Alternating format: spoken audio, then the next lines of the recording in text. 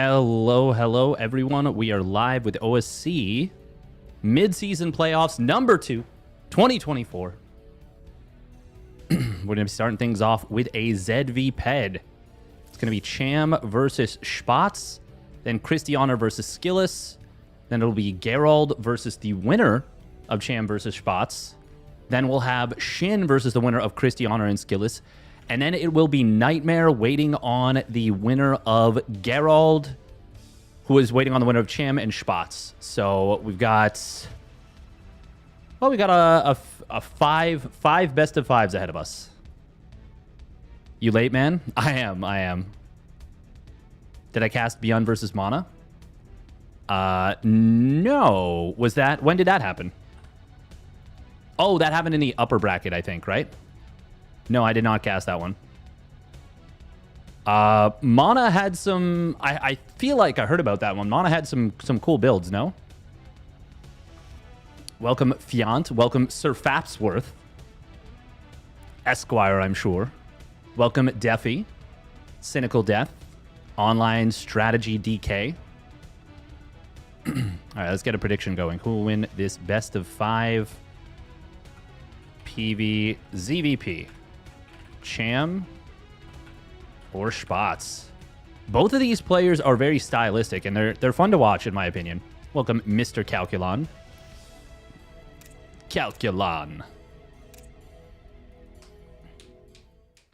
I've always really enjoyed Cham's play because he is like one of the most unique Zergs out there, where he has a very different approach to the game.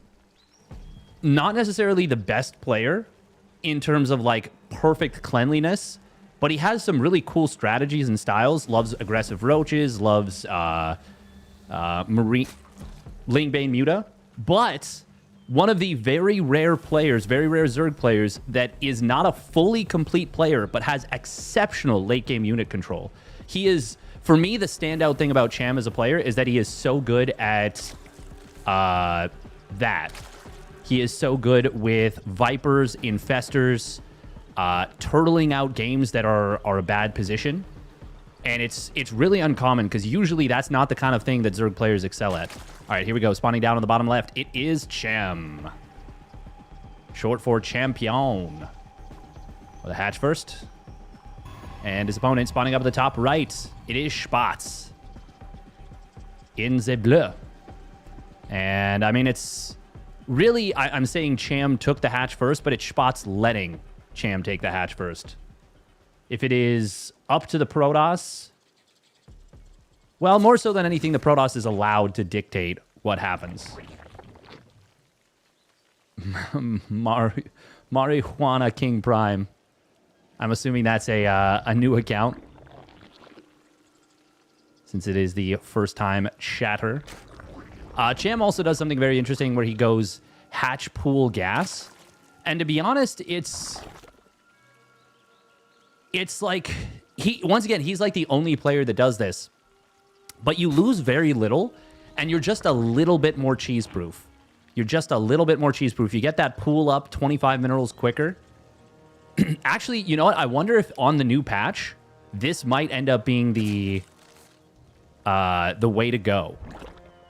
Because look at this, he gets this up at 158, and that will kind of help get the queens out quicker. What up, what up? It's going to be interesting to see.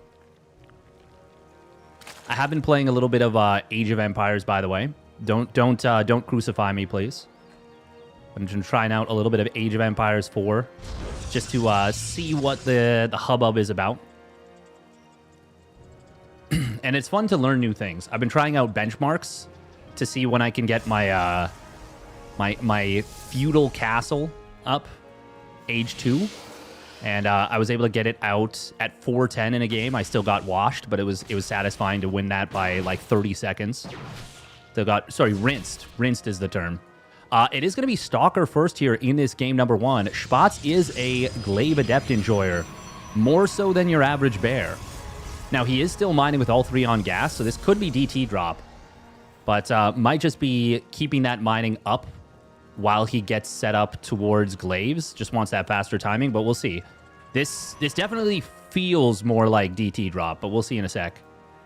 Okay, yeah, he hasn't started glaives, so this is almost absolute... Oh, no, never mind. There it is. Okay. And he takes 2 off gas. All right. So just long enough to make me a liar. That got up to 123 on the gas. Not the biggest of deals, but you... I mean, with a glaive adept timing, I would say more so than most builds, you really do want this to be tight. Also, speaking of tight, this wall is not. This is a bad wall. This is a very, very uncomfortable wall for the Protoss. Needs to take a look at GGE Mini's guide to walling as Protoss. Now, you can plop a pylon here, and yeah, that's exactly what he's going to do. Going to fill in the gap. Cham, seeing this, obviously he saw that Warp Gate was done quite quickly. He has stopped at 41 drones, going to be getting a bunch of lings here. He is playing a single gas defense, no spore crawlers yet, and he doesn't need them. Seeing 3 Adepts shade forward, I would say that's a bit of a tell, but it's not a huge tell just yet. And he is going to be getting those spores. He is, I mean, there is a timing where you can move out with 4 Adepts, and it looks like Glaive Adepts, or it looks like DTs. By the way, this is 5-gate, not just 4-gate, and it will be a DT shrine behind this. Okay, Spot's coming in with some heavy aggression, obviously. There are 6 queens out already. Roach is in production. Is he going to finish the shade? I would. Yeah, that's a good position that he shades into. Roaches are not yet out, and this shows you the importance of that sharp timing. Getting in before the roaches are done, he absolutely destroys these early lings. And already 5 drones going down. This is a great start for Spots. Cham is in quite a bit of trouble, I would say. Now, I don't really like that he's fighting the roaches, but there's such a small number of roaches that he's actually able to utilize the Prism Micro. Going to be able to snipe down, I think, 3 roaches. It did keep the Adepts pinned in place, but look at the worker count. Oh, that's a great grab, though, for Cham. Shading into the queens. Okay, now Cham sees the next warp in. Cham needs to basically take no additional damage for the next little bit. Oh, these queens, they could get on top of that prism. That was a big missed opportunity for Cham. He had an opportunity right there to shut this down entirely. But Spot's flying a little bit too far forward with that prism. Oh, that's a nice reposition on this. This is very greedy from Spots. I feel like with the damage he got, should be focusing on the transition right now. But he's actually floating a lot of money, so that means no expansion right now, no additional gateways, no immortals started up. That is kind of a big deal. And there is a DT warped in. But, of course, there are spore crawlers everywhere. Now, he's going to try and split up the attention of his opponent. Cham, though. Oh, he will see this DT. But, of course, he's focused on the other side. The DT is starting to rack up kills. Up to 4 kills already. And that is quite a bit of damage. Now, Cham has recovered nicely. He's back up to a good drone count. But, overall, that ended up being, I think, 7 drones in total. Main problem for Spots is, once again, that the transition is really slow. He could have the Nexus done already with all the pressure he's applied. He could already have Blink, like, mostly done. He could be on, 2 Immortals already. Still in a good position, but it could have been on almost 1 position. Almost 1. Oh, I like this so much. He cancels all but 2 of the shades, and the Queen's actually going to body block out the Lings entirely. So that's going to be another 7 drones for just 2 of these Adepts that are very much disposable at this point. Cham is still macroing quite hard. Spots finally adding on those 3 additional gateways. No Forge here, so he doesn't have like a big, powerful transition behind this. It is basically, it looks like, going to be maybe an Immortal Charge Lot push to try and close out the game. Cham has started up his +1 missile. Another couple drones going down. I got to give huge shout-outs, huge props to Spots for the harass. It's been fantastic. And if the macro were as clean as it could be behind this, yeah, once again, this would maybe already be a 1 game. That's a very nice change, by the way, for Cham. But can he hold this attack? He's got Ravagers morphing in. He is going to have Roach speed in a moment. Needs that as soon as possible. There are force fields available, of course. Would love, by the way, a drone sitting here to block the Adept Shades. Morph in an Evo Chamber as your opponent gets close. Always got to be careful about the force fields. Those are good. Very good force fields, in fact, and he reapplies them. Will pick off quite a few of those frontline units. Oh, that one Corrosive Bile did trigger both mortal barriers. That last barrier, that could end up being a huge impact. There's not a whole lot of DPS in this army besides the Immortals themselves against Roaches, but obviously they hit like a damn truck. There were enough Ravagers to go after this War Prism, but he would have been stepping into Force Field, so I don't mind that he didn't try that. Oh, Roachborn going to go down here. Sentry does get taken out very quickly. Drones are going to pull into this. Oh, the Prism needs to warp in, but he also can't really. Because if he stops, this is going to be really bad. Now that the Corrosive Biles are used, he could warp into this, but he wants to try and retreat out. Good hot pickup micro, but all the Adepts are melting. Cham pulled the drones into this. He's lost a ton of them. Oh, and now this double Adept will get into the natural Cham with a good quick pull. Oh, but those machine gun Adepts get on top of things quickly. Good hot pickup micro on the other side. Sham needs to attack, and he needs to attack right the hell now. Even with the Roach Warren being picked off. Oh, will that one drone survive? Yes, it will. Survive long enough for the aggro to break. We just need to see a hold from Spatz here. Oh, that's a great little force field. Going to pin these Roaches and Ravagers and let the Immortals go to town. Now, the lack of +1 weapons does mean that the Zealots are not as good against things as they could be, but with the Prism, he's definitely got the micro potential to hold this push. Cham, of course, is as all-in gets.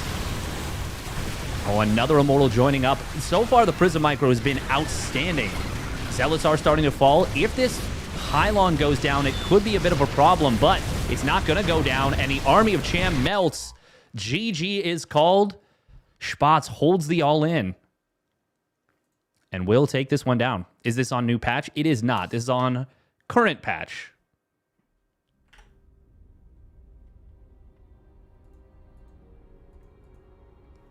Yeah, the War Prism micro was outstanding there. The only thing is, these are from replay, so I cannot change the... Yeah, they didn't make with the OBS Plus mod or WCS Game Heart, so you can't see anything. So yeah, these are from replays, so I didn't... I'm not able to be like, hey, make sure you make with the mod. For some reason, it's Richard Nixon saying that. I am not a crook.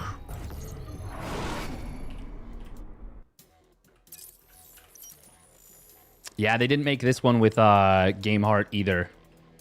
That's really unfortunate. Zerg Gate. Exactly.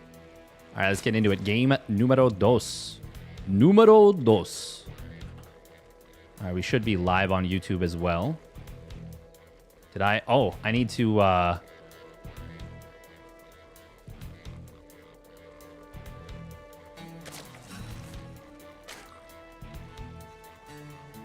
Why would I add this to my own watch list? What the hell? All right, here we go. Spawning up at the top left. It is Cham. Cham. In the red. And his opponent with some outstanding harass. It is Spatz. In the bleu. Yeah, Glaive Adept is such a challenging attack to hold. Pop out participants. No, that's not what we want. We want... How do I change the goddamn name? God dang.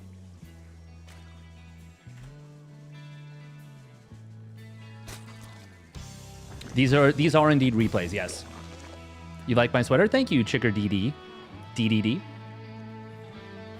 Yeah, it's a little bit unfortunate these are not made with the Game Heart, so we're going to have to pay extra close attention to see those drone kills. Keep tabs on them. That DT, usually making one DT off of a Dark Shrine is not super worth it, but it was actually great. And really caught Cham while he was trying to recover. Is it spoiler if I chat in YouTube and Twitch chat at the same time? Shouldn't be. No, it's fantastic, if anything. I appreciate it. It drives engagement or something.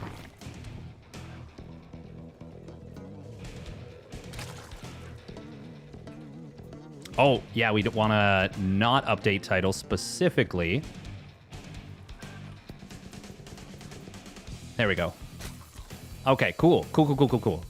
All right, we are cooking. We are cooking now. Sorry, guys. Tabbed out, so FPS dropped. Once again, we are going to be seeing a Stalker into Twilight. This time, Cham with an extremely fast Evo. Now, this is not so good against Glaive Adepts, but it does have some surprising effects where I'm assuming, of course, he's going +1 melee. That's the only thing that makes sense. He would never go +1 Carapace. +1 missile doesn't really make sense because you can't afford roaches on the economy that you're on when you get this fast of an upgrade. So the only thing that makes sense is that +1 melee. Now, in theory, you could go for like I feel like that would be like beating Grandmasters with stupid stuff, like a Hearthstone type video where you go fast +1 missile and then you get like a layer relatively quickly, and then you go into like a super fast +2 missile. Like it's like, oh, I beat blah blah blah with the fastest +2 missile in history or something. Or even then you get like a Hive and get like +3 missile at like, when could you get it? Oh, you could get it real fast. That's kind of fun. That's kind of fun and funky. This time it is going to be DT drop. So a deviation off of the same opener. Oh, it's going to be Banes. Oh, this will be a little bit weird. Or maybe a lot weird. Adept will shade forward. Cham going to have to be on the Morph Micro. Oh, look at that. He pulls all the drones to the left side and then pulls this one even further away. That was fantastic. Good defense right there from Cham. Doesn't have to morph the... doesn't have to morph the Spore Crawler. Also, kept the Evo Chamber hidden. Oh, I did not expect that. So +1 melee is going to be done. Lair is well on the way. Oh my god, he actually saved that one lane. Yo, Cham's playing a low-key perfect game. Now he needs... Oh my god, he might just die, though. He might actually just die to these DTs. No, he will die to these DTs. He's not building spores. Okay, he literally needs the Banes to manually detonate on top of the DTs. 4 Banes is enough. Oh, is he going to get him? No, he's not. Oh, there was one moment. There was one moment right there. He is going to have a layer done. So he will most likely survive here. He's going to lose a lot of mining time, though, and he's already lost 5 drones. Ay, ay, ay. Where did he morph the Overseer? Where is it? Oh, my God. It's so far away. Oh, he actually killed one. He killed the DT with the Banes. 2 more DTs morph in. Oh, can he get that Prism? No, if he could have, that would have been huge. Honestly, all things considered, this was not anywhere near the amount of damage I expected. Only 6 drones go down. Oh, uh-oh. Overseer is in pursuit. Part of the reason for this is actually that it's not as bad for Cham as it could be, is that he didn't build the Spores. Now, this one DT, it's up to 7 kills. This is the one doing all the heavy lifting. Oh, it's finally going to get taken down. Oh, not the best micro with the DTs here at the 3rd. He might have been focusing on the one in the natural. Spots is going to be going for an all-in, it looks like, off 2 bases, by the way, to follow this up. He is building a Mortal. He's building Charge Lot once again. So we are going to see an Archon morph. He'll probably have, what, 3 Archons? Yeah, because he saved these 1 DTs. He should absolutely morph that. Might even have 4 Archons for this push. And as good as +1 melee lings are, Archons are... They're just brutal to go up against. Now, Cham has seen the move out. He can move in with these lings. Oh, but he's going to go for the interception on these Zealots. And he would win this fight if it's just the Zealots. Even buying a little bit of time is good. He's, of course, got that Roach Warren on the way. But, I mean, he can't really afford the Roaches. I don't see a world where Cham holds this, to be honest. The Archons... Oh, man. Oh, that's a bit of a funky force field right here. One Zealot holding these Banes in place. Archons are far away from... Oh, my God. He actually lost 2 of them immediately. Never mind. I said I didn't see a world. Well, that was it. Spatz just didn't have enough units, and then the Zealots ended up getting hit by the Banes pretty hard. The Lings got so much surface area, and there was no Prism Micro to save those frontline Archons. Damn. That went so much better for Spatz than it had, or for Cham than it had any business going. Now these Zealots, they're going to charge into their death on the left side, and that's all the charge being used. With how good the Prism Micro was in the previous game, very unfortunate that Spatz was not able to get that same level of Micro. And now it is Cham who's in complete control of this game. This is a 2-base all-in. Make no mistake. This has to work. Oh, if this Prism goes down with 4 DTs inside, that is going to be all she wrote, almost 100%.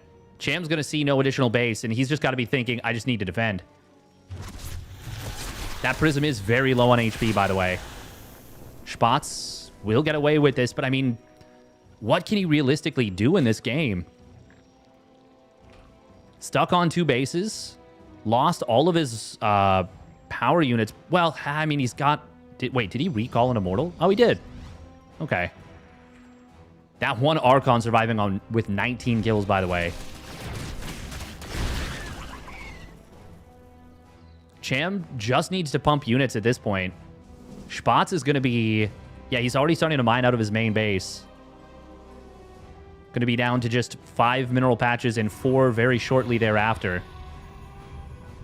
He's rebuilt the wall once again, so he is going to go one last time. But Cham has not been silly about this in the slightest. He has been very diligent about producing just units. Now, he thinks his opponent's taking a third. This could get very messy and weird. This could turn into a base trade that will allow Spatz to maybe make something happen. I mean, if we look at the army value, when you add everything up, it's actually pretty close. And those Lings will melt in the face of the Archons. Oh, but getting one on the back line is very good for Cham. There's only 2 Immortals, but, well, now there's only 1. Once again, Prism Micro is just not cutting it here. And this time, there are way too many Roaches. Yeah, Cham will easily swat this attack down. And Spatz, that was his last hope. That was absolutely his last hope. Would love to see some target fire on this one Prism, but at this point, it doesn't even matter. There is absolutely nothing Spatz can do. Trying to warp into the main base. There are DTs warping in, but, I mean, there's detection. So they're just going to get cooked. And at this point, yeah. Cham turned this game around. Despite the early damage, already a very explosive series between these two. And there it is. GG gets called. Prism was about to get taken down, most likely. At the very least, it was extremely low on HP. And Cham evens the series. I really didn't think he was going to be able to hold that first attack. But the Archons were allowed to get separated off from the pack. And anytime +1 melee Lings surround Archons like that with no support for them, I mean, the Lings do tear them down pretty quick. I'm used to the engagements where the Lings are held back by the by like a line of Zealots, and then the Archons just absolutely blast them. But that's not what happened there.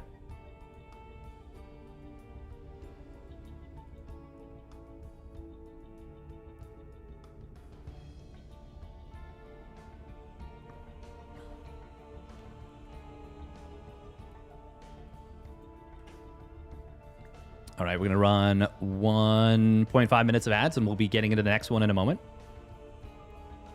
Steadfast needs new crystal ball confirmed. Truth. We lost the plot on that one. Swing and a miss. But yeah, this is my comfy casting sweater. This is the official casting sweater.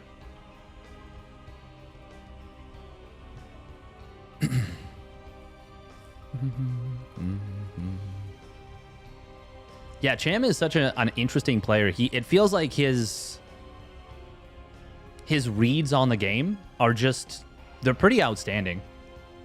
They are pretty outstanding.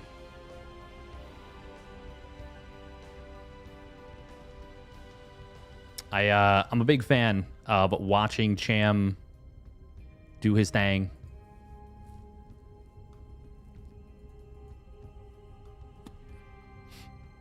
Bum bum bum bum bum bum bum bum bum bum bum bum bum bum. Da da da da da da da dun dun dun dun dun.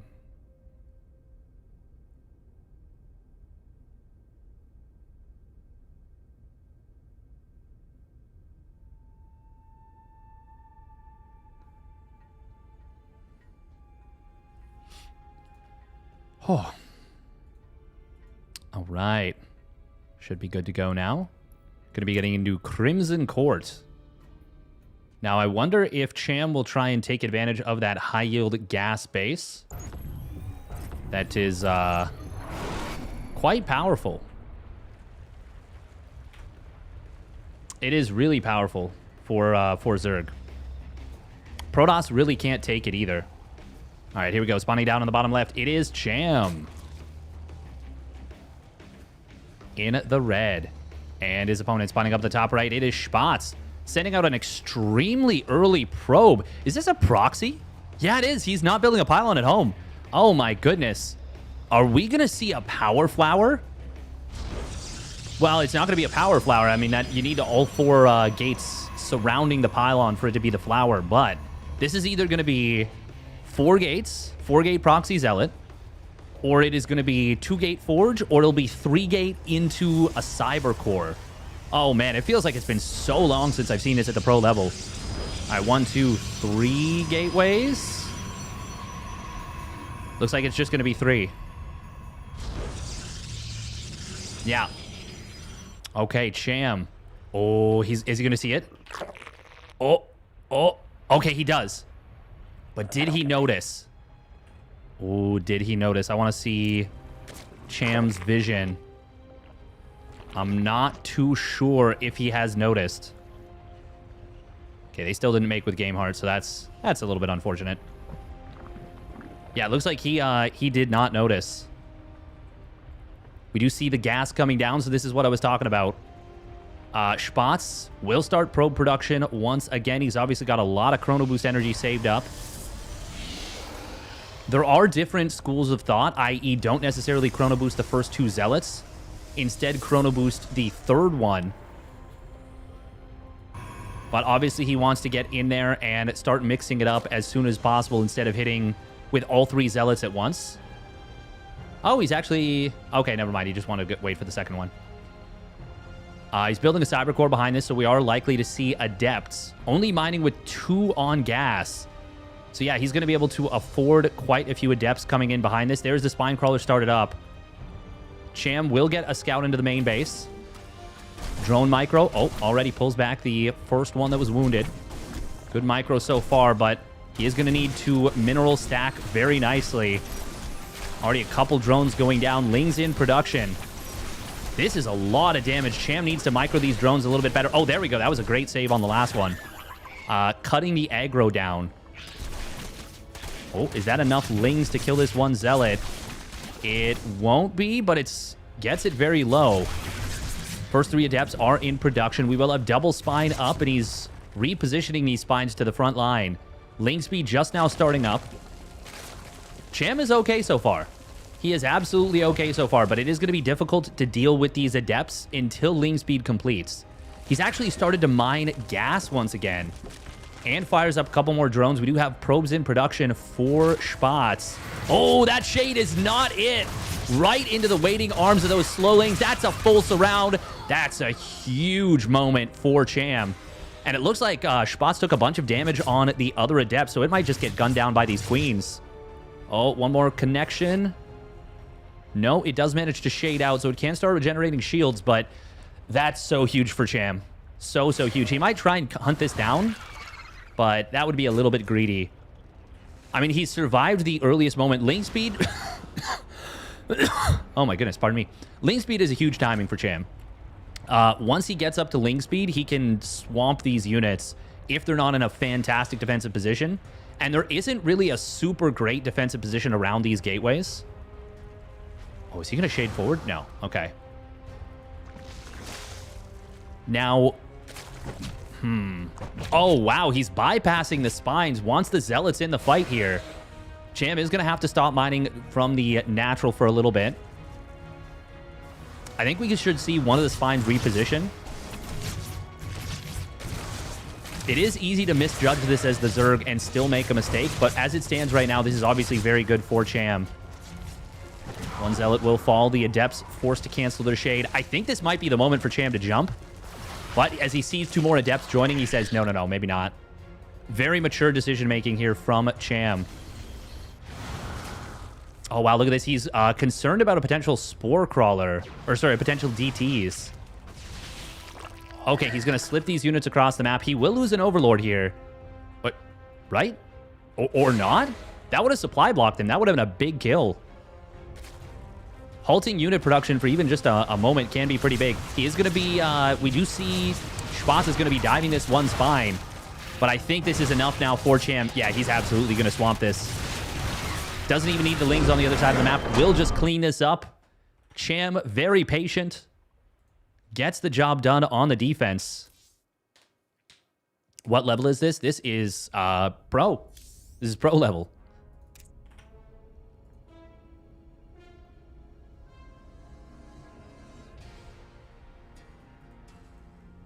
I wouldn't say embarrassing.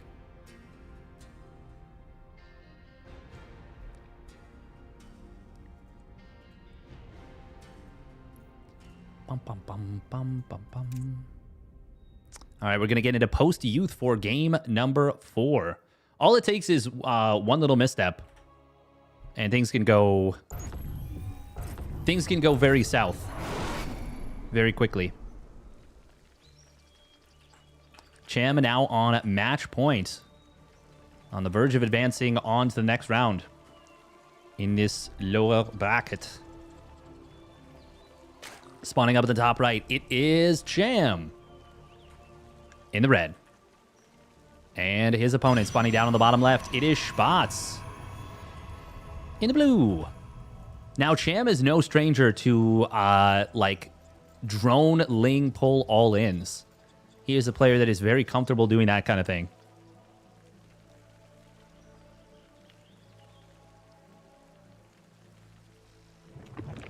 They call that the Freddy Krueger effect. Nice. Oh, Cham going to be going for a gas pool opener. Okay, this is a speedling play. I mean, there's a chance we might just see him trying to mine out these minerals and go for a big kill move. I mean, I say there's a chance, but that seems highly likely. Oh, it's going to be a quick gold. Okay, speedling into gold. That's pretty neat. Spatz, very interestingly, has not probe scouted at all, which is kind of crazy.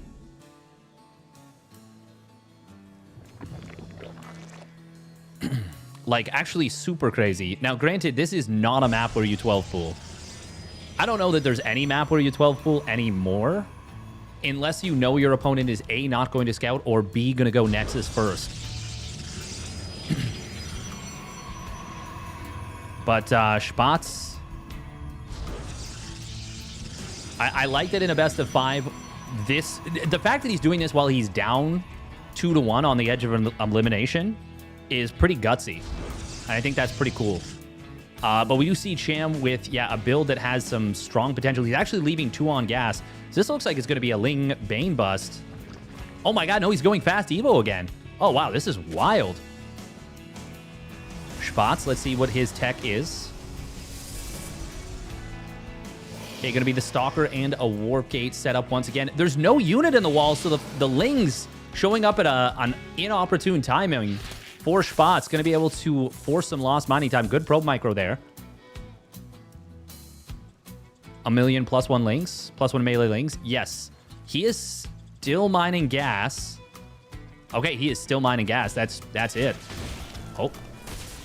Man, really great probe micro here from Spatz. We'll keep those probity probes alive. This might be a dead Ovi. It's going to be pretty close. He went very far in with this. That would be a huge loss. How many more shots? 2 more shots. Oh, just barely going to escape. It is going to be the Twilight Council once again. If you're... I wonder if it would have been better for Cham to even go +1 melee first and then go for the lane speed. You can have them time out at the same time or time up at the same time. Yeah, I wasn't feeling too great on Monday, Bane Supper. I'm feeling a little bit better today. Still not 100%. There's only 2 units on the field, and he is not re-walling. Oh my goodness, he's got to re-wall. There we go. These Lings are going to take care of this one Adept. Can he get the pylon down? No, he's going to back away. Maybe waiting for his opponent to cancel. Man, we got a lot of Zealots coming in. Charge lots.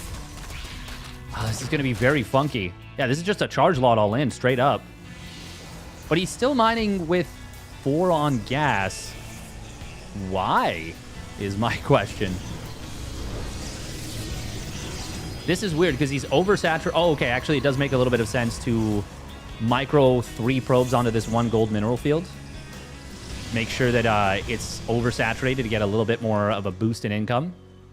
This is such a weird little setup. We are going to see one way or another this game ending explosively. If Cham commits on this pylon, this is very scary for Spatz. Oh, nice rewall. +1 melee is now done. Zealots are going to be able to be warped in here. Meanwhile, other side of the map, there's very little in terms of defense. He's gone for a layer here. Charge is about to complete. Lanes need to get home. This could snowball very quickly in favor of Spatz if Cham can't get a hold of this very, very quickly. And there is that charge kicking in. Gonna try and pull the drones. Oh, he drone drilled through, but it wasn't super effective. And that is a body block wall. Very limited surface area for these Lings. And even with the +1 melee, they are having a tough time taking care of these Zealots. Queen goes down. Lings are trying desperately to come out. It's such low army supplies, but the reinforcements are right into the fight for Spatz. This is a perfect scenario for him. So many drones have already fallen, and we're going to see, yeah, GG called. Wawa weewa. Very chaotic series. I don't think a single game has gone past the, 12-minute mark. Barely even getting to the 10-minute mark at that rate.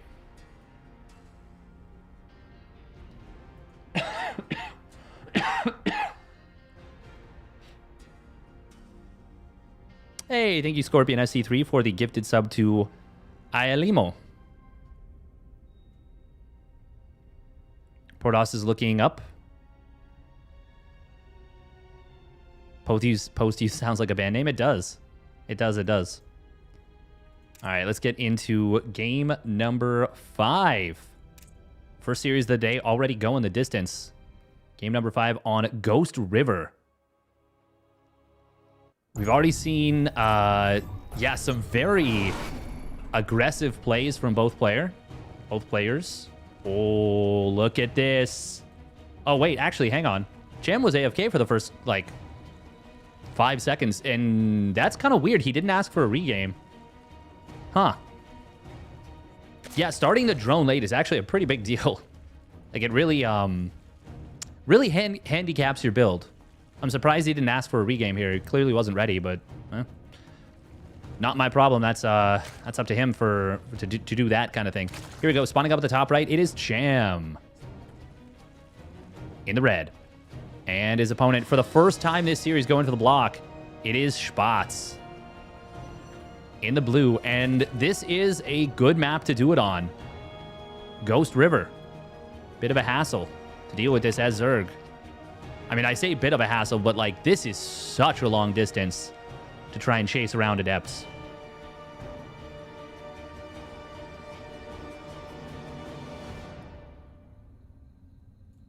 We need to set the world on fire. Damn. Sacrifices must be made, apparently.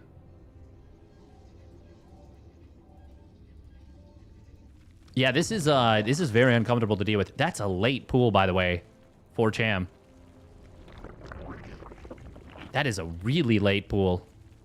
He's going to have his first queens a couple seconds late. And if... I do think it's important, especially on a map like this, to drop an early creep tumor. We'll see if Spatz goes for double chrono on Adept. I think he should. I think that's a great play, and I think he is a strong Adept player. Oh, yeah, that one was so funny. I am blown away by what happened with that. Did he go Cybercore first? No, maybe? Yeah, he did. Yeah, he did. That's a pretty fast Cybercore. 201, 202. Cham just now starting up his queens. I wonder if we'll see an attempt to block the natural expansion entirely. Maybe drop a pylon down. I mean, this is a short rush distance map. With a drone and 4 lings, you can gun down the pylon before... Like, you out DPS the HP regeneration. Or generation, just in general. This is a modified Clash opener with the delayed Overlord, so he will get this hatch down a little bit quicker than maybe Spatz was ready for. No split on the lings here.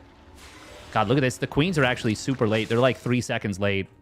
I know saying super late seems ridiculous, but that is a big deal. Oh, drone was saved at the 3rd. Spatz lost a probe. Huh? Wait, what? Did he kill his own probe? Am I... Because there was a probe that just crossed back home. Did he kill his own probe? We're going to have to go back and look at the replay. Because I don't think I saw anything else.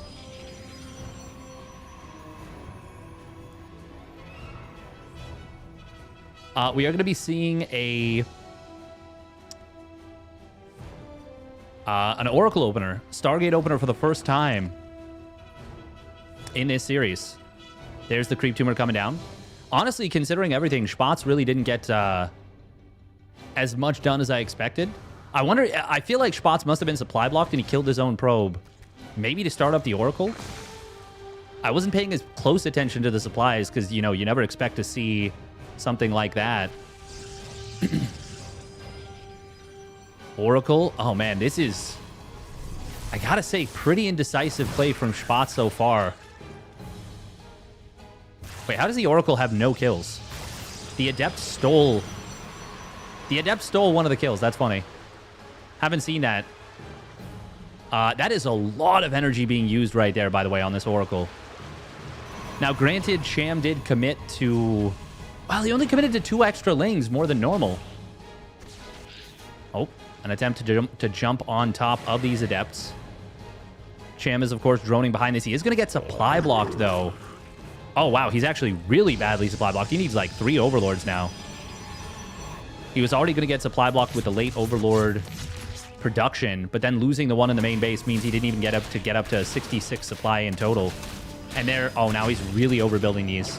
A couple of Stalkers do warp in. This should be a pretty big tell that it's going to be Blink. But at the same time, he is getting the Robo, so maybe it won't be. Maybe that's a fake out.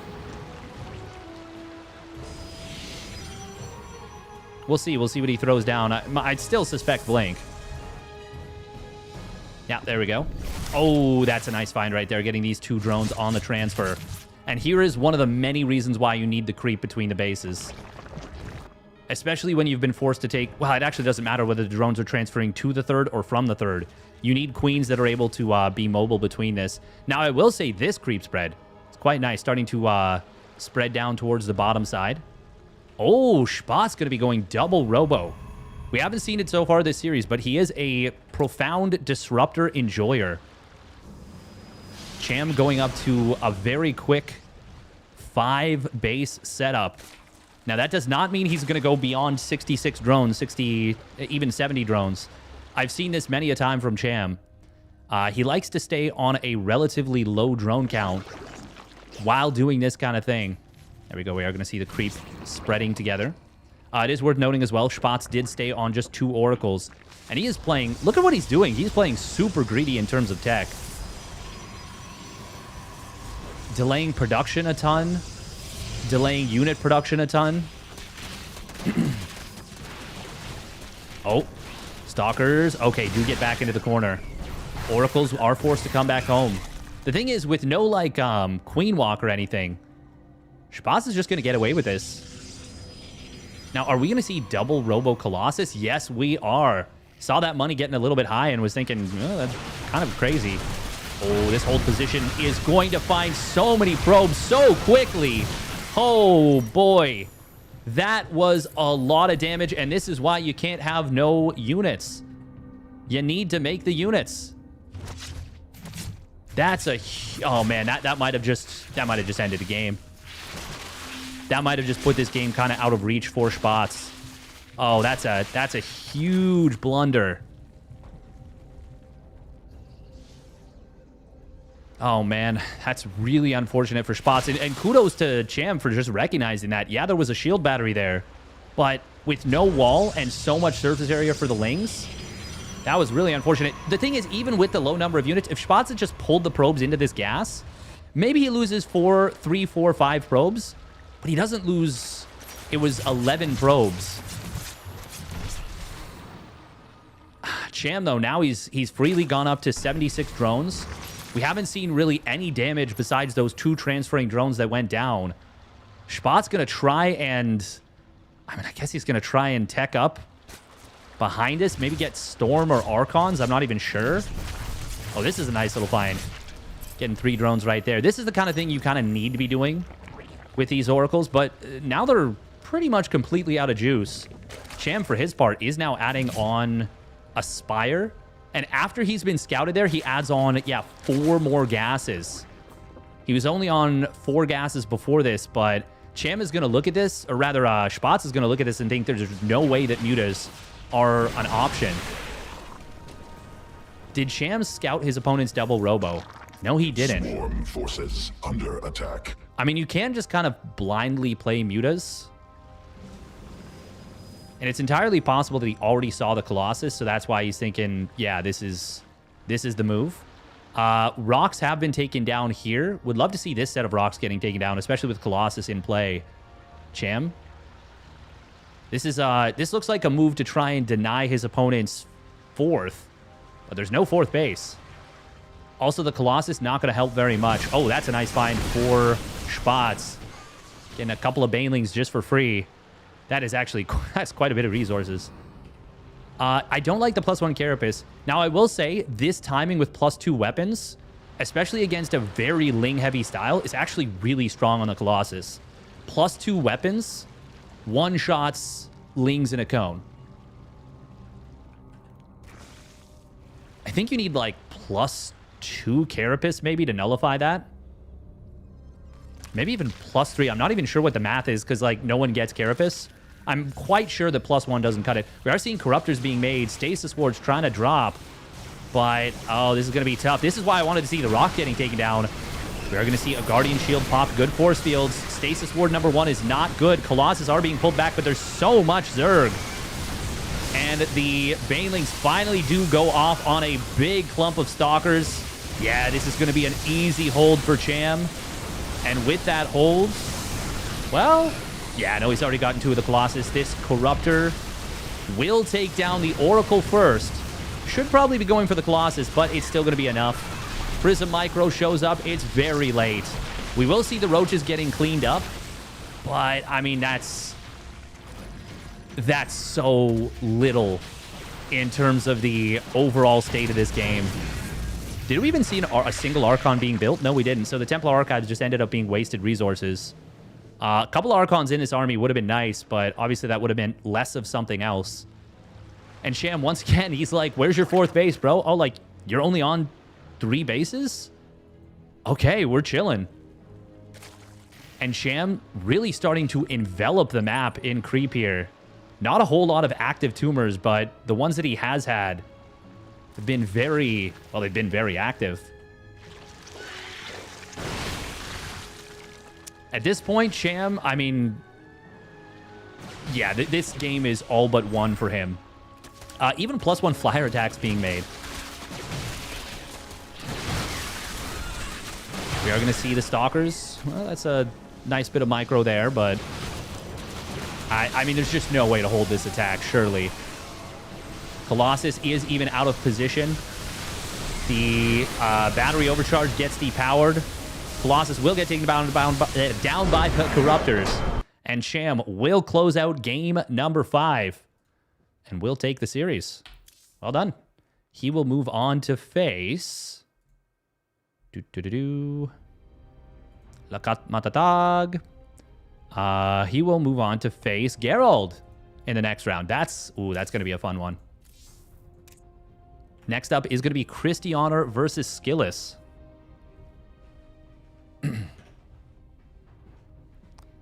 I mean, you can play Colossus Blink and not get the force fields, but it's tricky. It's tricky. Thank you very much, Scorpion SC3, for the gifted sub to Roro, to X Misfit, and to Dabby, Da Big Mac 1234. Danka. Ravagers exist, I guess, anyway. There are still a ton of situations where you can go for that force field play. Because all you need... Well, I shouldn't say all you need, but a lot of times the biggest impact of those force fields is the initial engagement where the Banelings can't connect. But I don't think that's the map to play it, especially when your opponent has had such a good start. Yeah, I would rather see the Archons there. Hey, I hope you enjoy Setsuna Mayu. Friend wants me to play multiplayer. Nice. All right, we're going to run another minute, 2.5 minutes of ads. 2.5 minutes of ads. And we will get into Christianer versus Skilos, a ZVP.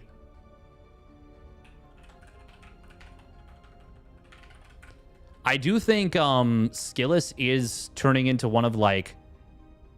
He's turning into a really good Protoss player. Was that the first game of the day? That was the first series, yeah. We got 5 best of 5s on the docket. And kind of nice to have one start out going the distance. Funnily enough, that's... because it was so explosive, I feel like that was one of the shorter best of 5s we've had in this one. We had, I think, 2 games that ended before the 5 or 6 minute mark. The Charge Lock game on Post Youth and the Proxy 3 gate on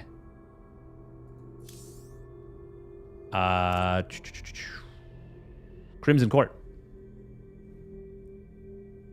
And then even the other games, which still had like a ton of action and a fair bit of back and forth, still went to like no... I think game 5 was the longest one, and it went just over 10 minutes. That's very rare, but it does make sense when you have a player that is as aggressive as Spatz.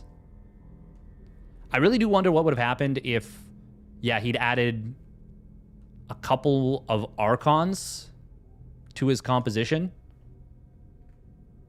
I mean, regardless, losing those probes at the 3rd is so debilitating. Yeah, that was the biggest deal, I think, actually, in that game, because like it handicapped the build order before it even really got off the ground. Yeah. And anytime that you have like an aggressive play like that, yeah, and it was right as he was getting up to his optimal worker count too. Like it just, everything about it was rough. If you replay that game from that position and Spatz just pulls the probes away, I guarantee the attack he does hits either A, earlier, or B, with much more oomph. And then the game probably looks a lot closer. It is worth noting that the creep spread and the setup for Cham were still very good. But even then, we might have seen, you know, maybe a Blink Stalker move out that keeps Cham from droning up as hard, maybe trades nicely early on. Yeah, exactly. Exactly. That is the kind of thing that can absolutely happen is the Protoss player just maxes out. But on 3 bases, it is tough to do that. All right. Very nice. They made with Game Heart at least. No Observer plus, but Game Heart. We can be happy about Game Heart. Rip the laser giraffes. Yeah, I feel like Colossus, especially in ZVP, are it's difficult to make them work. It's difficult to make them work. All right, here we go. Spawning up the top right. It is Christianer for SWS. And his opponent spawning down on the bottom left with a...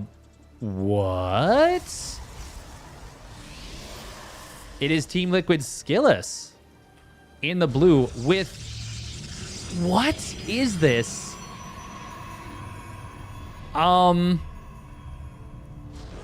This...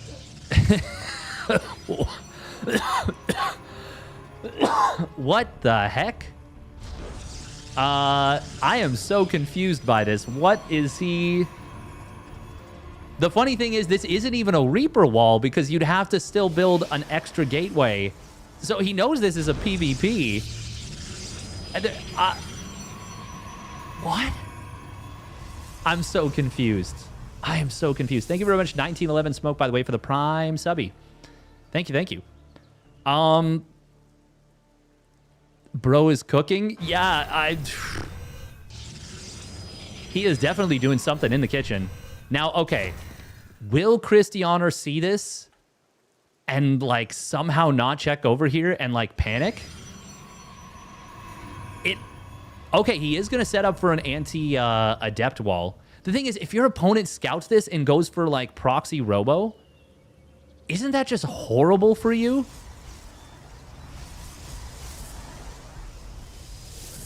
I mean, the gateways are far back.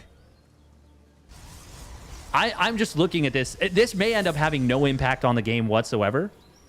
But I'm just looking at this and I'm like, huh? Or, you know what? Maybe Skillus is trying to bait a proxy robo and he's going to, like, soft blind counter it. The thing is, Christianer has gone for a very cute little play right here. Sentry first, only 1 unit. He can cancel the shield battery and start up the Nexus in a moment. Yeah, there we go. Yeah, by zoning his opponent's probe into the main, he has ensured that he's able to get this. Always funny seeing Stutter Step on a Sentry. But it, of course, will get the kill there. Yeah, this style of opening is really strong in PvP, in my opinion. What makes it really strong is if you go for a quick robo, quick third base. There's a quick robo. Now let's see if he goes for that fast third. I am a big fan of this kind of play in PvP. I think it's super, super strong. Oh. Okay, yeah, he didn't have the damage to take that down. There is going to be a shield battery completed. So these 3 sentries will be safe. Now, Skillus can harass, but he's got to be very careful. He doesn't want to get force fielded just trying to do tickle damage to a shield battery. Because he's not following this up with more Stalkers. If he had 2 more Stalkers crossing the map, it'd be one thing. Like, draining the shield battery energy might actually turn into something. I feel like best case scenario for Skillus would be he somehow baits out a battery overcharge, but there's what he really wanted to avoid. 2 force fields do get used, but it comes with the... Well, it comes with a kill on a Stalker. That is exactly what Skillus needed to be careful about, I feel like. Yeah, this is pre-patch. This is pre-patch. God, look, I'm... This is so confusing. Christianer did scout this, right? Yeah, he did. I, like, had to go back in time and think about this one.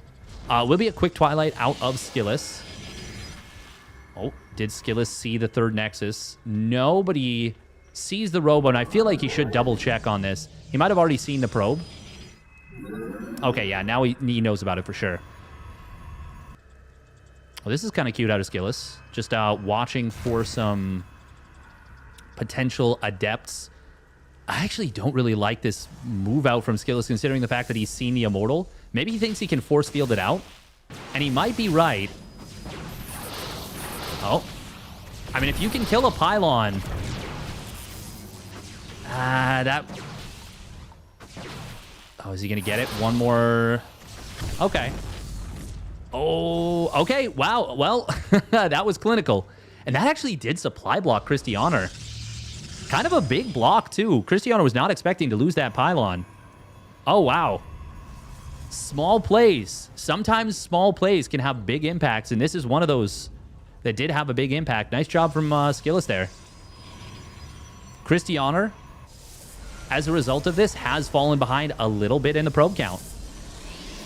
Now, he does have the faster third Nexus, so that's going to help make up for that. Oh, double Adept passing each other.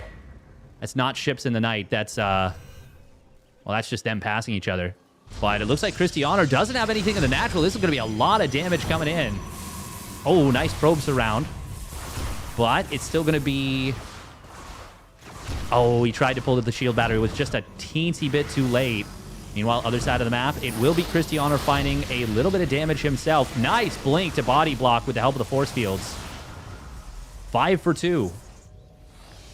Skillous pumping a ton of gateways here. No forge, double gas. Oh, he's going for it. He is just going for that charge lot stalker. We do see Christianer. He is a player that loves to go heavy on Immortals. And a lot of times that can mean delaying your production. Skillous just going to be looking for a kill right here straight up. Oh, he didn't blink that one stalker. Oh, it does get away. Nice job. He's actually drawn his opponent out of position. There is an observer here. Oh, that's a little unfortunate for Christianer. He did not realize there was an observer with his opponent's army. Force fields. Okay, good force fields from Christianer, but a good quick blink out. I think Skillous is just going to run him over, though, with his charge lot timing. Oh, if Christianer moves out, that's a disaster. He doesn't realize his opponent's army is right here. One of the Immortals getting instantly force fielded. Charge is... Wait, he didn't make charge? No, Skillous didn't make charge. Oh, no. He's doing a charge lot all in without charge. Oh, my God. Oh, that's a big problem. Oh, my God. I just assumed he'd made it. I didn't even check for it. Is he still going to win, though? There's no shield battery at the third. A bunch of sentries were warped in, so they kind of nullify these anyways. This is still going to work? Hello? Oh, nice blink right there to body block the Immortal a little bit. And I mean, as long as the Zealots are fighting Zealots, it's kind of fine. On the other side of the map, oh my God.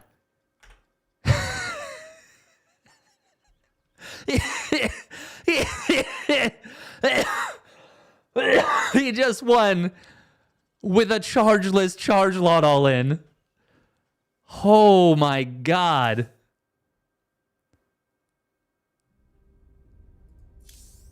I don't know that I've ever seen that. Who was it that was doing a charge all in and then research resonating glaives instead of charge? That did happen recently. Oh my God, I remember that one. Yeah, more than anything, it should just go to show you how important timings are. Skillous made a ton of gateways and a ton of production. Even though the Zealots didn't have charge, there was just so many of them. And Christianer was not prepared for that attack at all. He didn't have a shield battery at the third. Didn't have the production to match his opponent's production. Yeah, wow. And then there was still enough Blink Stalkers to take down a bunch of the frontline army. Man, that was... that was something I did not have on... I did not have on the radar. That is really funny. Yowzers. That's really funny. Well done. Is Twitch more profitable than YouTube? This is an answer or a question from YouTube. So YouTube is actually much better at ad monetization. Much, much better. But in terms of live streaming, even though I am now live streaming to YouTube, there's no doubt that the Twitch like chat experience is better on Twitch. Protoss need nerf winning without charge. I mean, that's just a really funny game, like, overall. The other thing is Christiana was probably not expecting the charge wasn't, like, 5 or 10 seconds away from completing. He was probably thinking it was right about to finish, as opposed to had just started. The other thing is, too, in Zealot versus Zealot Wars, while having charge is good, it lets you get the bigger surround and the better concave. It's not necessarily going to make up. It's not like, what's a good advantage or example of an upgrade that would change things completely? I guess roach speed would be a good one. +1 armor versus Banes. Combat shield and Marine versus Marine. That's the perfect example, Defi. Yeah. Combat shield and Marine versus Marine it's actually, in most situations, more impactful than 1-1 versus 0-0 or a 2 upgrade advantage. The only time that it's not is when the fight goes long enough, i.e. there has to be like a ton of medevacs healing on both sides in order for the 1-1 to take over. But it's a big deal. It's a big deal. Also, of course, siege tank shots are huge. When you stim without combat shields, you just die to +0 tanks. Whereas when you stim with combat shields, it takes +2 for the tanks to one shot. All right, we're going to run 30 seconds of ads, and we'll get into the next one. All right, game 2 is going to be on Site Delta. Site to Delta.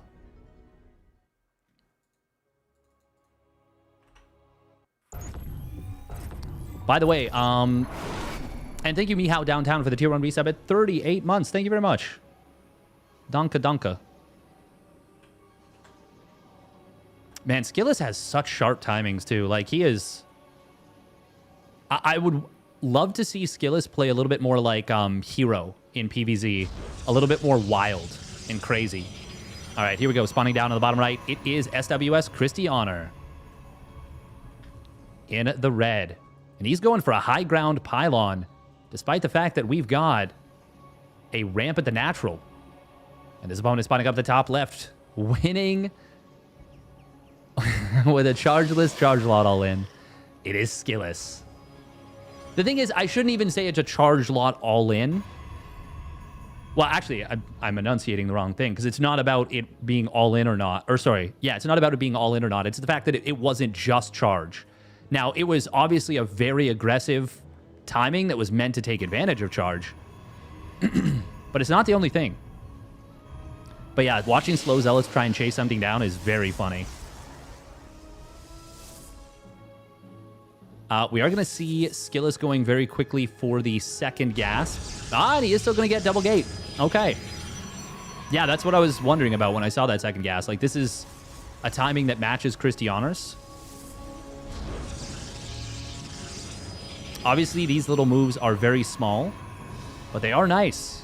Look at that. That's going to be a little bit of lost mining time for Christiana here. There's value in that. As long as you don't mess up your build, it is always good to do little things that require maybe a fair amount of attention to mess up your opponent's build. Always worth. But yeah, +1 armor versus Banes. It does make it so that you no longer one-shot the Lings, but I don't think it's as big of an impact as like combat shields versus no combat shields. It's still good. It's still very helpful. But Banes are still very effective against Lings, even if +1 armor is done. Actually, a great example would be +1 missile versus Lings, and then getting back up to +1 carapace against that. Hey, thank you, Dr. Cashew, for the tier 1 resub at 40 months. Big numbers coming in here. Big numbers. So the biggest impact is still Clem. I mean, Clem is absolutely a big impact. There's no doubt of that. Thank you very much, Chonky Blitzer, for donating on Ko-Fi. Donka Donka. Christy Honor did go once again for the 1 sentry expand. And because there was a quick second gate made by Skillus, His Nexus is not that much faster than that of his opponent, but this is very interesting. He's gone Sentry into double Adept into fast Robo. Usually with this, you do what Christianer's doing right here, which is the fast triple Sentry. But Skillous will still get that very quick hallucination, and he gets the faster Robo with this as a result of having that... Well, he's saved 150 gas on his next 2 units. And even though the robotics facility is not super gas expensive, it is still a tech building. So this is a kind of a neat little anti-meta play coming in from Skillous, or rather anti-established setup coming in from Skillous. Oh, these Adepts. Surely we see the wall. Oh! Oh no! No wall! Oh, okay, he elected not to go for it. Oh wow, Christianer, oof. Over-pulling probes quite a bit and making a couple of big mistakes here with his worker movement. Doesn't seem like much, but that's... I mean, look at that. Look at that income advantage he just, Skillous just got. And 4 probes to boot. Damn, that is very nice. Oh, Glaives. Okay. I mean, Glaives can be quite an effective setup in this matchup. Despite,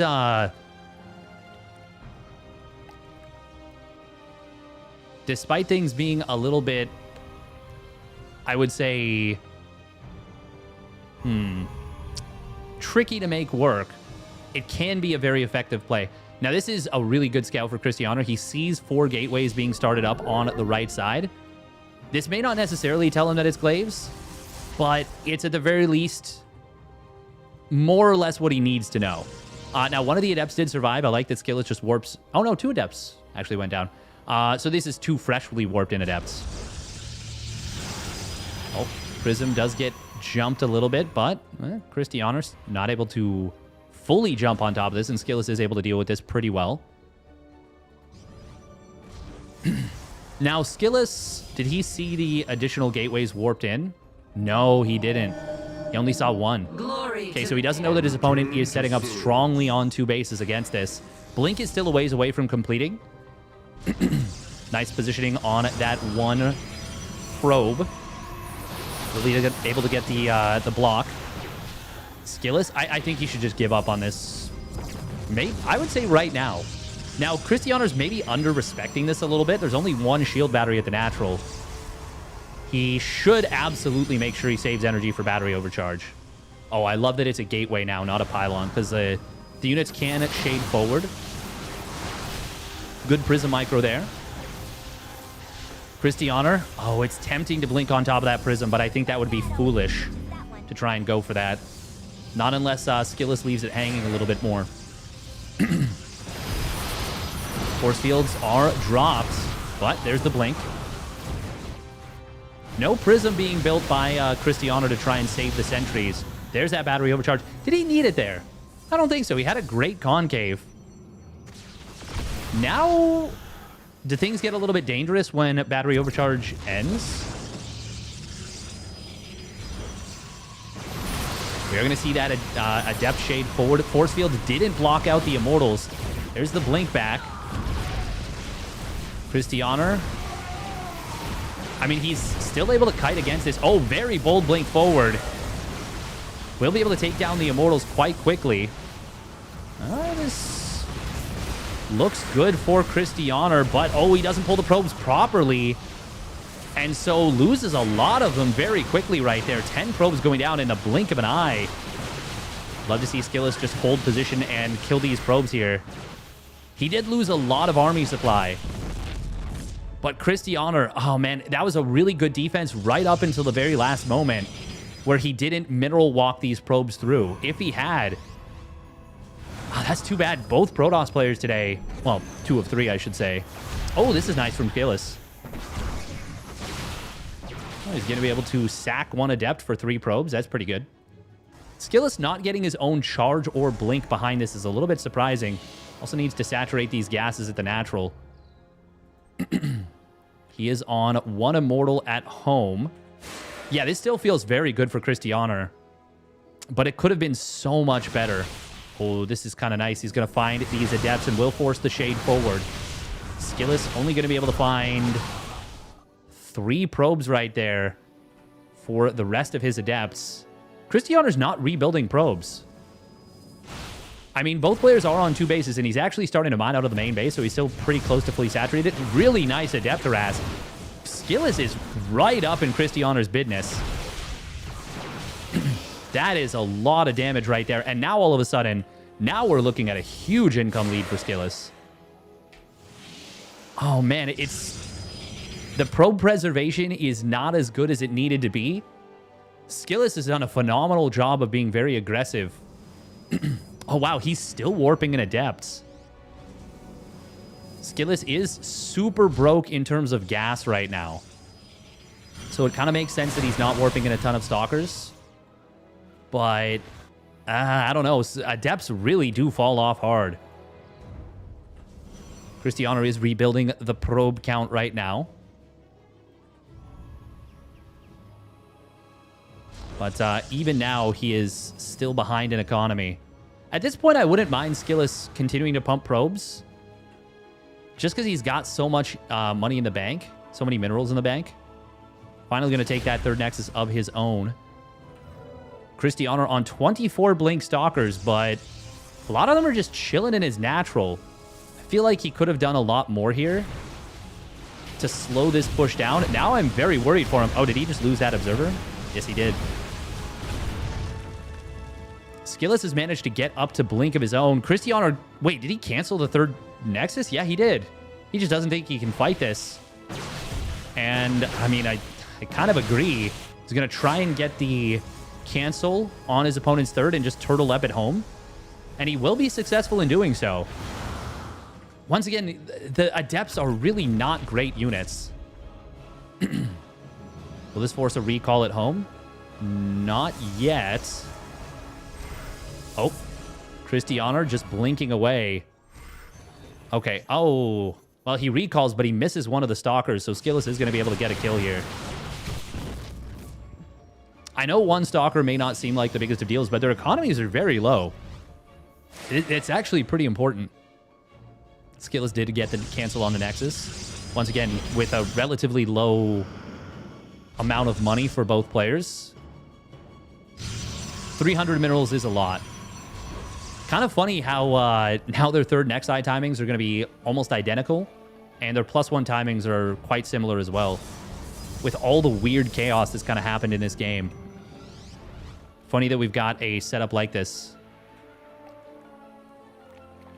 Yeah, I would have loved to have seen, more than anything, I feel like Skillus needed to saturate his gases at the natural quicker, and he would have found himself in an even better position, but he is still playing very, very well today. Adepts are going to shade forward.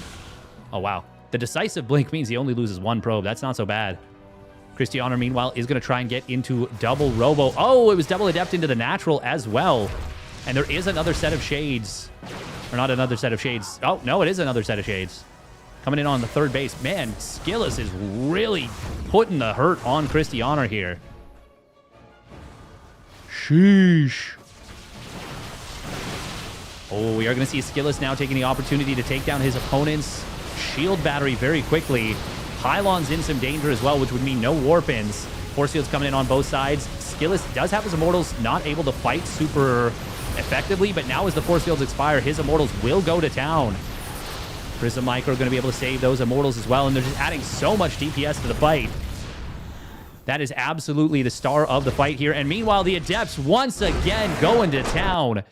So many probes went down in this game. 49 probes. Oh, fantastico. Out of Skillus. Even if the macro wasn't 100% perfect, the multitasking was fantastic.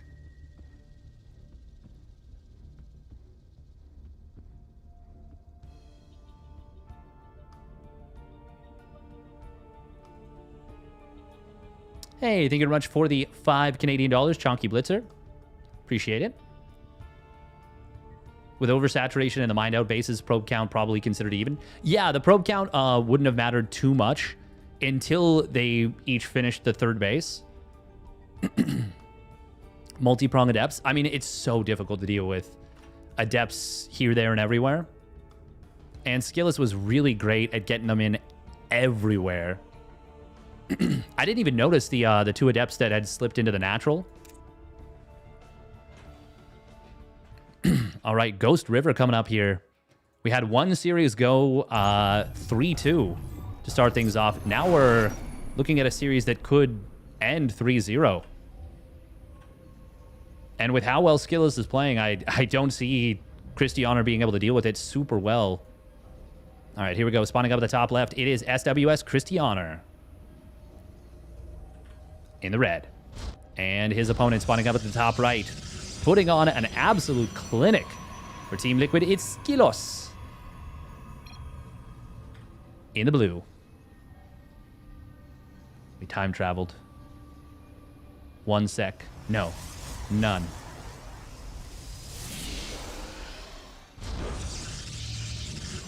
Yeah, Christianer, so he likes to play that heavy immortal style often, but we saw in game number 1, Skillus kind of, even without the charge being done, like, it still got a lot to happen.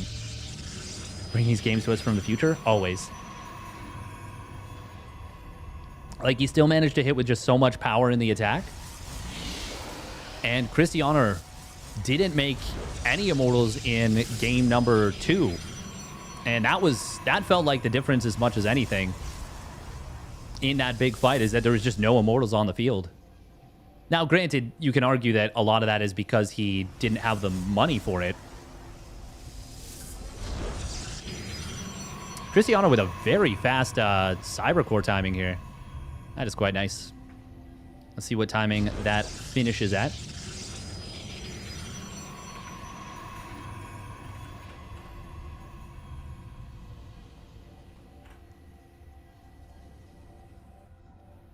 I want to say that might have started at... Did that start at 122?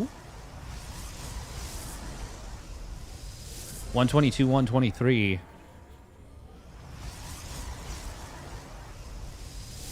Yeah, that started at 122. Oh, wow, that's a fast robo. Double adept into a very quick robo. Hey, welcome, dude 215p. Yeah, trying to deal with multi-prong adepts is really difficult. Oh. That's funny that they both called for the pause. Yeah, Christianer looks like he... This has got to be 3-gate robo. Surely. Surely it is. Wait, did Skillus not scout? No, he didn't. Wow. Skillus really mixing things up here in this series. It is going to be Sentry, Stalker, Sentry. So not really cutting unit production. We'll go for the robo facility of his own. And that's going to be pretty handy on the defense. Meanwhile, Christianer, oh wow, he's actually not going to go 3-gate robo. He's going to go 2-unit robo expand. Surely that means a quick prism then, right? Oh. Funnily enough, the... Oh, nice defense right there from Skillus. Getting that probe back in position. That was pretty much perfect. I know it's... At this level, we kind of expect it, but that was still very nice. Oh my god, he's attacking his own shield battery. Obviously, you want the shield battery instead of the pylon because it takes longer to build. So therefore, for example, this second shade gets blocked by the original setup. Twilight Council gets spotted as well as the robo, and he sees that it's inactive. I wonder if Skillus might go for a push of his own, seeing the quick Twilight, seeing the robo investment, and seeing that the robo specifically is not active. He is, of course, building this very quick immortal. He knows that his Nexus is faster than that of his opponent, so it's going to kick in just a little bit faster. And Christianer does...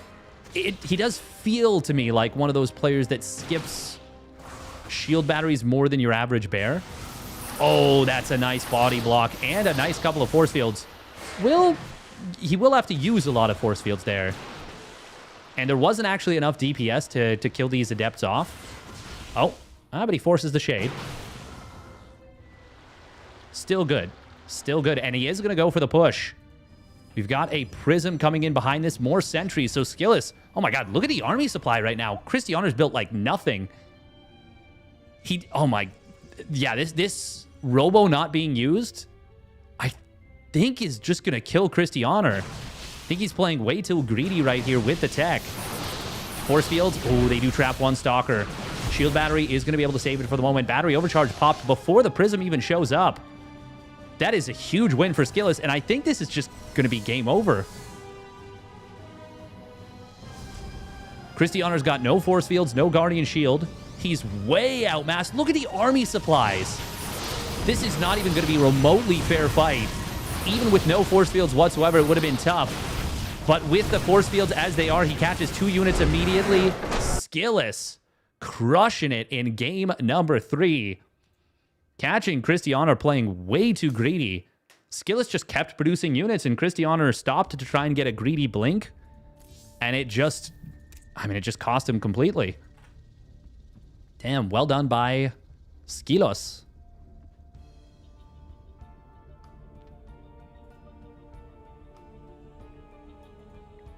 Yeah, I don't even know what the game plan was there, really. Just didn't go super well for Christianer. I mean, the thing is, if he realized that his opponent was still pumping units, he could have obviously built an Immortal. Not played quite so greedy.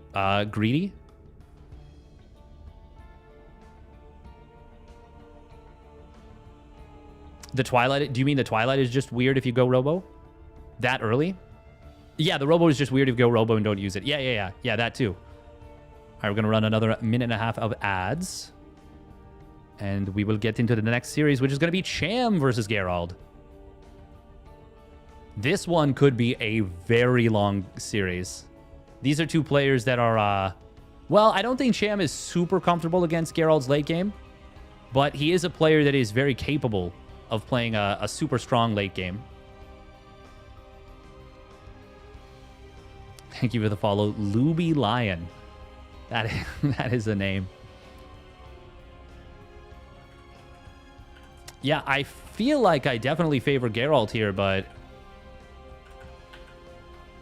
not sure. We will see. We will see.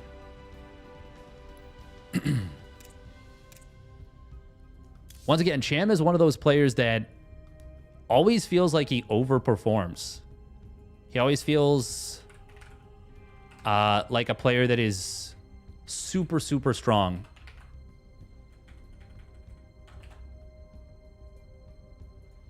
By the way, once again, this is the OSC Mid-Season Playoffs 2, 2024. And what round are we in right now? Is this top 12? I think this is top 8 now, actually. No, it's not. This is top 12. Wait, is it? Nope, this is top 8. Wow. Okay. Yeah, we got there. So winner of this match goes on to face Nightmare. On the bottom side of the bracket, we will have Shin versus Skillous, which is going to be a great match. That is going to be a really good one. Two players that are really heating up in the off season. Weird to say, but very true.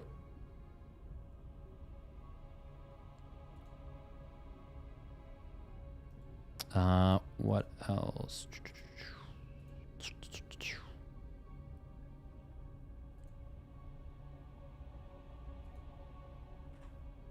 We will also get the winner of Gerald Cham versus Nightmare.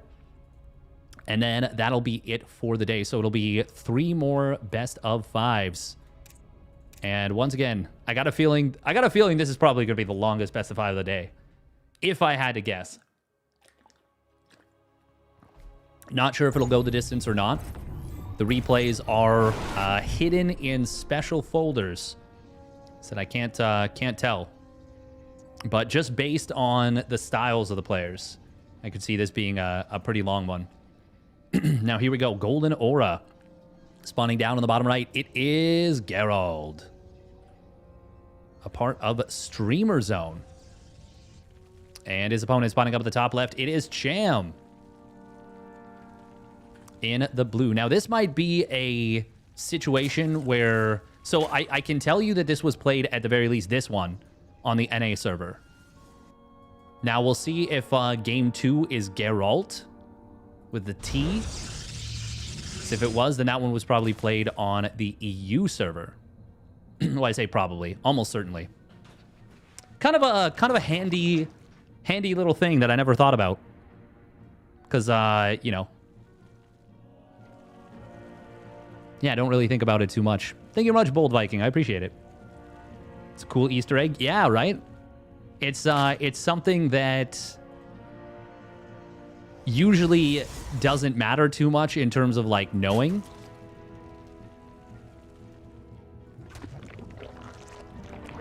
Geralt trying to be a nuisance and just block the gas from being taken. Very rare, by the way. Geralt usually... Well, yeah, he doesn't often block his opponent's hatchery, but does so here.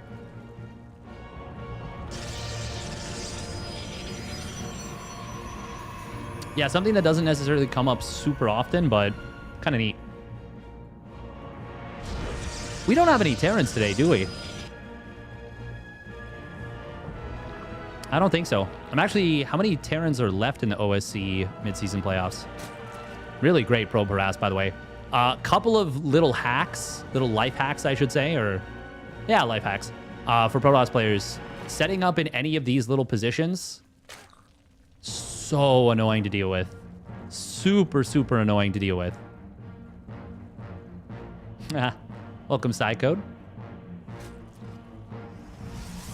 Nice of you to be nice to chat there. 216, that's a late Cybercore.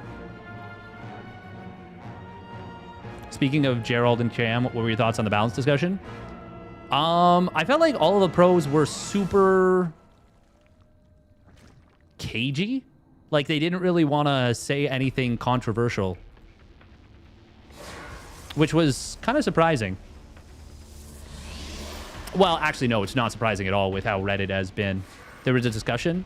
Yeah, there was a discussion on... It was actually on my birthday. As a part of the birthday stream. Well, it wasn't initially a part of the birthday stream, but... it ended up happening. Now, talking about this game a little bit, the difference between Geralt and someone like Spatz is, like, so significant. Wait, did he? It's so significant in terms of which one of them will go for... Oh, I really like this. Oh, I really like this. He spotted double Overlord, so he goes Void Ray first. I think that's a great play. Ooh, he's going to find this creep tumor as well. Now he's going to shade forward. Oh, misfires with the first shot, but gets himself into a great position, so he's still going to be able to find a couple of drones. Oh, can he get more? Nope, looks like the Lings are on top of it. Ah, but he gets a third one. Okay. Well, 3 drones for 2 Adepts is pretty nice. Could have been 4. At this level, I think it's fair to say should have been 4, but... Once again, Geralt is playing with ping. A little bit ping more, maybe a little bit more ping than he's used to.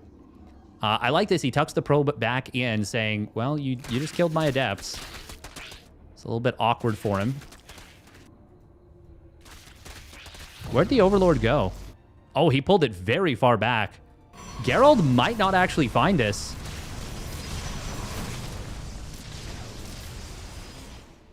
This is something that Dark is really good at, is keeping these units alive.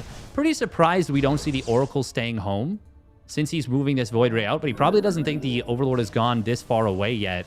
So he probably thinks he can stick around this location. Pylon was killed. Oh, and this Adept is going to... Oh, get into a corner. Not bad. Void Ray will contribute a lot overhead. Won't be able to keep the Adept alive, but will be able to make the Zerg pay a hefty blood tax. Meanwhile, Oracle able to grab one drone on the other side of the map. Not expecting a Queen to be up here. So he ends up taking a lot of hull damage. Still, I like this start for Geralt, I think. Pretty well. Got okay value. 3 drones for the first 2 Adepts is not bad. I Thank you very much, Rag Muffin, for the tier 1 resub at 42 months in a row. Life, the universe, everything. 4 more Adepts looking across the map. We do have +1 melee on the way for Cham. Oh, he's actually just going to commit forward. Prismatic Alignment will take down this base. Oh, is he going to cancel? No, it's a kill. Wow, that is actually so big, and it's because the Adepts are in here. Now he's going to be able to find even more damage. Already getting 3 drones in the natural, 2 more in the main. Lot of lost mining time. Cham got caught making no units. Oh, that would have been a good opportunity to cancel the shades and recall out. That's actually a pretty big deal that Cham gets the full cleanup there without losing any of the additional lings. Without that, that would have been such a good situation for Geralt. Now, it's a little bit less comfortable. Oh my god, there's no unit in the wall. Okay, there we go. Ooh, that had me stressed for a moment. Cham is supply blocked at 82. That's a tough one. Oh my god, did he kill it again?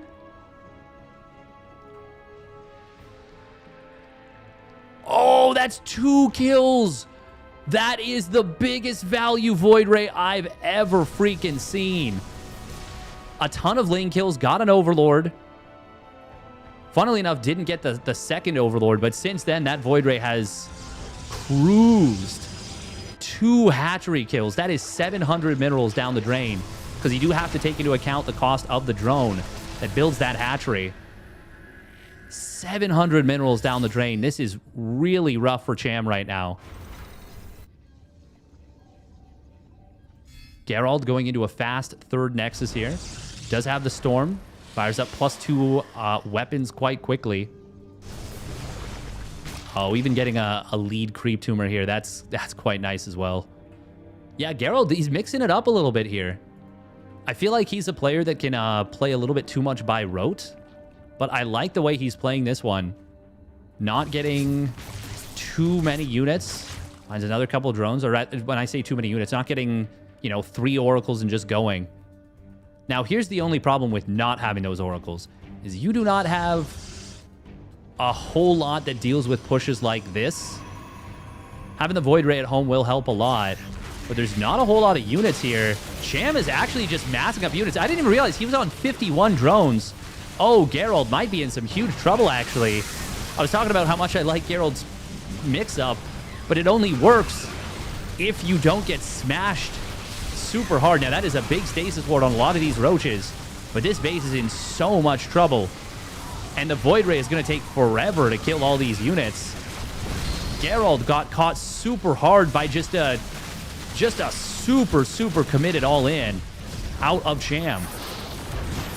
Storm is done. Oh, and those are some juicy storms, but...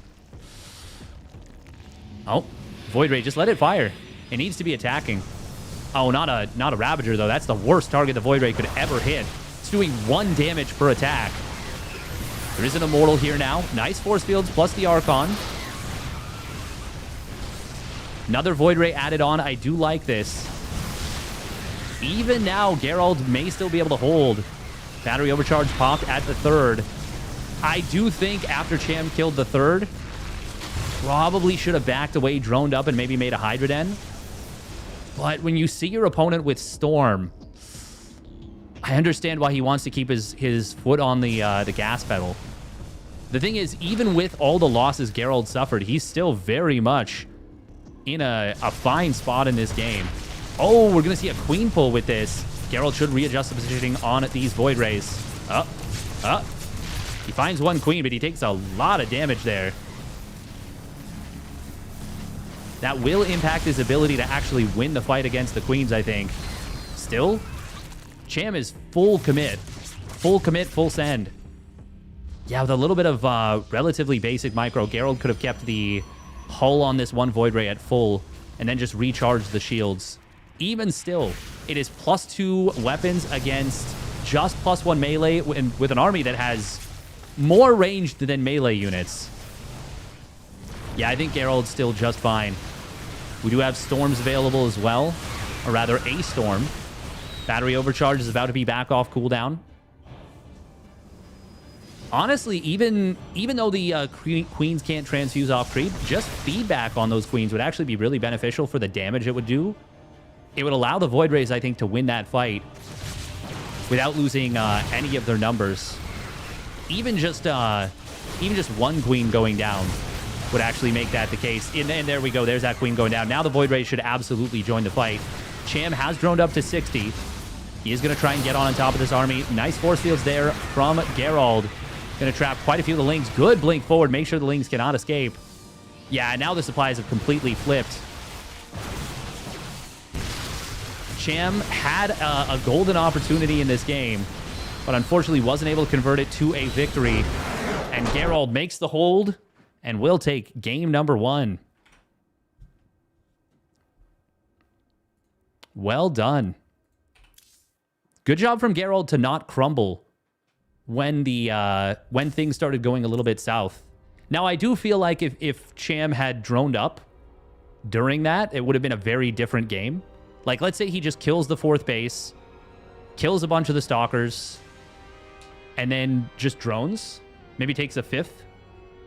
Drones up to, like, I don't know, 76, something around that. But even then, like, a lot of players, 1, don't want to play a late game versus Protoss. 2, don't want to play a late game on Golden Aura. And 3, don't want to play a late game versus Geralt on Golden Aura. Like, Geralt is really good at the late game. So I can't blame Cham too much for trying to just end it there. Because, like, yeah, his upgrades were not great. Storm Tech was done. Yeah. Then he's fighting 70+ eco of Blinkstalker, Archon, and Storm. Exactly. Exactly. That's why it's, like, it's really unfortunate that, yeah, if he'd done that on any other map, probably would have been able to get a lot done. Like on, for example, Site Delta. Let's say he denies a 4th and then tries to kill the 3rd. The 3rd is going to be a lot more accessible and a lot easier to break. Not so much on Golden Aura. All right, we're going to run 1 minute of ads and we'll get into the next game. Honestly, the fact that he even made it scary at all is a testament to how well he understands the game. Cham, that is. Like, that's a lot of what I see Cham do reminds me of Dark in the way you, like, look at the game and you're like, oh, he should just be dead. And then he manages to put together a timing that looks scary. Now, Dark will do that and he will actually just win games where you're like, he's dead. But obviously that's that's the difference is Dark wins those games.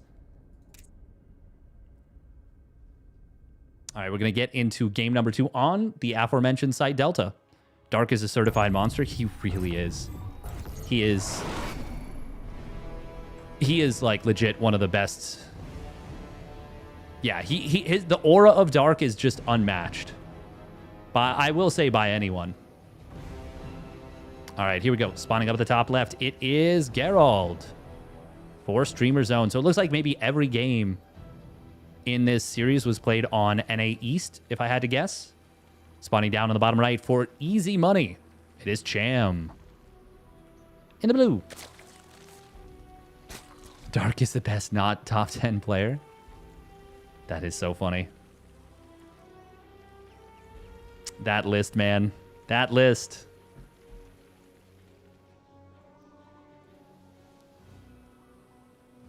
Geralt once again going to go for the hatch block here. Does not want that, does not want his opponent to have an easy time of it in the early game against those first adepts. I will say, even though Geralt got caught pretty hard by that attack, the way he played that game up to that point was outstanding. And even from that position on, I mean, you see, even against, you know, a Roach composition, Storm can still be super, super effective. Geralt is very, very solid. Oh, yeah. Extremely solid, especially in PvZ. I think in PvZ and in late game PvP, he is legit one of the best Protoss players in Europe.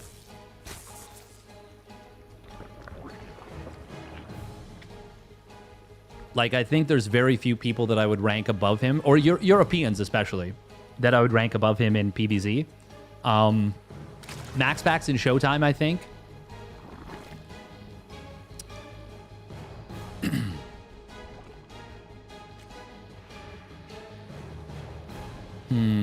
Maybe Skilless as well. Oh, look at that. He made like a perfect home plate. That's funny with the patrol. Any baseball enjoy? Oh, no, never mind. Now that I turn it, it's imperfect. Ah, ruined. Immersion ruined. He put this point too far over. We'll never be able to have a fair game of baseball in this StarCraft game now. Oh, Geralt gonna mix things up, going for a Twilight Council of his own. For a long period of time, before Stargate openers really took over the matchup, or really, rather, I should say, as they were taking over the matchup, there were some holdouts that would always play either A, DT drop, or B, resonating glaives. Usually it was DT drop, though. And they were Petit Drogo, and the other one was this man, Geralt. We're going to see the two Lings at the third trying to defend here. He's going to lose. Oh, just one of the Lings. Almost got the second shot off, but not quite. Cham. Those Overlord's a little bit late. It's actually quite a problem. Gets up to 400 minerals there. That's a steadfast opener, unfortunately. That's not a good thing. That is not a good thing. We'll have this hatchery finishing up in a moment, but I do think his Overlord's a little bit late again. Very clunky opener. Yeah, look at Cham's worker count. He's only on 26 drones. This is a terrible start for Cham. Most of the damage self-inflicted as well. Ay, ay, ay. He's gone up to a very quick 6 queens. Okay, now this is going to be really nice for Cham. Ooh, we'll get this around on one Adept. Don't think he's going to be able to kill the other one. That DT drop is going to be coming in. Cham is recovering in terms of the drone count right now. But obviously, I mean, look at that. Look at that income advantage. That's pretty significant in the early game. Still, it doesn't mean Cham is out of this game by any means. It just means his start is very clunky, and he's going to need to defend this really, really well. And at this point, I don't see how he's going to. He doesn't have a Spore Crawler. The DTs are ready to warp in now. Oh, but the gateway, the third gateway of Geralt's actually super, super late. That might be the difference that allows this Spore Crawler to finish. Oh, wow, Geralt. I mean, you talk about impacts of timings. Oh, man, if he goes, go, go, go, go, go, go. He's not gonna. He was not decisive enough.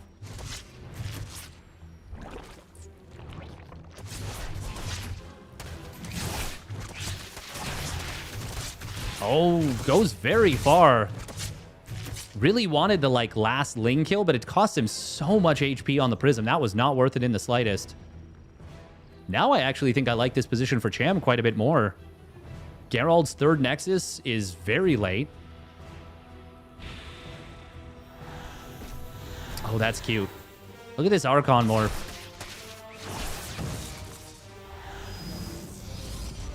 Huh, he did not morph the second Archon. There's a lot of Lings here. This is going to keep Geralt's Prism at home. And that's pretty valuable. They actually warped in a 5th DT. Behind this, it is going to be a Robotics Bay. Disruptor play is... Well, it's a good follow-up to DT drop, because most of the time, you're going to be forcing out roaches. This was kind of cute, by the way. Cham attacked, but didn't just click, like, attack move. He actually put the Lings on hold position, so they would stay further away from those Adepts. Archon's able to find a couple of Lings here, but not the worst thing in the world. Oh, now they do spot these Lings. He's looking to cut them off. That is going to be quite a bit of damage to the Ling pack. The Wolf pack. Oh, look at that. He made the layer at the third. That's kind of funny. Cham did get out to a nice quick 66 drones. Even though his opener was, or his start was not super clean, he's recovered very nicely going into the mid game. Doesn't need to start up that Roach speed. He's actually droned up really, really hard now and adding a Baneling Nest as well. Geralt is adding quite a few gateways and Prism speed. And I mean, if it's going to be Disruptor drop, having that speed Prism can be really, really powerful. Nice job right there from Geralt, able to find a, well, just an Overlord that was kind of on its lonesome, as well as cleaning up quite a bit of creep. Can't get the Papa Tumor before the Baby Tumor finishes. He's going to be able to kill that off regardless. Good job from Cham, though, to respread this creep here in the middle. And on the bottom side as well. Spore Crawler, well positioned, but that is a speed Prism now. And it zips and zooms. Already able to get a Roach and 3 drones, and going to get this Queen. I do think the Prism drop is really underutilized by Protosses. Oh, no, he's a little bit too far away. Just moved out of range of the Prism. And that will be one Archon going down, warping in a bunch of Zealots without charge. Nice Ravager morphs, by the way, by Cham. Cham, realizing he does not have Roach speed, fires that up. That is actually a really late Roach speed. Now, getting +1 Carapace, surely that's not what he meant to get. Surely he meant to get +2 missile and +1 melee. Oh, no, the Prism! Oh, that was very unfortunate. Ugh. Man, great defense from Cham there. Wait, surely he lost the Ravager morphs, right? No? Did he cancel them and save them? No, I'm sure I saw Ravager cocoons go down. I think this is wrong. I think this resources lost is incorrect. That was such a huge loss, by the way, for Geralt. Like, that is disastrous. Cham. Oh, this is really, really nice right here. This is going to slow down the Nexus by at least 30 to 45 seconds. Double Adept on the other side of the map. Cham does see it, thanks to that rebuild creep spread. And these Adepts, so they're just going to try and clear a little bit of that creep, but... Oh, Cham can kill that. Oh, okay, there's a DT on the right side. Oh my god, this... Oh, look at that, he did the manual detonate. Cute. Now the Adepts do shade forward. That'll grab... Wow, this positioning is so good. He's able to still get 4 more drones with this. 5? Okay, not quite, but that's really great value. 8 drones in total going down. Cham, of course, will rebuild, but that's very nice. Now, Geralt, even as he's still on 3 bases, his tech is advancing, but will he get Storm in time? He's got some disruptors here. They're going to need to land big connections, though, to survive this kind of an attack if Cham goes for it. Oh, there's that first disruptor shot. Oh, that's a juicy one. 9 kills, a lot of Ravagers and Banes. Big value. Storm is done. Will hit in on a bunch of the Banes. They do get their single regeneration, but the Banelings still connect on the top side. Getting into the middle line. Immortals, Disruptors surrounded. Geralt just didn't have enough. Cham once again hitting with a decisive timing. Smashing Geralt super, super hard. Now, this will be a couple of expensive losses on the tail end. Losing 3 Overseers, that's 450 minerals, 150 gas. But Geralt lost 20 probes, all of his disruptors, all of his immortals, all 1 of them. Bunch of stalkers as well. Most of his static defense. It is not even on 4 bases, so he can't rebuild probes super quick. Cham, meanwhile, on 5 bases. 81 drones, getting up to 2-2 for his melee. And even has the Hive Tech done, so he's going to have Adrenal Glands, and that's what the Carapace is for right there. It's an Ultra transition.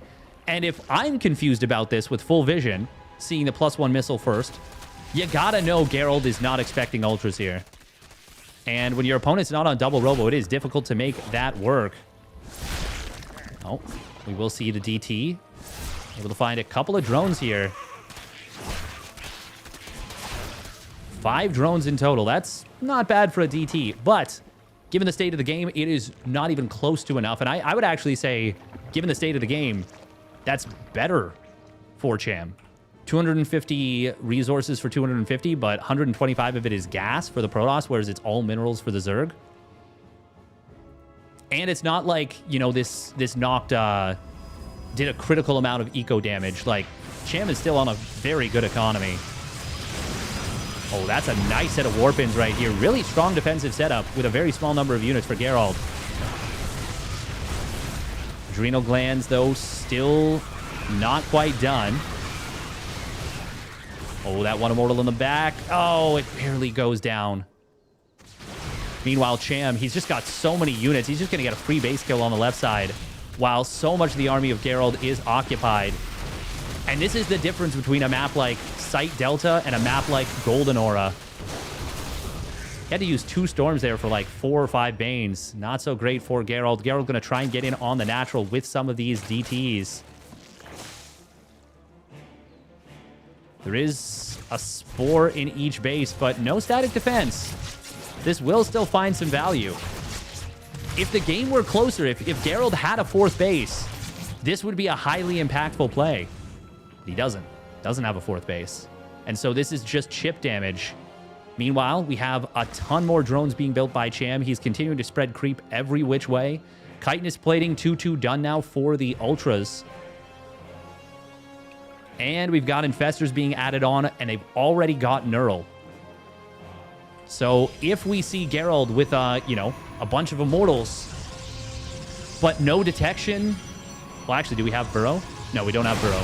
He might not even need the Burrow, honestly. I mean, you still get it, I think, here for sure. I would love to see +2 melee or +3 melee and that Burrow started up. Oh, there's the +3 melee. He's almost got the anabolic synthesis as well.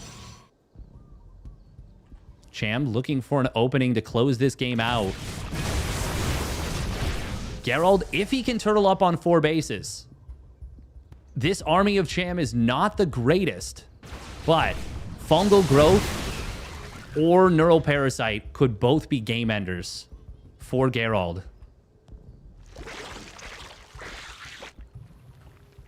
Cham, double Spire behind this. That is a really nice SimCity, by the way. A couple of spines back here, and it would take a ton of Zealots to break that. Not often you see Spires being made as part of a wall. Geralt, that's a slow warp DT. It's going to turn into a fast warp in a moment, though. From the shadows I come.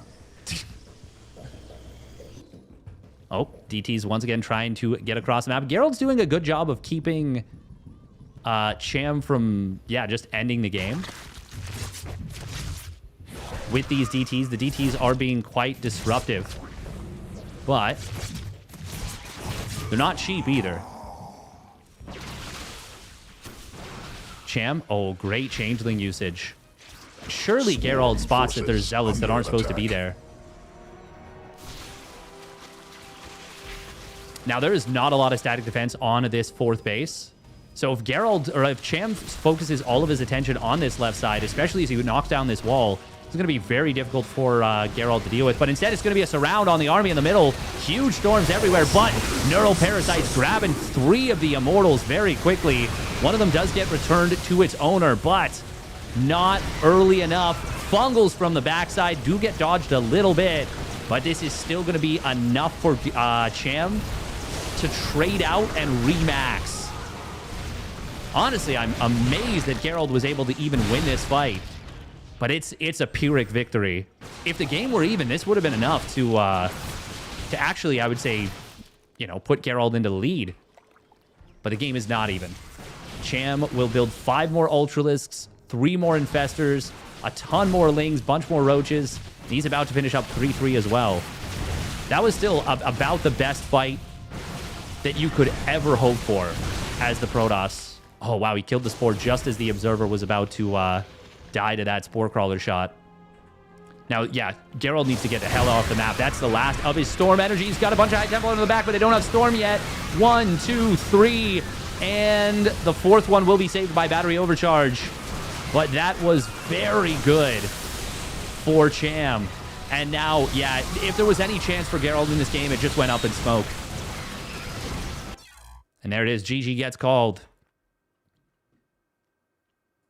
Geralt considering how far behind he was, I am very impressed that he was able to take as good of a fight as he did. And that was away from static defense. That was out of... That was just not in a great position overall. Champ is pretty good at spellcasting. He's really good at it. He is very good at it. All right, we're going to run another minute of Adge. Actually, a minute and a half. And we'll get into game number 3. And what's already been a pretty great series. So even as Cham fell super far behind in game number 1, he still made a fight of it. And then as Gerald fell super far behind in game number 2, he also made a great fight of it. Really cool to see both players putting in a strong effort to make the games still competitive. Next up is going to be a blast from the past. It's going to be Eternal Empire. The OSC tournaments do run an extended map pool. So that's kind of cool.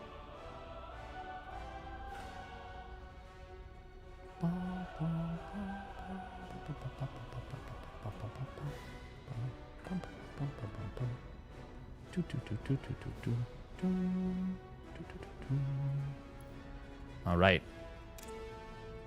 Let's get into it now.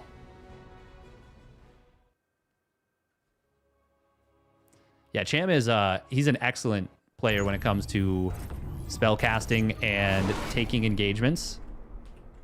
The thing is, if Cham hadn't found Gerald out in the middle, that would have been even more difficult to make something happen against Gerald's army. But he did such a good job of rotating back and forth and keeping Gerald guessing that eventually Gerald was like, okay, well, I need to make something happen against your army. And that was when Cham, ready for it, was like, boom, come in from every angle. Get some clutch neurals, get some work, make some work happen, get some work done. All right, let's get into it. Game 3 on Eternal Empire. And another series that is looking very good. Cham's ZVP looking top tier. All right, spawning down in the bottom left, it is Gerald in the red. And his opponent spawning up at the top right, it is Cham in the blue. Once again, I forgot how big of a map Eternal Empire is. It's a huge, huge map. Will Cham be able to get the hatch down? No, he sees the probe and he says, no, we're not getting it down. This almost would have blocked a 15 hatch. Wow. Like if Cham had cut a drone. Oh, this is... Okay. I wasn't... So most of the new maps, I'm pretty sure I know which ones have 4 close mineral patches and which don't. Like, for example, Amphion only has 2 close mineral patches and 6 far ones. Golden Aura has... I believe Golden Aura has 3 close mineral patches, right? I know Site Delta has 4. Alcyone has 4. What other maps? What's the situations with other maps? I'm trying to remember what they're all called on the current map pool, the one that is not in the on the PTR.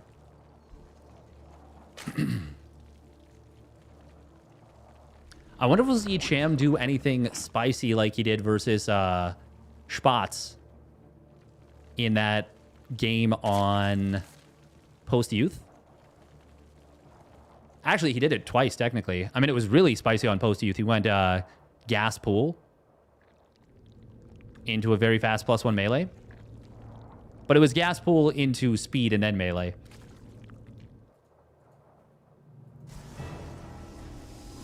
He did go fast melee twice, though, versus Spatz.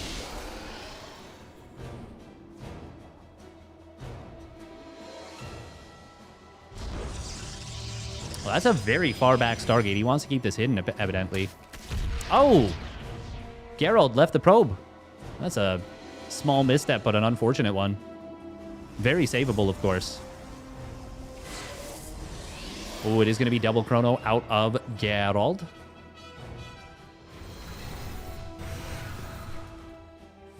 Tags the tower. Now, I wonder if Geralt scouts this second Ovi, will he go quick Void Ray again? I do like the idea of going for that. But obviously, it's very important that you chase it down. Oh. Haven't seen what it's going to be, but it should be Oracle at this rate. Oh, okay. He sees the OV now. It's still going to be Oracle.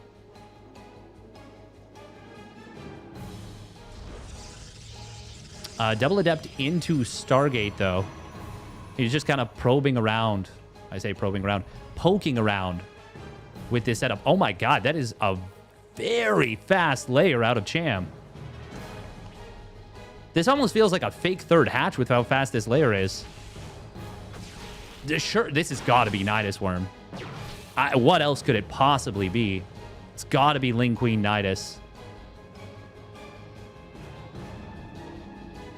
Overlord. Well, the fact that he lost one of those Overlords early is a pretty big problem. Man, this is going to be so aggro out of Cham. Nexus. Oh, actually does get blocked by these Lings. There's a Nidus Worm going down now. Good positioning here from Geralt. Oh, wow. The mineral. Oh, my god. He mineral walked the probe and put it into a safe position. Still will end up losing these Adepts. Now, Geralt has not gotten a lot of great scouting here. Which is to say, hasn't gotten any. Where is the Nidus Worm going down? Oh, at the natural. It is actually so exposed for the scout. It is going to be so easy for Geralt to scout this. Why did he put it in such an easy to spot location with, like, nothing blocking it? That makes Geralt's job a lot easier because, I mean, he knows what's coming now. Going to start up gateways before tech, adds on a Void Ray. Otherwise, he probably would have gone for the Twilight Council and the Forge, which would not have helped him very much against this attack at all. Still, finding early units is really good for Cham. Geralt did still continue to pump probes for a while. With this third Nexus being denied, will Cham try and drone out of this? Not at the moment. And I don't think he should. I think he's got a really strong amount of kill potential. Should see a Nidus Worm getting dropped pretty soon. Shield Battery just now started at the natural. It was very late out of Geralt. Oh my god, he got the Nidus Worm up for a moment in the natural.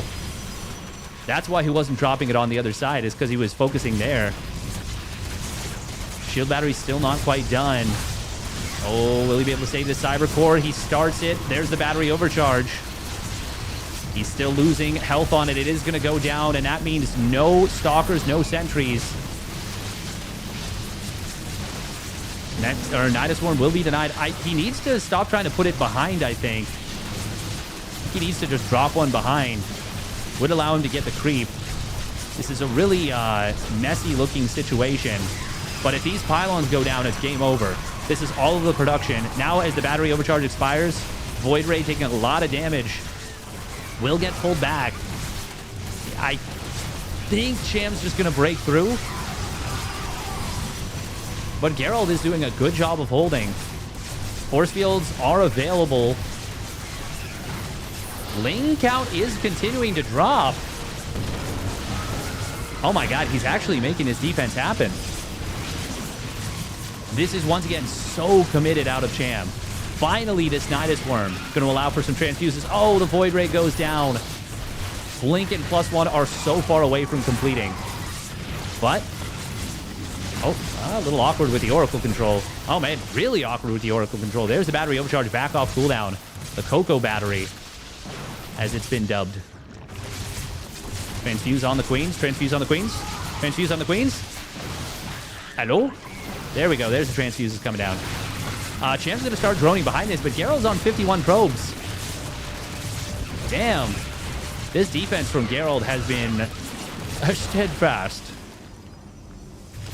I can't help but wonder what would have happened if Cham had either A, dropped the Nidus Worm up here, or, I mean, he would have needed an Overlord in order to do so, but he could have dropped it. He could have made an Overseer. Or B, if he had dropped the Nidus Worm outside earlier on.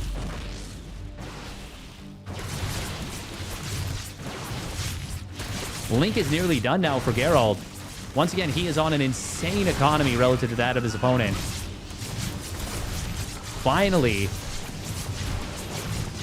Champ gonna start to kind of set up these queens in a position where he can actually make some headway. Blink is not quite done. I don't know that Geralt should be coming out to fight here. He's should maybe wait for the blink. Oh, but he's gonna pop battery overcharge, and that will cover this move. Yeah, this is absolutely a hold for Geralt. And as good as queens are, they are not the be-all, end-all. Nice little move here. Linking into the main base. Will be able to deal with this now. If this had happened a minute and a half ago, and it could have, we might have seen game over. As it stands, Cham is just going to be forced to tap out. There it is. GG. Well done by Geralt. That was outstanding.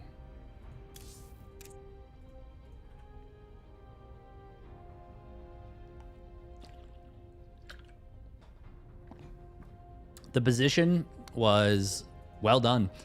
Like the positioning on the units. That would have been a very different scenario if the Nidus Worm had been better hidden. Yeah. Lot of things that could have gone differently.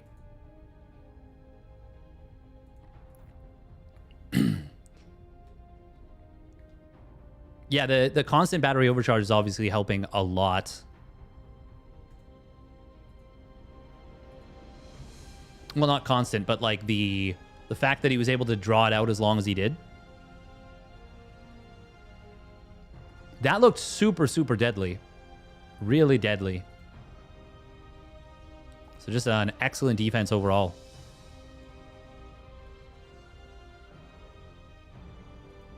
Coco to the third.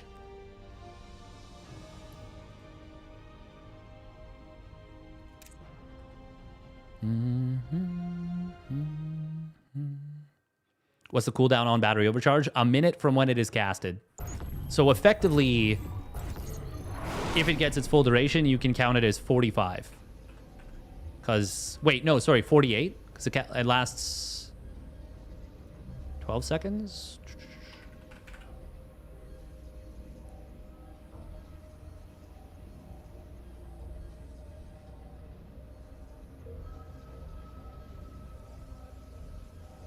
Sorry, 14 seconds. 14 seconds.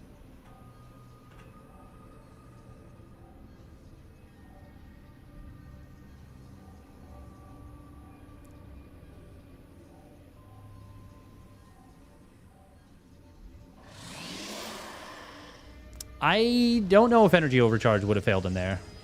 I think it would have been... Like, having the Oracle energy that you do would help a lot. But obviously the queens do make it very scary. We'll see. We'll see.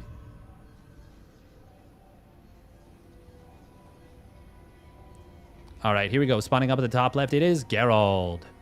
With a very nice defense there. And his opponent spawning down on the bottom right, it is Cham. In the bleu.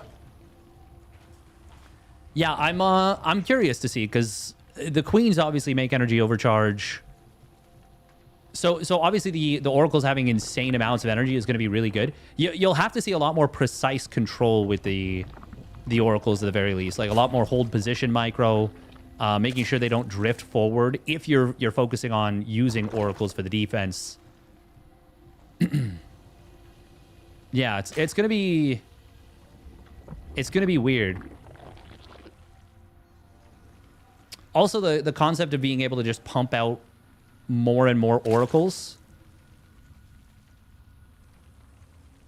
Stasis spam offensively will be the move. I was thinking about Stasis. The thing is, even if you just take one queen out of the fight, if you're constantly pumping Oracles, let's say you take a queen out of the fight defensively, you might be able to overwhelm the queens with Oracles.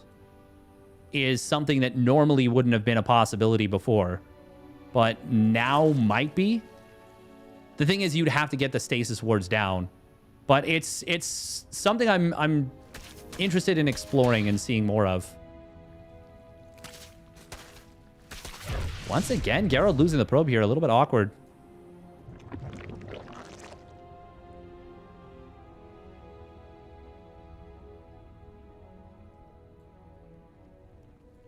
The other thing is you can also use the stasis more defensively in tandem with the wall.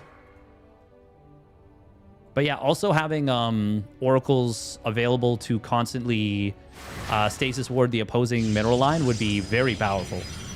Very powerful. Did I say sentries? I didn't mean sentries. I meant oracles.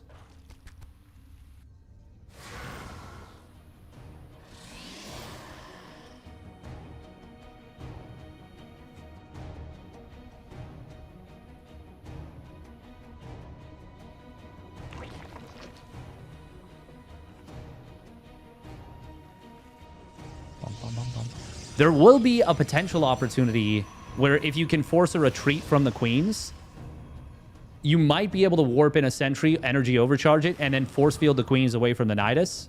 But that's like a really specific edge case. Like, and at that point, it's not, you're not holding it, you're like crushing it. Like you've already made the hold and you're just trying to make sure your opponent gets away with as few units as possible.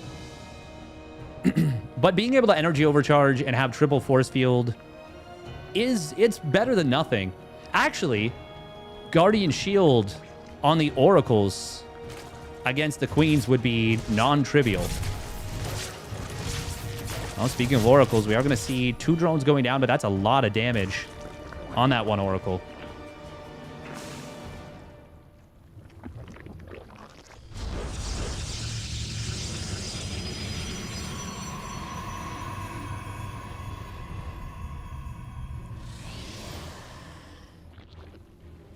I think excited to see more Sentry and Oracle spells. Yeah, it's going to be fun. I think you underestimate how difficult it is to actually execute a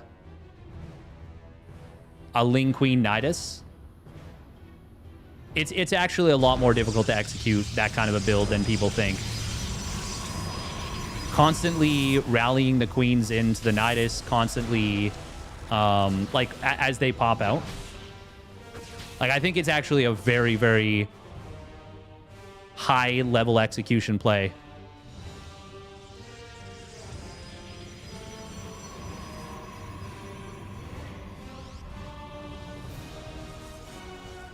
GMs and pros can still execute well most of the time.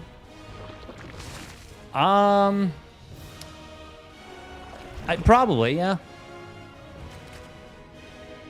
Well... They certainly can execute it with some efficacy, but not optimally. And it does depend on the pro. That's 100% true. 100% true. I mean, Dark's like the only one that actually does it consistently.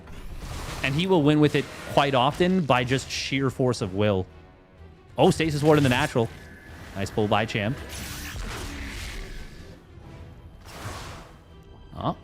This is the first quote-unquote standard opener, I think, from Geralt here. Champ, by the way, making a lot of units off 56 drones. This, yeah, he's just going to all in here, surely. He's building a ton of Roach Ling. Is he going to pull queens with this? Yeah, he is. Okay, okay. Yeah, this is something else. This is... Hatch tech, 4 hatches. Damn. +1 melee, Roach, Ravager, Ling, Queen. Geralt does have Blink and +1 on the way. He did go for Storm. That's a lot of tech to commit to against a very dedicated attack.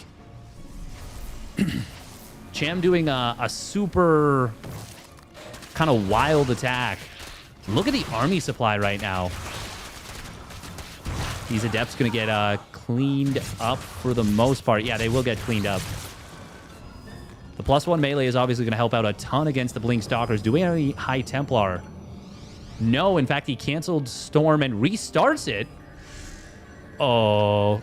Wait, why are we restarting Storm right now? If we canceled it, did he cancel it to warp in sentries and then restarted it like moments later? That feels very, very weird. Oh, no, nothing in the wall at the natural. That's going to be so difficult to deal with. +1 melee links and 2 mineral lines. Good warp in the main base, but even at the front, this is not looking great for Geralt. This is a really nice attack from Cham. Did he already lose the oracles? He lost one of them. Oh, big corrosive biles on the mineral line as well. Yeah, Cham has won this game for sure. Surely this can't be held by Geralt now. He's going to have the gateways depowered at the third base. Corrosive biles could have been really devastating on the choke, but this is already, yeah, this is already too much. 31 probes going down. Honestly, Geralt making it look closer than I even expected. I think, actually, he will be able to hold here. But it's just, he's taken too much damage, surely. If this, that was actually a moment for the Stalkers to blink forward and snipe down all the Ravagers. And if he'd done that... I know it would have been a blind move, but that's the kind of thing you need to do in a situation like this. Oh, stasis. Oh my goodness. Geralt, he needs to be more decisive with his blinks. He's so far behind. He did finish up Storm during all this, and he warps one in. Maybe he's just content with killing 4 Ravagers. He does still have Oracles alive. Man, imagine if he didn't let the units into the main. Natural and main. This would have been a completely different story. Nice engagement coming in from Cham on the left and the right. As the Stasis Ward expired. Battery overcharge is protected pretty well. Geralt just doesn't quite have enough Blink Stalkers. That one High Templar barely avoiding getting taken down. It just gets the Storm off before it dies, and it's a juicy Storm. But Geralt lost too much earlier and a little bit too much before that Storm landed. Now he's out of room to run. He's out of energy on the Oracles. And he is out of options in this game. Surely Cham is going to... Like, this game is over, right? He's got a bunch of Overlords in an awkward rally, which is less than ideal, but... I mean, Geralt is going to push this back once again, somehow. I don't even know how he's done this. If he manages to buy enough time for Storms, is that going to do anything? These Oracles do turn on the Pulsar Beams. Very low on energy already.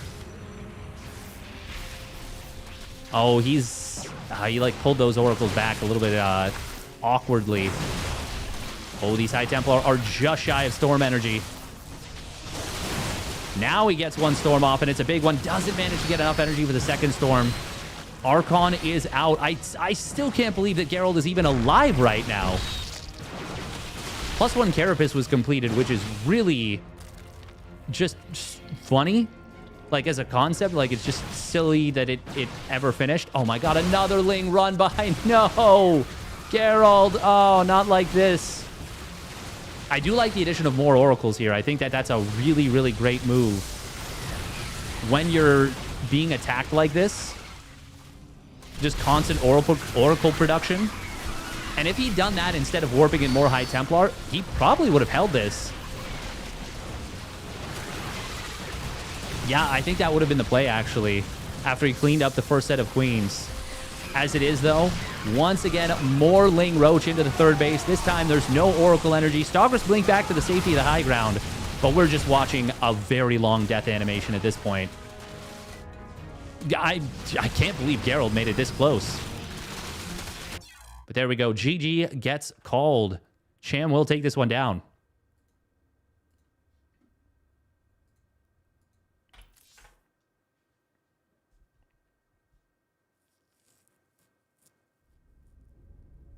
Yeah, but if you're on like 5 or 6 Oracles, like they're just generating energy at such a fast rate. That's a situation where energy overcharge instead of battery overcharge would be way better for the Protoss, by the way. Way, way, way better. All right, we're going to game 5. That's pretty dope. Or High Templar spawning with 2 Storms. Also would have been good. Voids would have been very good there.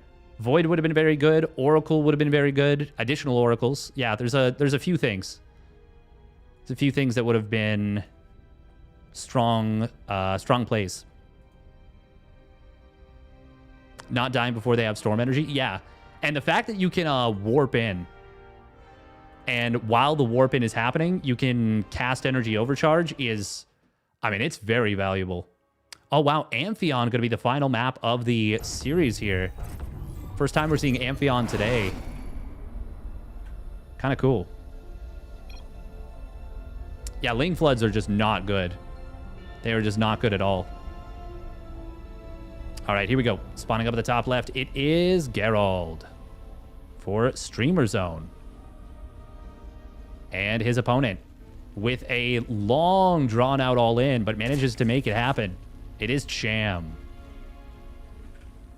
In the blue. That was a very cool build.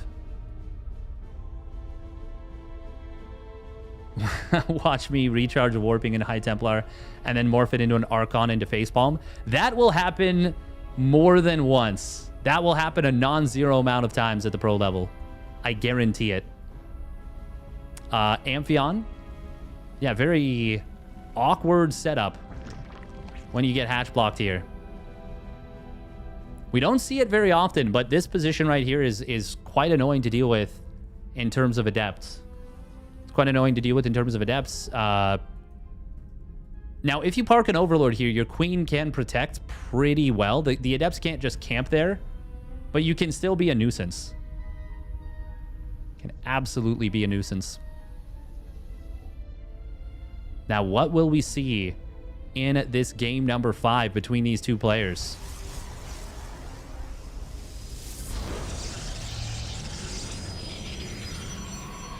Cham feels a little bit like life. You know, he just finds a way. Even as it feels to me like Geralt is one of those players that on paper should be a lot stronger, a lot scarier, given the relative strengths in the matchup. Cham is very competent, and he's really good at coming up with these one-off builds. As a caster viewer, have you enjoyed energy recharge over shield battery overcharge? So much more. It is so much better for the game if they can manage to make this ability stick. If it can be a strong ability that isn't overpowered and isn't underpowered, it's so much better for the game. Battery overcharge, it just feels so dumb. It feels so dumb, it feels like a Band-Aid, whereas this is such an active ability. And the thing is, if it is, as long as it doesn't leave Protoss completely incapable of defending themselves, it is a much stronger ability for Protoss. The battery overcharge cannot be used aggressively. The only time it gets used aggressively is when we cast a Gref game and he goes for like a cannon rush. Hey, thank you very much for the raid, Roddy. Appreciate it. The only time you see battery overcharge used aggressively is, yeah, like a proxy nexus off of like cannon rush into Tempest. But energy overcharge is just such an elegant ability. Oh, there's this position I was talking about being exploited. Cham a little bit slow to pull his drones away. We'll end up losing one of them very quickly. And Geralt is going to be happy with that. Glad to see somebody using it here. Cham once again going for a very quick layer. This time it will be scouted quite a bit faster here. Oh, very aggressive shade forward. Going to be able to grab 2 more drones. Can he get a third? Oh, I think so. Ling speed finishes, but oh, he can't get the click. However, he gets back into a good position, finds that third drone anyways. Well, that's a pretty nice start. That is a damn fine start. And Cham, I mean, when you commit to the layer this quickly, you have to do something with it. Yeah, I hope you enjoyed the deadlock.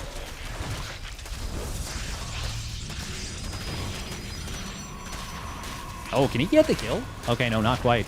That was close. A lot closer than I expected. It is Void Ray first, and that would be very good against a quick Nidus Worm. But right now, we're not seeing anything out of Cham, so he is not going to try and use this quick layer. And you know what?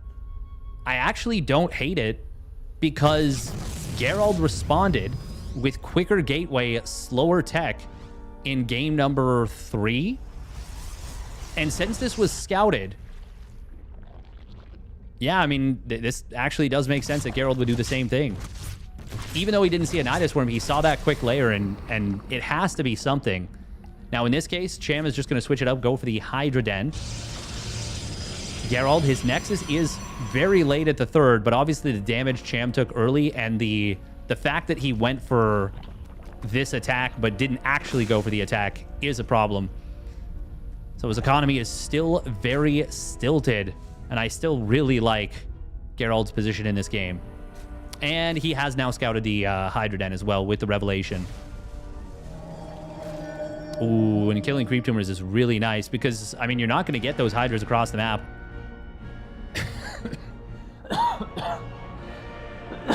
Oh, pardon me. Without the creep. Or, well, you'll get them across the map, but you won't get them as quickly as... You can't transport them without the Nidus Worm. So the creep does actually have an impact here. Would love to see Geralt go charge here. Just because it's a faster upgrade and it's super strong against the Hydras. Oh, Stasis Ward will trap a few lings here. Geralt also getting quite a bit of static defense. It's going to be a Robotics Bay. Okay. Maybe going to be going for just Colossus. I mean... Cham's economy is not great, so it's not like he can easily go into lurkers behind this. And Geralt should know with a relatively quick commitment into this, Colossus would be good here. I wouldn't hate if he went for Disruptor. I mean, Disruptors are still very good against Hydras as well, especially in relatively low numbers. And they just get on the field so much quicker. They're so much cheaper. Geralt, by the way, did not start up anything off of his Twilight Council and Forge. Just now started up the +1 attack, but obviously could have gotten that a lot quicker. He will go for the Colossus now. Oh, nice job. He was one supply short, so he canceled that probe to let him build that Colossus. Good job from Geralt to cover a little bit of mistake from himself. Cham is adding on a Baneling speed upgrade. Has the Hydra speed and Hydra range. Needs to be careful that he doesn't get caught here. Geralt knows what Cham's army is, and he is going to be able to actually corral this into a corner. This is such a small army. Force fields, I don't even think they were particularly necessary there. In fact, I think it would have been better if he'd used them on something else. Cham will come in with a few Hydras on the backside. We'll be able to salvage that from being a total disaster, but that was still quite a few Lings going down. For I think that was just a Stalker and a Sentry, and even a couple of Hydras going down as well.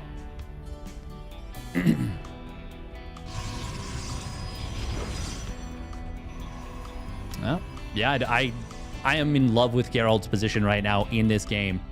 Cham going to try and set up for a big surround on his opponent's army. That's probably the only scenario where your opponent has Colossus. Oh, that's a nice revelation here. Sees part of the army. Yeah, that's probably the only scenario where your opponent has Colossus against Hydra Bane. And the things can go okay for the Zerg, especially with no upgrades for the Zerg units here. Now, I will say no extended thermal lance is a problem. But, yeah, this is just not going to work. Stasis wards. Well, one of them doesn't get the biggest connection. Force field not super helpful. Stasis ward on the left does knock out 3 Hydras. 1 Colossus will fall. Battery overcharge. Oh, is there actually enough for Cham? No, as the front line melts, the Hydras are just made of glass. And Cham will be forced back. Oh, a little bit of a move command right there on some of these Hydras, and it means that slow Zealots take down 2 of them. Looks like he really wanted to recover some of these units. Cham going to try and come in. This might be an opportunity, actually. Blink is not quite done, and the units are in the middle. Kind of in the middle of nowhere here. And now as the Lings and Banes disengage, they can go for this mineral line. Big warping of Stalkers, though, going to be able to get the job done. Blink did complete, even without the extended thermal lance. Oh, yeah, look at those Hydras cook. And Geralt makes the defense happen. And will move on to the next round. Oh. Cham did the absolute best he could have there, but it just did not matter. Geralt was 2 on top of it, figured out what was going on, and, well, withstood. And he moves on to the next round where he will face off against Nightmare. That is going to be our final series of the day. But for now, we are going to go to another ZVP between 2 extremely good players, Shin and Skillus. Cham, though, got to hand it to him. He's had some mighty fine series today. Geralt doing a showtime and hold. Diamond hands. Double lasers dehydrated the Hydras. Yeah. That is funny. Dehydra, Ted. Dehydrated. Cute. Says Shin match in 14 minutes. Oh, that's interesting. I wonder why. They probably just have it scheduled. Oh, you know what? They might have scheduled the matches on Liquipedia. Oh, they scheduled them on Liquipedia, yeah. I am going to stretch my legs, get some water, run some ads, and we will be right back. This is a loser bracket round of 8. So Geralt does advance to top 6. Cham gets knocked out in 7th, 8th place. Picks up 100 Australian dollars. And Shin vs. Skillus are in the same boat. Winner advances on to the top 6. And loser gets knocked out in top 8. All right, we're going to put 10 minutes on the prediction. And we'll be back in a little bit. Just going to stretch my legs, get a refill on my water.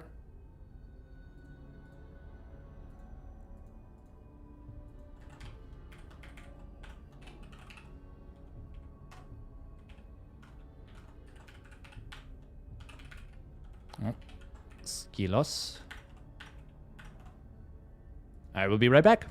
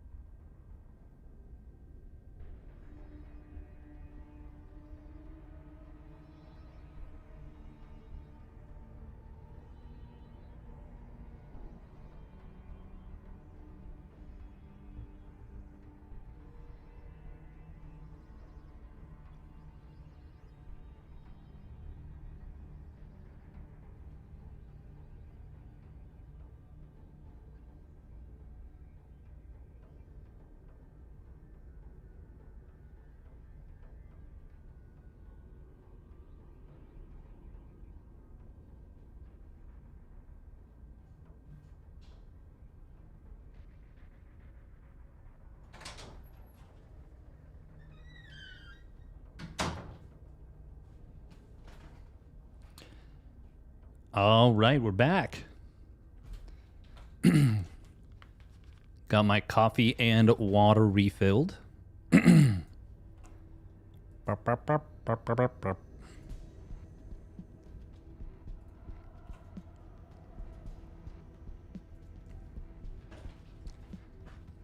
meow, meow. Meow, meow, meow. So we are moving on to our fourth of 5 best of 5s. Fourth of 5, yeah. So far we've had 2 3-2s, 1 3-0. Well, we got our first 3-1, or another 3-0, another 3-2.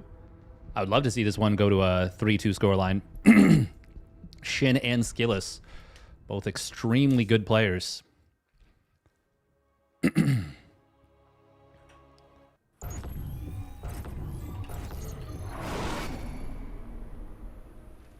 All right, let's get into it.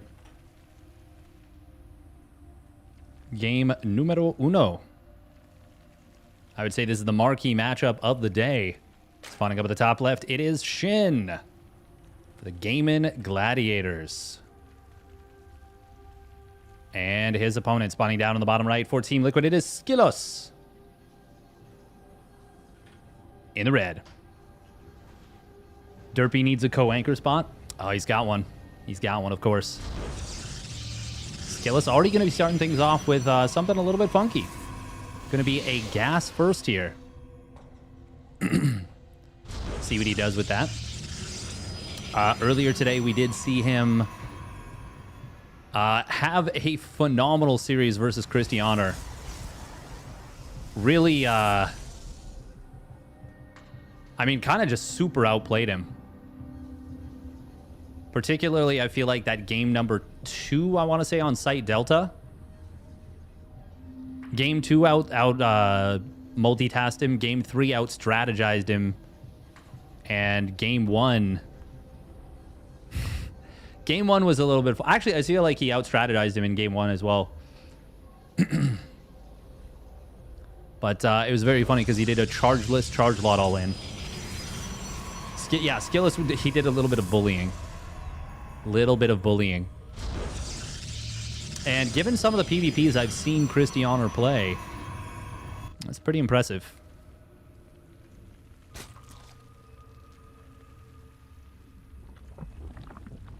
This is not PTR, no. This is the live version of the game.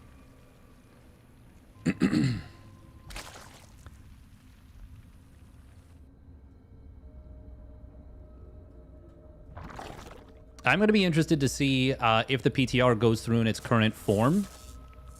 Will we see a lot of Mothership plays? Will we see a lot of plays trying to, utilize the new Mothership for Protoss? Oh, this is a funny little positioning on the Stargate. Very cute. Gonna mean that the Oracle, assuming it is an Oracle, takes a less common path across the map.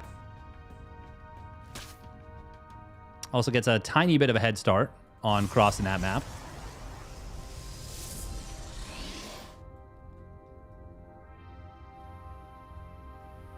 Yeah, this is going to be a really fast Oracle. He got this down super quick thanks to the gas first. One sec, I just want to see something. What time does this finish? That was like 2:59. 2:59, 3 minutes. Yeah, so we got this down at 2:17. 2:16, 2:17. Oh. Adept, it looks like it did skirmish with the Lings. Was able to get 1 Ling kill, but came at the cost of a fair amount of HP. Just wanting to get some scouting information, it seems. He could have gotten this Oracle out even faster than he did. First Spore Crawler is just now in production.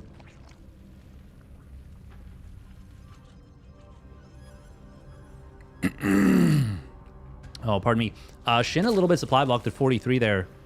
And he actually overbuilt Overlords as a result. So now he's going to be at 74 supply on the cap. Very inefficient little setup here from Shin, unfortunately for him. Not the biggest of deals, but it is it is something that'll slow down his build a little bit. He's going to take drones off gas mining. Starts the Evo chamber, though. He's not actually going to be able to start up +1 melee for a little bit here. Oh. Oracles. Looks like they tried to dive in. One of them takes a lot of damage. That is less than ideal. Oh, this time, though, he is going to be able to find the Queens very much out of position. And 2 quick drone kills. Gets a third as well. I'm not sure what server this was played on, but it would have definitely been cross-server regardless.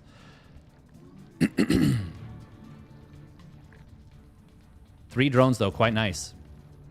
Shin. He is going to send quite a few lings across the map. 17 lings. Oh, but the Adepts are in a very nice position. Oh my god, it's 24 lings. He made a lot of lings. None of the Oracles are at home, though. We have 2 more Warp-ins available. He needs them. This was a pretty big commitment from Shin. Oh, meanwhile, the Oracle's on the other side of the map. Oh, wow, that was very close to being a kill. Behind this, charge and +1 starting up here for Skilos. Oh. Oh, wow, he found a second drone transferring over to this base. Skilos, nice multi-prong with the Oracle here. He's able to find... I mean, yeah, it's technically multi-prong, yeah. Oh, wow, he got a third drone. Yo, that is really nice. Delaying this 4th hatchery by a lot. Meanwhile, Skillis adding on a Templar Archives. Going to be going up to 66 probes very quickly. Oh, no. Oh, no. Oh. For a second, I thought actually Shin was going to let him get away with that, but that's a huge mistake on the Oracle. Miss-microing. Obviously, yeah, obviously meant to have those removed from the hotkey, but wasn't able to do so. That hurts a ton. That hurts a ton right there. Obviously doing his best Max Pax impression with the 2-1 Oracle setup. Two on one side, 1 on the other. But it did not work out so well for him there. Meanwhile, Hydralisk Den and a Baneling Nest coming in for Shin. Oh, it's just out of range of this Observer. Force field on the other side of the map is going to protect that sentry. +1 melee is now done. And we don't have charge or +1 done yet for Skillis. So this is actually going to be a better fight than Shin should be able to take normally. Funny to see the charge finish right there and let him get a little bit of a chase down. There's the scout coming in now, and he sees the Baneling Nest, sees the Hydralisk Den. It's going to be range first instead of speed. But obviously he's going to want both regardless. Storm is on the way. It's nearly done here for Skillis.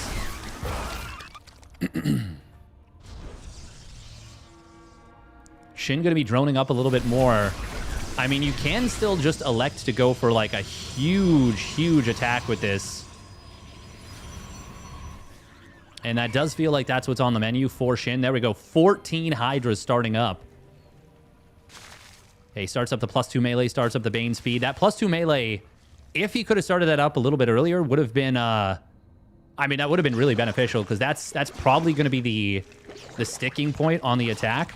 Now, he didn't queue up Hydra speed, but there we go. Only loses about 3 or 4 seconds on it.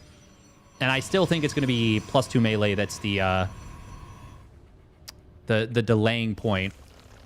Although, no, it'll be pretty close to timing out with the Hydra speed. How much Storm energy will Skillis have, though? The answer is it's going to be a lot. 81 probes. He's already up on 4 gases now. That's going to mean reinforcements galore. This is actually looking very promising for Skillis. Stasis wards all over the 4th base. Static defense at the 3rd. Static defense at the natural. Storms. I mean, how many High Templar does he have? He's got 6 High Templar already. And gonna morph in 3 more Archons. He might even get up to +2 weapons. If he Chrono Boost that a little bit, he will have that. Oh, he did move the Adept out of the wall. Storm on the left side. There's no speed yet for the Hydras.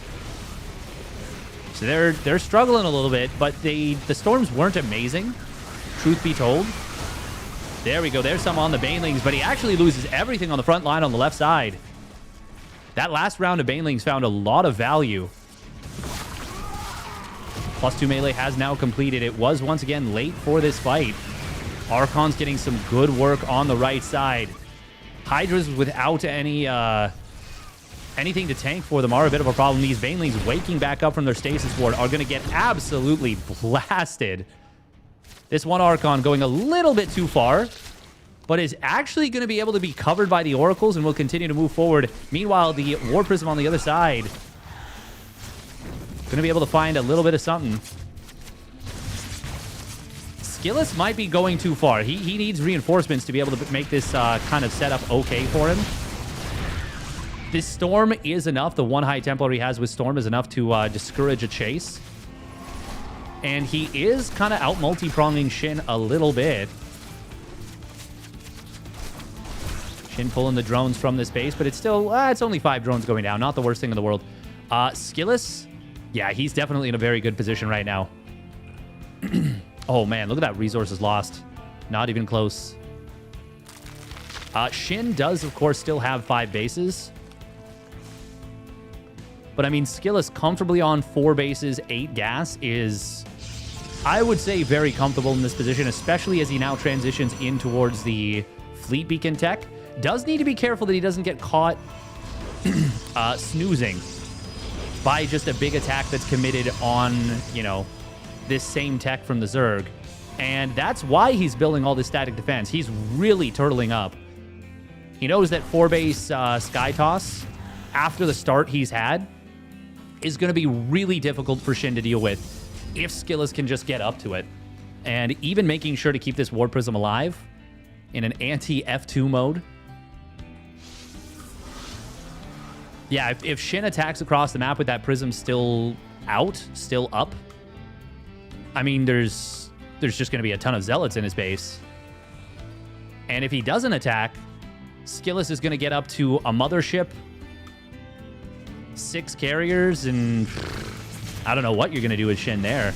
Shin doesn't even have an infestation pit, let alone a hive. Oh, well, these High Templar. Uh-oh. That is 6 High Templar out in the middle of nowhere, and he loses 5 of them. Oh, no. Oh, Skillus, that was so brutal. That just created a huge opportunity for Shin. Now another High Templar getting caught here. It gets taken down with a lot of Storm energy. Baneling's going to be able to find a lot of these cannons. Immortals super clumped up. First carrier is going to be hitting the field. Shin just got a huge lifeline in this game, but it's not even going to matter, I don't think. Skillus is losing some probes, and Immortals are going to get flooded by these Lings. Skillus with a ton of money in the bank. He is actually warping it aggressively on the other side of the map, and that will force his opponent back. I do think that maybe just warping in charge lots defensively might have been the better move. Saves more of his Immortals, crushes the attack even more, but even with 5 High Templar going down basically for free, I still feel like Shin is in a huge amount of trouble. Skillus is super comfy right now. That is not the greatest use of Cloaking Field. But Shin, I mean, I just don't think he can compete super well. Even +1 on the carriers in relatively small numbers is a big problem for Shin. Skillus going to retake the base on the right side. Oh, man, that's very unfortunate. Skillus was playing such a good game for so long. And then having those High Templar getting caught like that. I mean, it's the only reason this game isn't over yet. But I do still feel like even as this 5th base gets denied again, this is still just totally fine for Skillus. Yeah, the main thing is he needs to continue his upgrades, and he's got that +2 ship weapons on the way now. Zealots will get found on the top right, but yeah, that's still not enough for Shin to be okay in this game. Not with no hive tech. Now, Skillous, this is a little bit dangerous for him. If the High Templar don't get good storms off... Oh, well, hold that thought. They get amazing storms on the bottom side. And these carriers, they're just not even going to get touched by the Hydras here. GG gets called. Skillous will take game number 1. Well done. You're just kidding about Derpy stealing my show? No worries.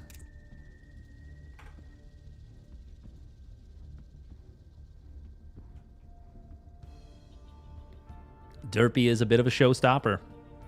What can you say? He's what the people come for, you know? Yeah, even after he got all those High Templar, it almost didn't matter as long as Skillous didn't die straight up because of the Stargate transition. If that had been a situation where Skillous wasn't building those carriers and he loses all those High Templar and then gets jumped, Shin probably wins like right then and there.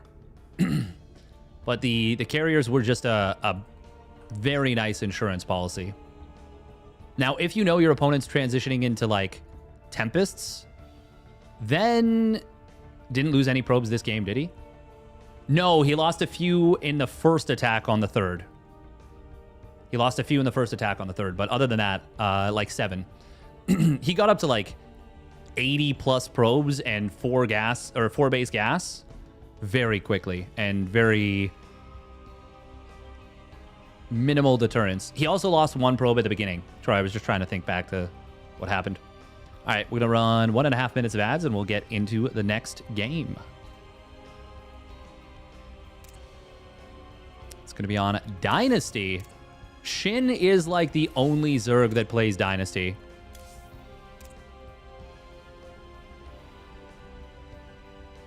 It's very funny.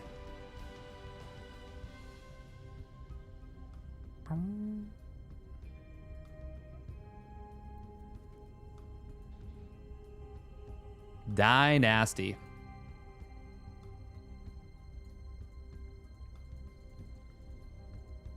Now, granted, well, actually, no, Dynasty is still pretty rough for versus Protoss, I would say.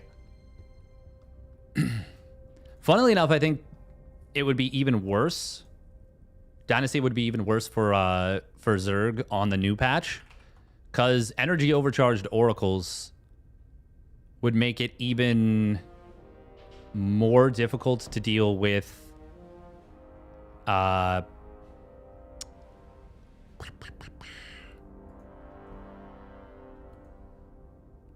don't even know. Brain just short-circuited.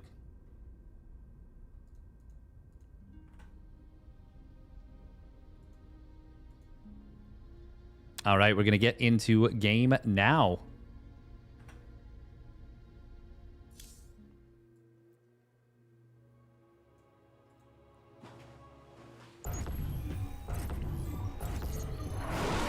Yes, that is, I think that's the case, Scorpion SC3. I think that, yeah, that's how I feel, at least. That's how I feel watching games and definitely playing games. Although, to be fair, there's a lot of room for improvement in my play. All right, here we go. Spawning up at the top right, it is Shin. Taking the drone, sending it onto the map, sending it across the map. And his opponent spawning down on the bottom left for Team Liquid. It is Skillous in the red. And he's like, well, you got to be taking the outside gold. So he sends a probe instantly there, which I think makes a ton of sense. What? Oh, what? Well, this is very bad for Shin. Why did the drone just, like, obviously he was scouting, but... yeah, the pylon block, obviously, that makes a ton of sense. This is such a late hatchery now. And, well, I'm glad Skillous took the one play that the Zerg player had, like, away from him. Like, he's just like, no, you may not. Unless you're Sarah Lorrainer. Yeah, exactly. Yeah, if you're Sarah Lorrainer or... to a lesser extent, Dark. But Dark just feels like he... Actually, no, Dark has been struggling a lot more in the late game recently. A lot more in the late game recently.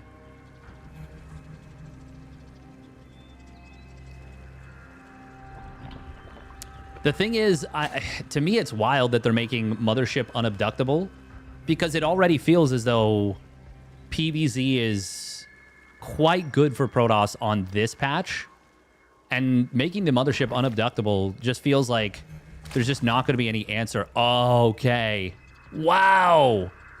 Looky at what we've got here. Okay, Shin, I got to hold that thought because this is something else. Pylon was completed, by the way, and I think Shin saw that. Yeah. Oh, no, he didn't. This is wild. Oh, this is so cool. Now, surely this is going to be something involving Ravagers, right? Twilight Council will not get spotted, but it also won't be super helpful here. Oh, man, this is crazy. When does he see the creep is my question. Skillus, I like that move. Starting the gold-based mining as quickly as possible.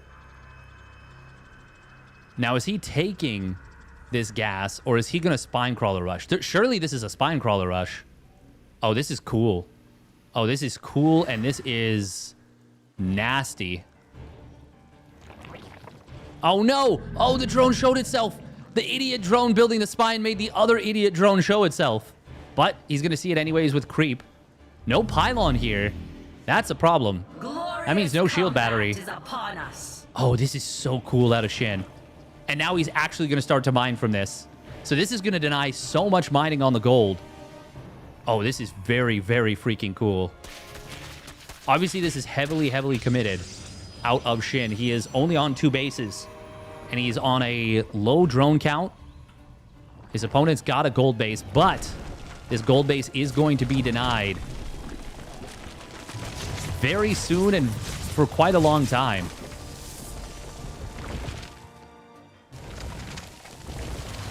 Oh. Skillus should retarget. Oh, he doesn't actually manage to get the kill there. And it will be a recall on this Adept.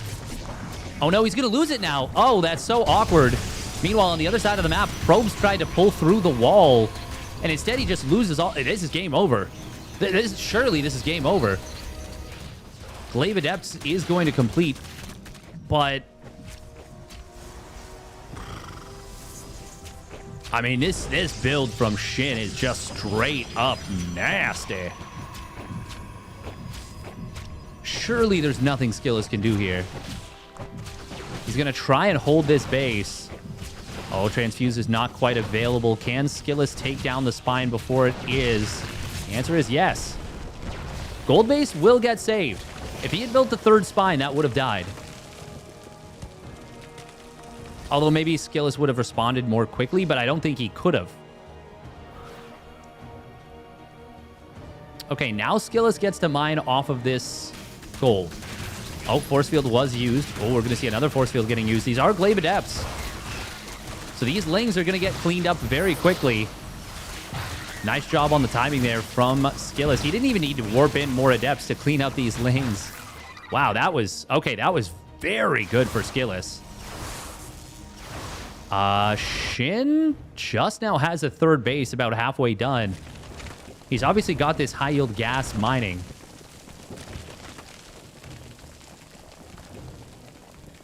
He obviously built the Spore Crawler. Oh, wait. Oh, my God. That actually outranges. No way. No way! What? Uh-oh. Oh, my God. He's going to lose the Stalker. That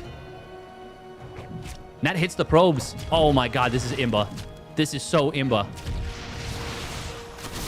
Okay, we return to our previous programming of Skillus being dead as a doornail. Nexus is going to get temporarily saved by the battery overcharge, but surely it still dies. Okay, no. We don't fight that. Why, just wait out the battery overcharge. There's no reason. Glaive Adepts. Well, they will find mostly Lings here. Not the greatest positioning for Shin, but I think he's just got enough stuff. Yeah, he's going to be able to clean this up.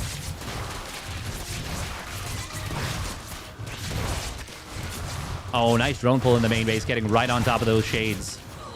Only 2 drones falling, and surely this Nexus will fall. Eventually. 1 more set of vials.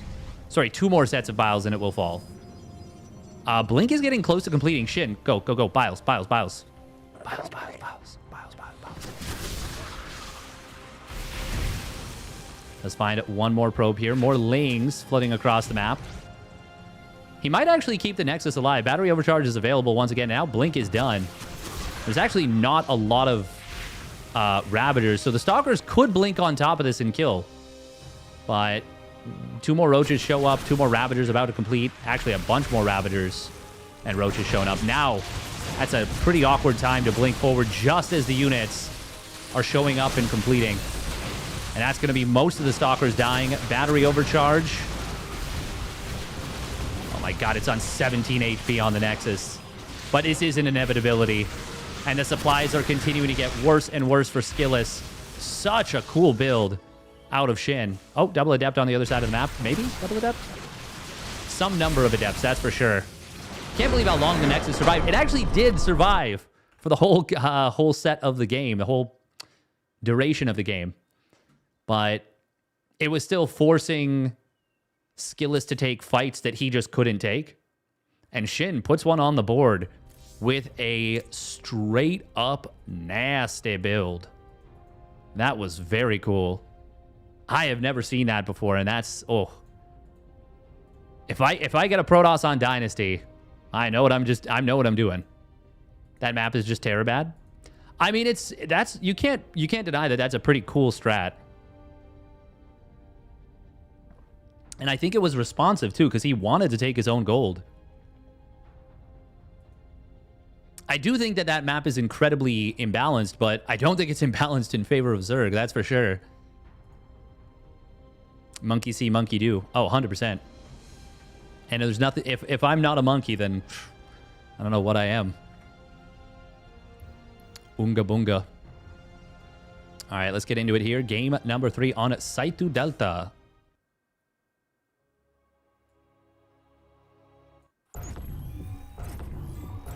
God, that was a cool build. And that resets the series 2-1 apiece. Wondering what's the temperature in your room? Wondering if I should wear clothes and save on heating? That is totally up to you. This is just a comfy sweater. This is my casting sweater. I'm actually not sure what the temperature is in the room. It's like 20, 21.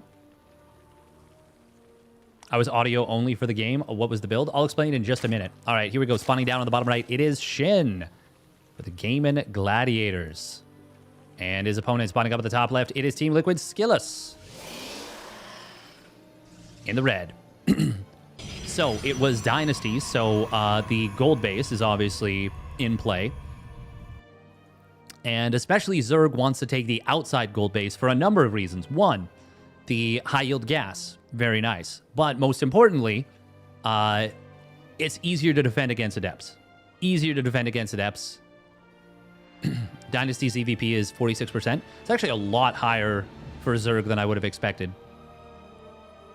But yeah, so Skill has sent a probe immediately to his opponent's gold base to block it, because he's like, I know Shin is probably going to take the outside gold, because that's the best way to play as Zerg. And that was the plan for Shin. But he got blocked. The Skillous built a pylon, let it finish. And then Shin was forced to take his hatchery at his outside natural. Because you never want to take the in-base gold as your natural. It's going to be a bad time. Glaive Adepts will abuse the living crap out of you. So then Shin went for a third hatchery at his opponent's gold, but positioned it in such a way that it was still able to optimally mine the high-yield gas, but it didn't show itself until it finished and creep completed. Skillous went for a Twilight Council, tried to go Glaives, but Shin went for the 2 Spine Crawlers and a Spore, was shut down mining at the gold base for a really long time. Then he went into Roach Ravager behind it and got just a ton of work done. Are Imperial units popular in Canada? We have a weird situation where it's like a split. Like some of them are Imperial, some of them are metric. So everything that's like fluids is pretty much metric. We use milliliters and liters.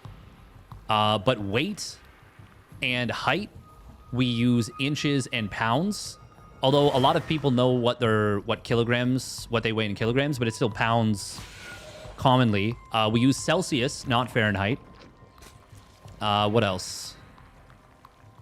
Oh, Adept gonna shade forward here. Drones try and pull, but it's a late pull, and it ends up being a little bit clunky on the control with the Ling, so he loses both very quickly. Still won't lose any drones, and that's the main goal.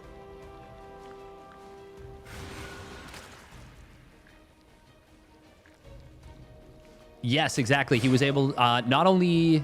Oh, Skillus just missed out on 2 free drones. Would have at least gotten 1.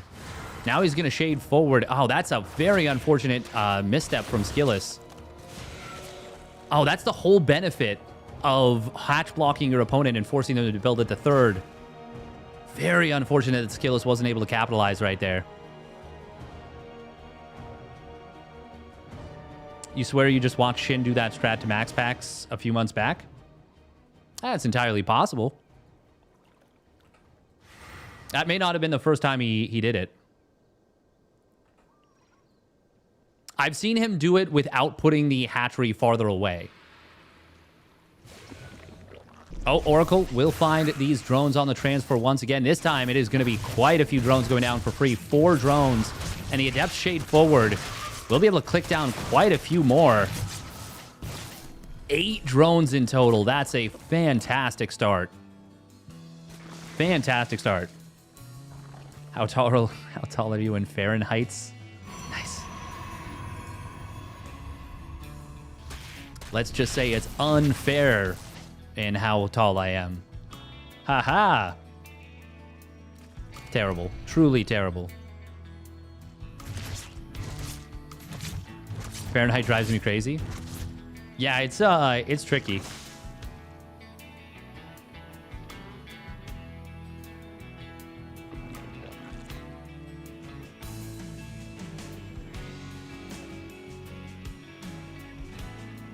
Farron to drive is, I assume that's German.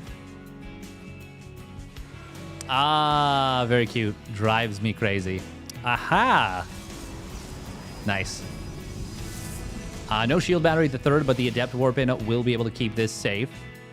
We do have 2 more Adepts that have slipped in on the right side. Good job from Shin. I don't know if he saw anything. I don't think he saw those Adepts slip out to the right side, but he's very clearly read something. Oh, wow. Oh, now this actually might draw Shin's attention away. This is a cute little move from Skillus. Oh, but Shin is on top of it. Good job right there. Very nice setup from Skillus that could have found a very unprepared Shin. But instead, it's not going to be that bad. Double Oracle on the third, but there are queens in position. Yeah, I got to say, good positioning from Shin here. No, great positioning, honestly. Oh, and now he gets the jump on these Adepts. Those should go down. Oracle will show up to try and save them, but I think he's going to get all 4. Yeah. Too good of a jump. Oh, but the queens did move a little bit out of position of this third base, and that allows Skillus to still find a little bit of damage. Well, 5 drones is not that small. That's quite significant. But compared to the loss of the Adepts, not super amazing. Skillus almost lost this Oracle. Overstaying a little bit. Wait, did he... Oh, wow. He was really late to start up his Twilight Council upgrade. Charge just now in production.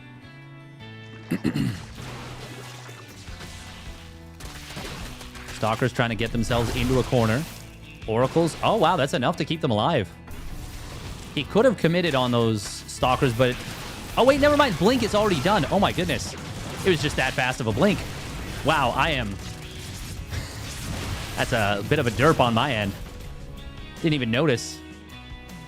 I just saw that it was relatively quite quick. Swarm hosts. Okay. +1 missile and roach speed on the way.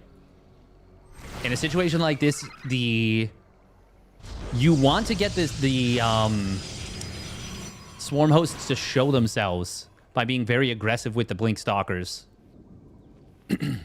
No Nidus Worm just yet. Surely this is... Yeah, there we go. I was going to say, this has got to be for that. This will be a bit of a missed timing from Shin in terms of when he could have launched the first Locust Wave. Like, he could have the Nidus Worm, you know, popped by now. And Locust Wave starting up. But there is still some... I mean, there's still going to be a ton of power here. Now, if Storm ends up being done for the first Locust Wave and you're able to Storm it down, that can be very good for the Protoss. Oh, there's the Nidus Worm on the left side. There's one shield battery here, but it is very exposed. Could, of course, potentially pop battery overcharge to try and keep this base alive.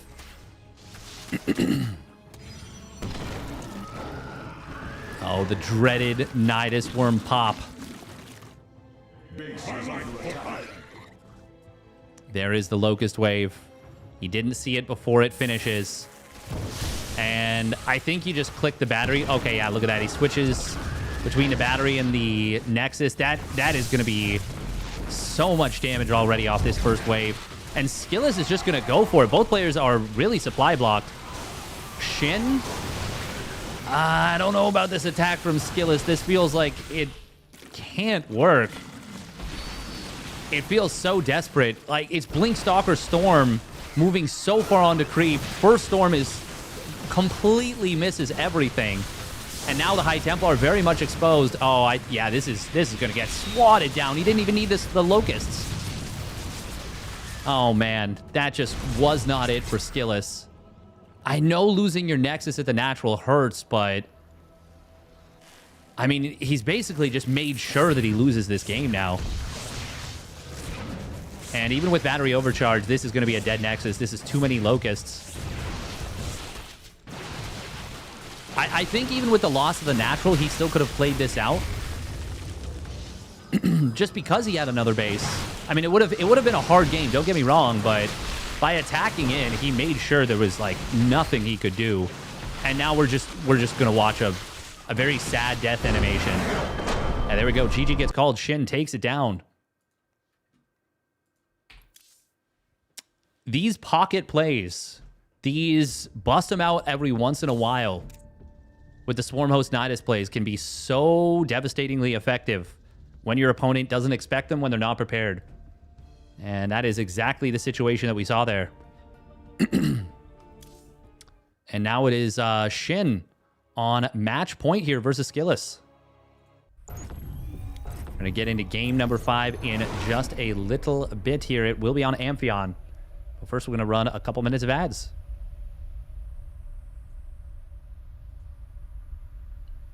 I take 110 Fahrenheit over freezing. Yeah, for me, I can always take off layers. Or sorry, I can always add on layers, but I can't take off, you know. I can only take off a certain amount before you're just naked.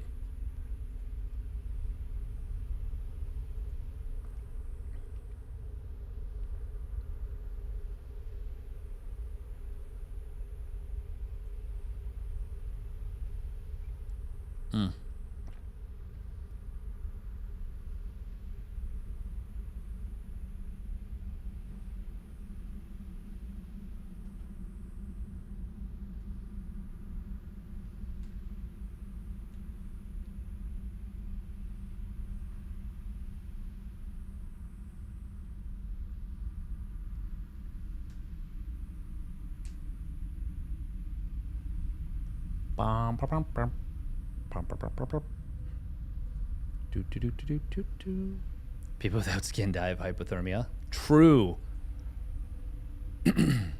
There's also some other issues that arise in a health sense. Oftentimes it is not good for the body to have no skin. Traditionally speaking, at least.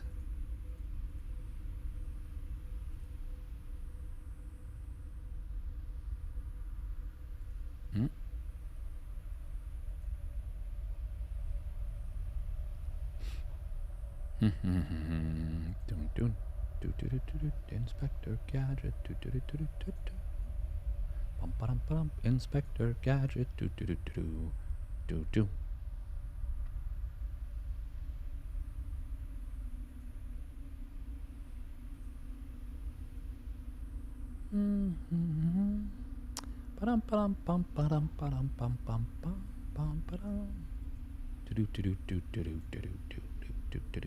Inspector Gadget.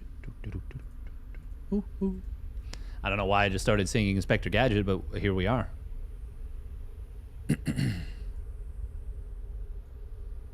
Inspector Swarm Host, exactly. All right, let's get into it. Game number 4. Spawning down on the bottom left, it is Shin for the Gaiman Gladiators. And his opponent spawning up at the top left, it is Team Liquid's Skillous. In the red. How are you supposed to react, counter that Swarm Host strat? It's crazy damage, too easy to just snipe Nexus in and out. It is really difficult. It is really difficult if you don't see it coming. But it's like the one strategy Zerg has that if you don't scout it, it just kills you. Well, actually, even then, it's not necessarily it just kills you. Oh, wow. 14 hatch coming in from Shin. This was Overlord 14 hatch as well. That's weird. Super, super weird. He was really convinced that he was getting hatch blocked. This actually does, like, handicap your build a lot. Your larva capped. Yeah, this is... I don't like this. I don't like this much at all. But yeah, the big thing is you got to have vision of the potential places where your opponent could do it. It honestly, 3 games into a series, into a best of 5, it is a really difficult thing to stop. Really difficult thing to stop because you're so focused on the other aspects of the game. You're focused on, you know, playing a standard game. You just got cheesed in game number 2, and it really caught you off guard. Game 1 was a, you know, a really, it was a game that went really well for Skillous, but it was also a game where the wheels almost came off despite a really good start. Like losing 5 of the 6 High Templar, that's the kind of thing that even though he won the game, and he won it pretty easily from that point on, it's still easy to look at that as like an, oh my god, I'm so dumb, how did I do this? As opposed to a like, well, other than that one mistake where my High Templar were just, you know, a little bit out of position, I played an almost perfect game, or not even a perfect game, but an impeccable game. I would say no, you do not want to go Phoenix against that. Realistically, yeah, you just kind of have to be on the lookout for it. Because in any best of 5, best of 7 series, especially against a hyper-aggressive player like Shin, yeah, a Swarm Host Nidus play is very much on the table. It's on the menu. The thing is, if you do shut down the first Nidus Worm or the first Locust Wave, it's pretty difficult for Zerg to play the game out from there. Not impossible. Definitely doable. But not super comfy either. Now, we are going to see Skillous going for a Twilight Council and a Robo this game. We'll see if it's going to be DT drop or if it's going to be Resonating Glaives for the 4-gate Glaives attack. Skillous has some good YouTube content recently. Yeah, I've heard. It will be the DT Shrine.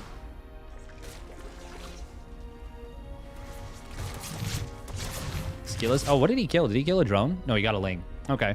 I mean, a Ling for no damage on your Adept is certainly not bad.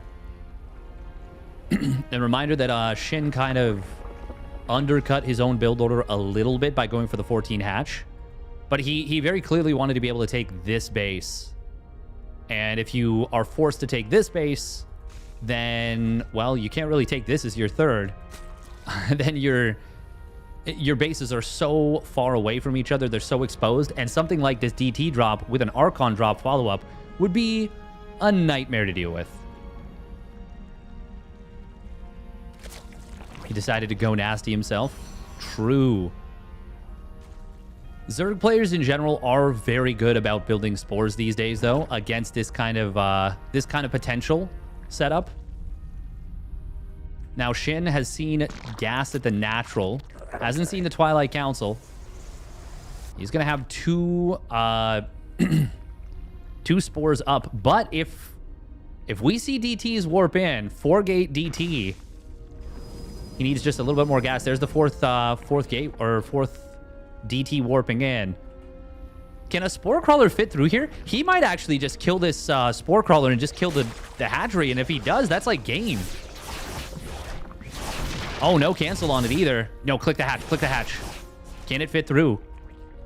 He kills this. This for sure goes down. There's no way to transfuse. Okay, Spore Crawler does fit through, but he's gonna get the kill on this. Oh, don't let him hold position, lock you in. He won't be able to. That is so good for Skillous. That is as good as it gets. Oh, man, that's the dream scenario right here. Now, I think we're going to see these Lings, this massive number of Lings that Shin made, get the cancel on this Nexus on the other side. So that's something. The Prism did not beeline at home. Yeah, he's going to get this base for sure. Oh, that's going to turn into a slow warp in. Oh, that's actually really awkward for Skillous now. DTs will get back home. They will be able to... Oh, look at that. Actually, hot pickup micro on the Adepts. Very cute. Somehow both Adepts ended with 22 HP. Kind of nifty. Now, getting the cancel does kind of put Shin back in this game a little bit. Actually, not even a little bit. It definitely puts him back in this game. But it's a very uncomfortable situation. Now, oh man, imagine the DTs immediately went home. They beelined it home and defended this Nexus. Skillous would be able to hit a timing that I just don't see how Shin could ever hold. Skillous is a little bit supply blocked. It's actually blocking production of Immortal. And he's not producing probes either. A little bit unfortunate for him. Oh no! Oh no, he lost the Prism! Oh no! Oh, that's a huge blunder. He didn't manage to recall both Archons either. And now he is going to lose this one. It will get some kills. But obviously you want to keep that alive. We're seeing Skillous moving out with a push. Oh my god, imagine this with another Archon and the Prism. This, oh my god, this is so bad because he's trying to hit a charge lot timing. Oh man, losing that Prism. This was, I'm going to say, this was almost a free win if he doesn't lose that Prism. Oh, loses one Archon right here. Zealots very late into the fight. They could have warped in right away. He does kill the Roach Warren. Should we see Skillous rotate to the left side? He's only on 49 probes. He actually does need to get a lot done with this. Shin is trying to add on a Spire. Oh, Force Field's barely dodged there. Remember that they are playing with ping. Forge produced now, and probe production just restarts. But if Shin holds, he's on a fantastic economic advantage. Chargelot's going to try and get in here. Force Fields... I mean, the Immortals are shooting Lings mostly, so they're not getting the preferred targets of the Roaches. Now some good Force Fields come in, will trap some of these units, but once again, no Prism. Oh man, the loss of that Prism was so devastating. Shin able to start up 9 mutas during all this. Now this should be a bunch of Archons. This still looks so deadly. We're going to have 4 Archons starting up. Immortals will be able to tear down these this debris very quickly. Shin? Oh, this is super awkward. He actually can't squeeze his army through this position easily.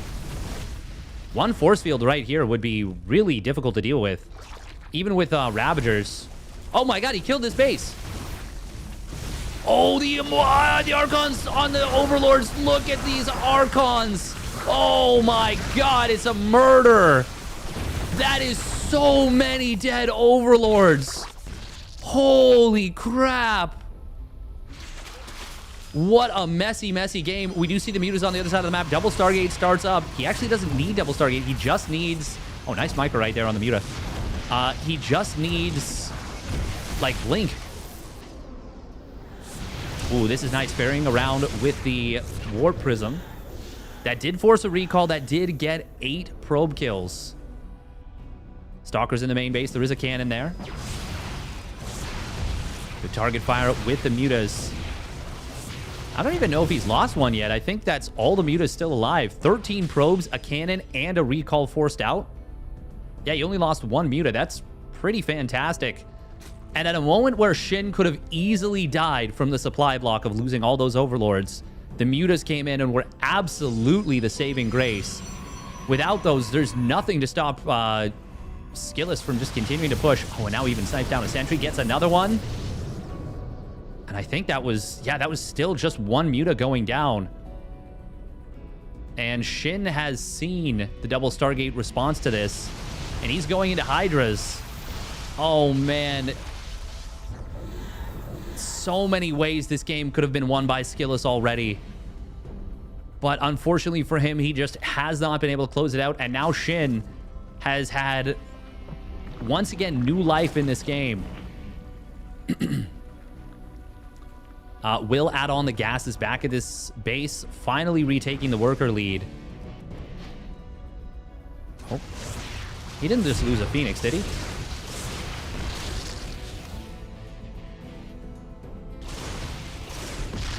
Don't think so. Skillus? He actually doesn't have a lot that deals with Hydras super well. Well, so there's no Storm. Archons and Immortals can be very good. +1 is done for both players now. +1 missile just completed. Lurker Den, though. I mean, these are going to be Hive-less Lurkers for a while. He just now starts up the Hive. Does Skillus need to attack right now? I don't really think that he does. His opponent's only on 3 bases. I feel like expanding would be the play. Just clean up the Mutas with your Phoenixes. Take another base, maybe get Storm. You will see these Mutas. They should get all chased down now. Oh, unless...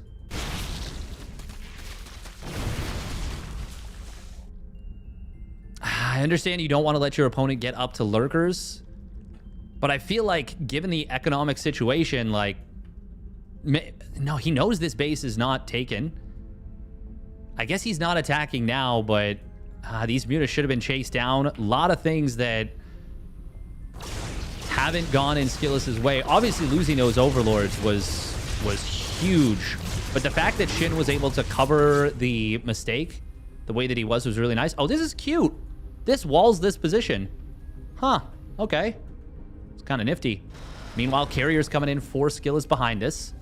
Those are obviously going to be a good answer to the Lurkers, but they don't build as fast as the Tempests. That is important to note. Nexus just now completes. It is faster than the Protoss, or than the Zerg. Wait, did he? Why did he cancel that? Shin is like pretty all in, to be honest. Oh man, if these Mutas find literally any damage, that's pretty nice for them. +1 air weapons is done, by the way. So the Hydras, even against like 3 to 4 carriers, will not have a super easy time of things. First 2 carriers are just about to hit the field. There's no Storm yet. Skillus has to be careful about taking a bad fight right here just before a bunch of tech comes online. Oh no, the High Templar already loses 2 of them for free. Oi, oi, oi, Skillus, no.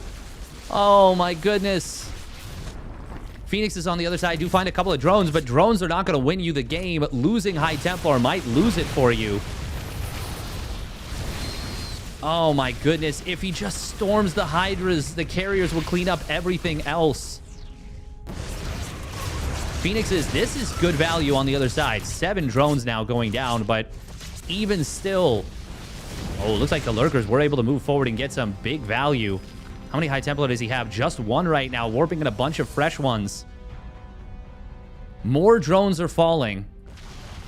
I do feel like the Phoenixes... Oh, man, he's actually found so many drones. 18 drones just went down in total. Oh, uh-oh. He has moved very far out of position here. How many Hydras are there on the field? Oh, he's going to lose +2 air. That is big. So many probes going down to the Lurkers. He got caught so far out of position, and that is a lot of Lurkers sieged up. They do have range. Carriers trying to come in from multiple angles. Not the best because they don't have a whole lot. Corrosive Vials landing on one of those carriers.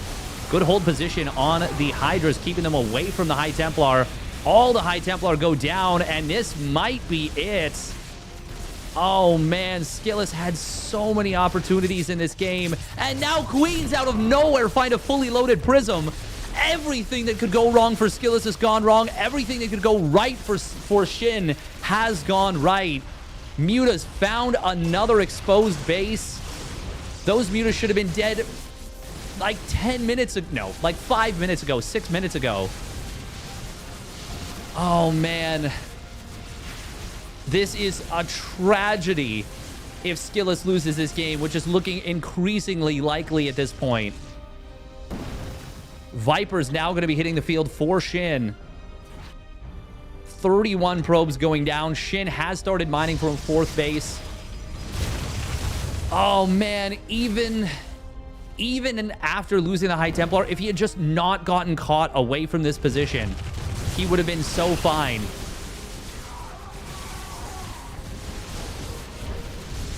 Good micro with the Hydras, keeping them away from the storms, making sure to not let those High Templar get the juicy storms they desperately need. And at this point, this is just a losing proposition for Skillous. There's just nothing to be done. He needs to hope for a mistake from Shin. He will pop the cloaking field. He does take down the detection. Oh, that's going to be a couple Lurkers going down. Shin was very quick on the retreat, though, and there's just not a whole lot that he can do beyond just saving the base. And he's saving one of 2 bases. Yes, it's his freshest base, but it's against a Shin that is now, relatively speaking, flush with cash. Obviously, he's super poor, but in the context of the game, he is rich as it gets. A couple of Phoenixes getting caught away from the army. There's no Time Warp. There's no Cloaking Field. There's only the Mass Recall. Meanwhile, Ling's on the other side of the map. Oh, that's going to be a recall, but he's going to lose this Nexus, I think. Oh, he does just before. Oh, man. Everything that could go wrong for Skillous has gone wrong in this game. He was in such a good position. You gotta hand it to Shin, though. You gotta hand it to Shin. A lot went wrong for him in this game, and he maintained composure very well. And Skillous, I mean, he can't attack here. There's no way. There's no way he can attack. I mean, I know that rebuilding Nexi is probably not going to be it. There's still 3 Mutas alive. Somehow, there are still 3 Mutas alive. Even now, if Skillous had +2 air, these carriers would be actually so scary.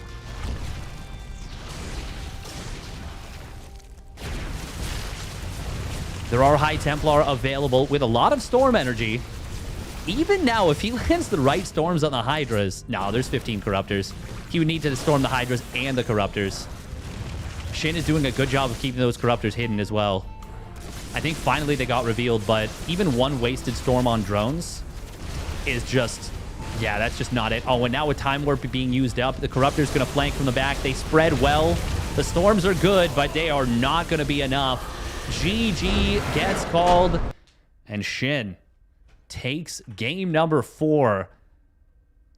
That was a super scrappy game.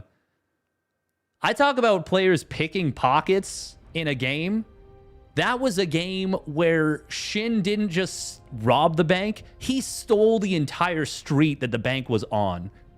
He just actually did the Age of Ultron, just picked it up, scooped it out of the ground, and carried it back to South Korea. He stole that entire game.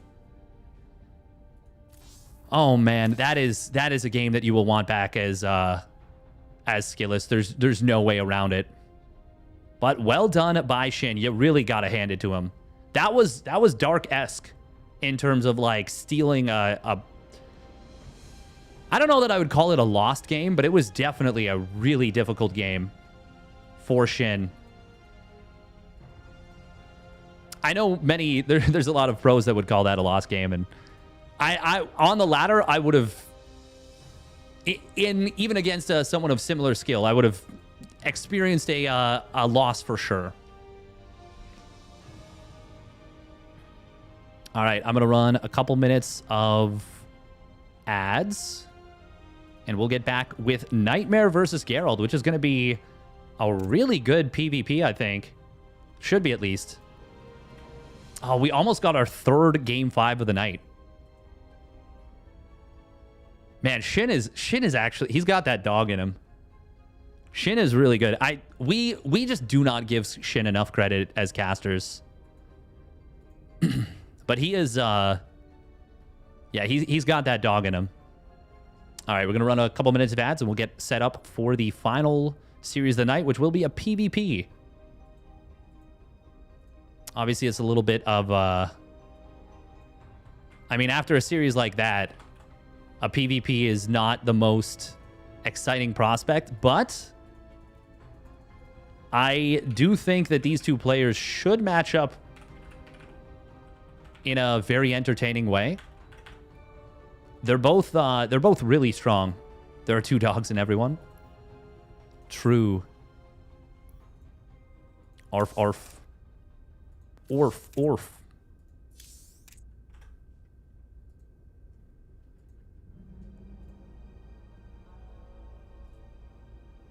Yeah, Shin just had no quit in him in that game. That was very impressive.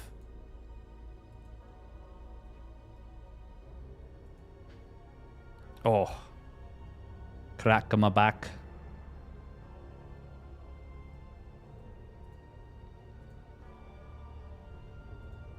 The last 2 months, Shin has been consistent and not just aggro. I mean, he's always been a player that was willing to go late game. It's just that his late game isn't as good. And it's still not as good, for sure, as the rest of his play. But he's gotten a lot trickier about switching things up. And he was already pretty tricky in general.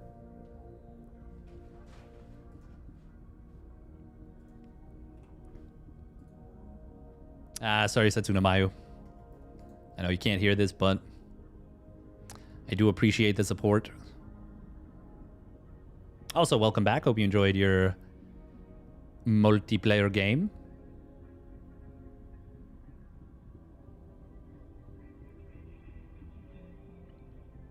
Phoenixes build fast. They only take 25 seconds to build. Wow. That is something I just didn't know. I just didn't know that. Also, Void Rays and Tempest build at the same rate. Tempests are really inexpensive too. Like for like what they do. Heavy supply cost, 5 supply.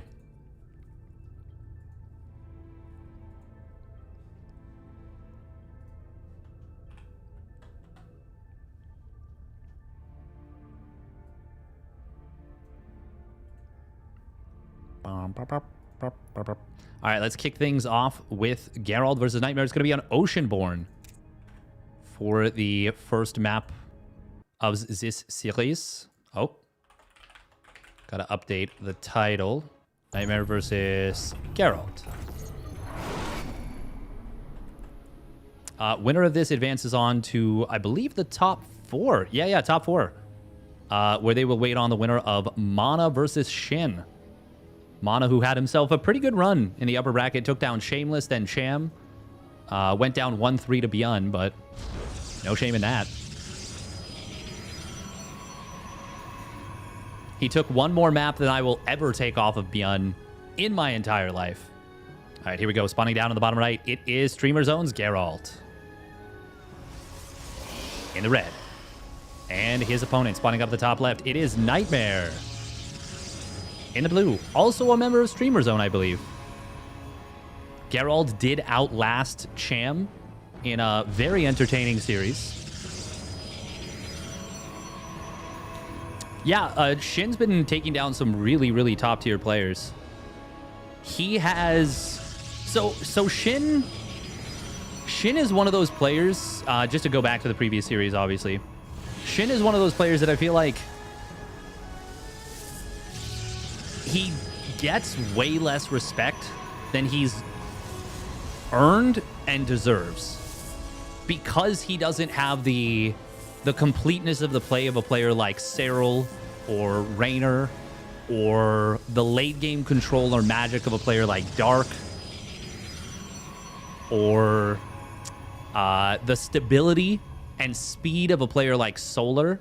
Like, Solar is a player who plays very heavily macro focused, but his macro, his timings, just about everything he does are phenomenal. They are magnificently good.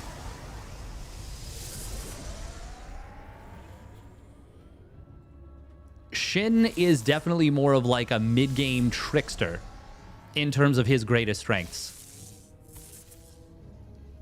But he's becoming even better at that, to the point where now some of the players that he would have lost to before, he can now kind of, I would say, dominate a little bit. I will still say, the funny thing is, too, he's gotten so close to taking down Maru in the last little bit, but Maru is still, like, crazily dominant. Oh, we didn't block the Nexus, did we? No, surely not. Surely it's fine. It is going to be double Adept versus double Stalker into, well, 2 more Stalkers from each side. Oh, Geralt actually letting the pylon finish. And, I mean, that's pretty good against double Adept. The Adepts take a long time to kill pylons, and you can see he's adding on the probes for their extra DPS. Oh, I was going to say that's going to be misplaced if we place that there. Weird position to put this.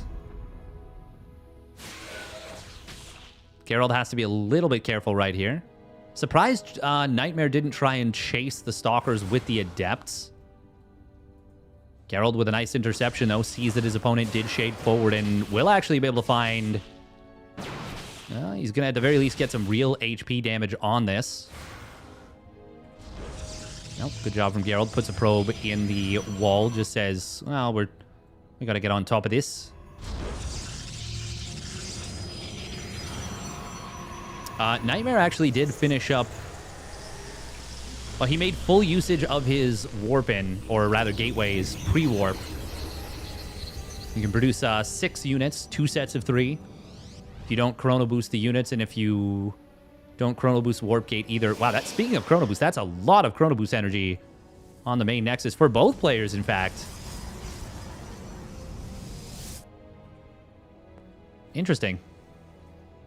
Geralt, is he going to blink or focus a ton of his chrono on blink, I wonder? Nice wall, but not able to pull that one probe back in time. So Nightmare, well, he will be able to just get out, I think. Yeah. Oh, it's a recall. Geralt getting discombobulated a little bit by the speed of that setup. Now we see the chrono boost energy being all spent. 3 chronos were active at once there for a moment. Both players do have blink on the way, but obviously as Nightmare got the very quick robo and prioritized that, he does not have his own blink anywhere near as quickly. But considering he got a tech building, it's close. Relatively close. Oh, no, the double adept summon out in the main. Oi, oi, oi, that's an oopsie-poopsie out of Geralt. Nice probes around on top of this. Wow, somehow he only lost 3 probes. I thought for sure that was going to be a lot more damage, but that wasn't the worst thing in the world. And Geralt does have a quicker third Nexus.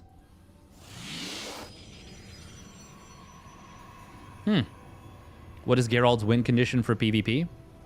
A lot of times, he just plays for the late game. Although in the last few games that I've seen of his, he's actually been a little bit more flexible about trying to end the game early when he's got an advantage. But I do feel like he just loves his disruptor play so much. This is not the worst thing in the world. This is just a tribute. Nice. Geralt is skipping the Robo for quite a while. There we go. Fires it up now. I wonder if Nightmare might try and take advantage of this as the series goes on.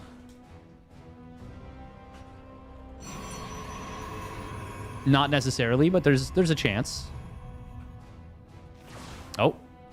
Geralt, unfortunately, showing these couple of adepts. And that will let the Blinky boys chase this.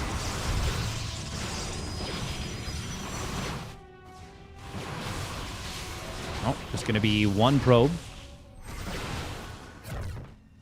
And Nightmare with a good defense overall. Good defense. Good defense.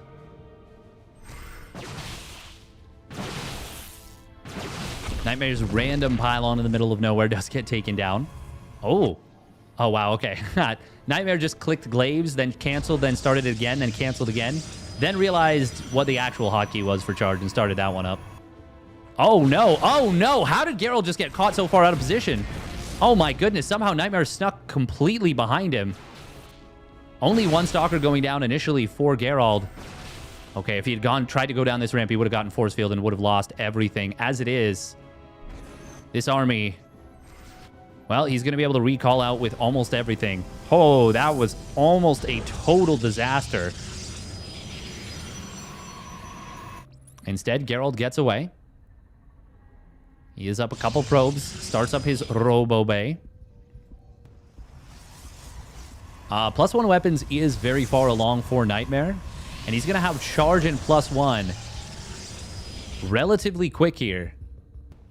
Oh, it's going to be a Templar Archives as well.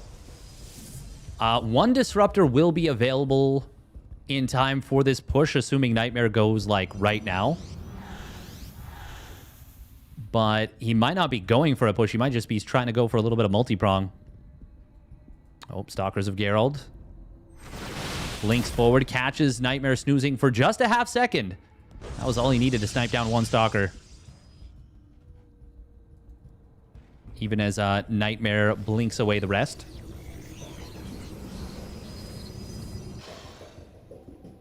If Geralt manages to survive up to like 3 or 4 Disruptors, I mean, he's cruising in this game. Archons are not great units against Disruptors. No recall is available. Not for another 25 seconds. Oh, and Geralt's going very deep.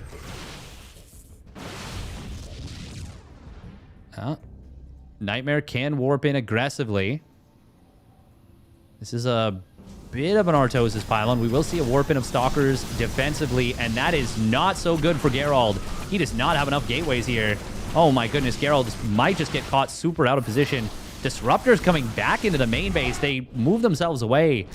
Stalkers of Geralt are getting chased around. He needs to just run away here.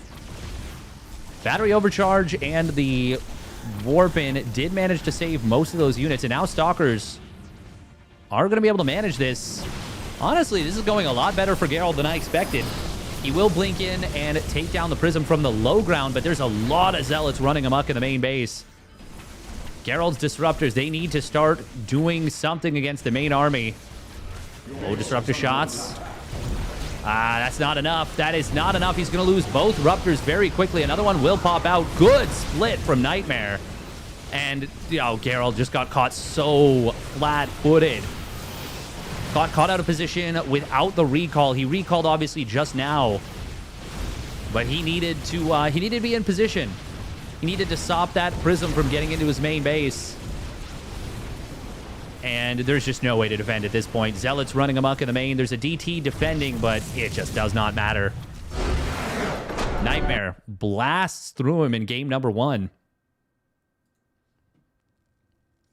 Geralt skipped Immortals. He did, but it's more so than anything that he was just completely out of position. I actually think skipping Immortals in that situation, if you can get out a couple ruppies, can be fine. There is still a vulnerable timing, but being that aggressive with the Stalkers just was not ideal. Will Shin play more today? He will not. He will not.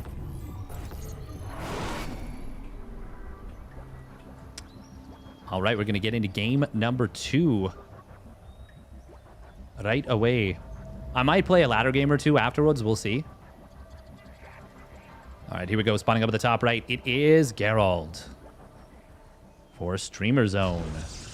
And his opponent spawning down on the bottom left. It is Nightmare in the blue.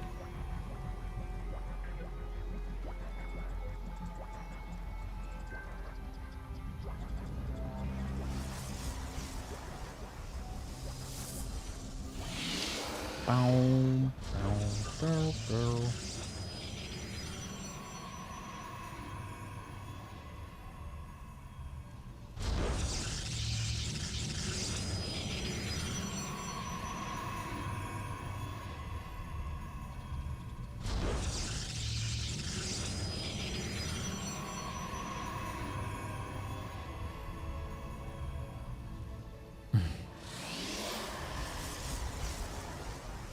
All right. Game number 2 on Alcyone. Yeah, everything just kind of came apart there for Geralt. Nightmare definitely made Geralt's life difficult, but Geralt also was trying to make plays at a timing that he should have just been focused on teching. Should have just been focused on teching and defending. And that's just risky. And he'd already gotten caught on the map once is the other thing. Oh, how we got the spam start-stop on the micro. Very cute. Both players doing what they can, but I mean, once you put a probe on your opponent's probe, oftentimes there's not a whole lot you can do. Or, well, there's not a whole lot your opponent can do.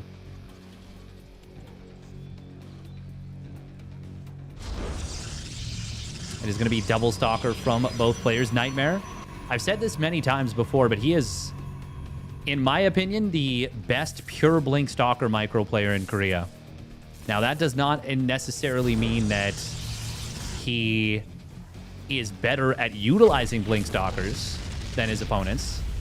Or specifically than Hero, because Hero's the best at it. Oh. This is a little bit funny. Geralt feeding XP to the probe. Feeding the kill. Once again, Geralt going to let this pylon finish. Better than Hero, better than Parting. Well, Parting doesn't play anymore. Parting is inactive. But in terms of just pure Blink Stalker micro, I'm not talking about the utilization of the Blink Stalkers, like blinking into concaves, etc. But in terms of like the individual micro back a Stalker as it takes damage, yes, I do believe Nightmare is the best. The best in the business. This is going to be 3-gate Robo, by the way, on a Nightmare here. Already up 1-0 in the series, looking to put the clamps. Looking to win this game number 2 very quickly. Put himself on match point. Geralt's got to be a little bit careful. He does not know that his opponent has not expanded just yet. That's potentially a big problem. Oh, Stalker's going to warp in. Uh-oh. Geralt does have energy for recall. He will find one of his opponent's pylons, but he is going to lose at least 2 Stalkers. He might have... Wow, that's still really bad. That is so bad, actually, for Geralt. Oh, I don't think you commit to holding the natural right now. I think you just give up the base. I mean, I know he's got 1 shield battery done. He's going to have battery overcharge, but losing 2 Stalkers early like that and then committing to holding the base, I just don't think this is an option. That is so many Stalkers right here. Yeah, and now he's going to cancel the one. Oh, he could have canceled the Nexus. I think he should have. I think he should have. Now he just has less money. I think even a shield battery on the high ground would have been called for. But now Nightmare can expand. He can get a Twilight Council. Or he can just try and end the game himself. Also, this Warp Gate is so late. Oy, oy, oy. Yeah, I would agree that these players both have a very strong PvP. I think Nightmare's is super, super sharp, though. And that can be very difficult to deal with. Okay, that's cute. That's cute with the probe. There is an Immortal now out for Geralt. Or rather, Nightmare has already killed one of these gateways, though. And this other one is getting whittled down. I'm going to see Adepts warping it. Oh, the Warp Prism was a little bit too far away. Oh, that was a bit of an oopsie for Nightmare. Misplaced Force Field actually ends up working out better for Geralt than if it had been perfectly placed, because the Adepts just walked up the ramp and got themselves into Trub. Nightmare, I really feel like he should have expanded behind us maybe right away. He's really trying to force the issue. He's actually going to ferry to the high ground. He did catch his opponent's Immortal away from the battery, and there was no energy for... Wait, did he already use battery overcharge? I don't think so. I think that's recall, right? Oh, I'm not even sure. Not even sure off the top of my head at this point. But it doesn't matter. This is going very well for Nightmare with no battery overcharge. And as one Immortal falls, second one loses its barrier. There's enough Stalkers to one-shot his opponent's Stalkers, so he just switches to those. There's the battery overcharge, but, I mean, we're well past the tipping point of one Immortal with battery overcharge doing the job. Nightmare, good Stalker control. Probes are going to pull into this one, but, oh, Geralt just going to tap out. GG, Nightmare gets it done. And we'll move up to 2-0. Match point here for Nightmare to make it to top 4 of the OSC midseason playoffs. All right, we're gonna run a minute and a half of ads. We'll get into the potentially final game of the day, or we could see a little bit more. A little bit more.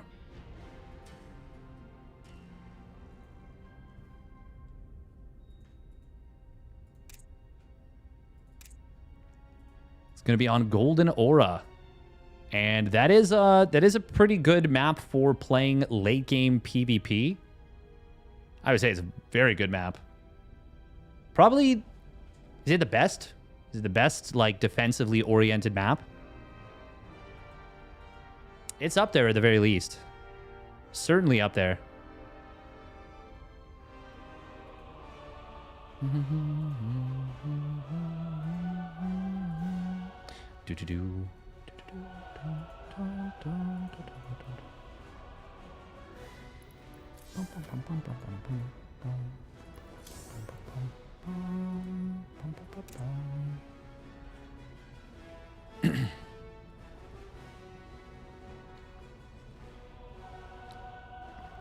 Should have some water. Very important, of course, to stay hydrated.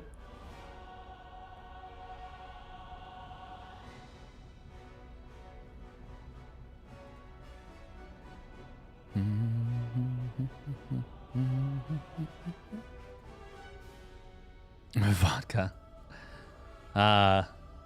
Absolutely not. I don't drink actually very much anymore. I don't think I've had vodka in a very long time, actually. It's been quite a while. Quite a while.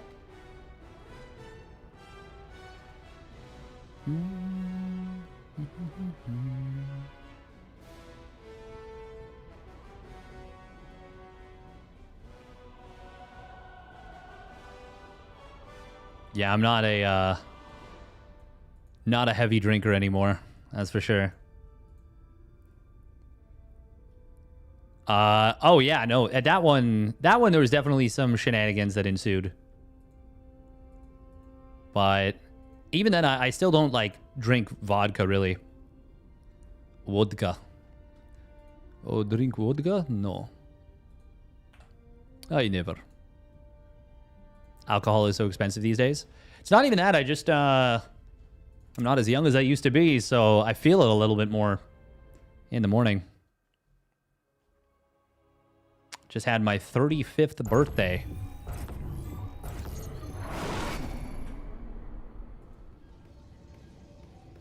All right, let's see.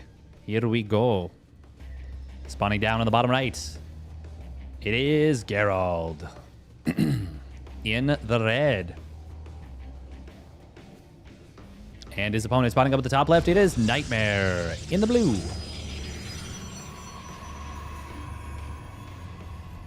How's the lumbar holding up? I mean, I've started going to the gym a lot more with a focus on just, you know, conditioning to make my body durable. So it's pretty good.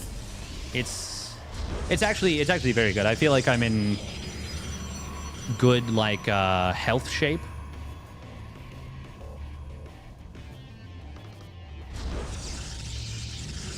Since I started going to the gym seriously again, so like maybe like 2 months ago,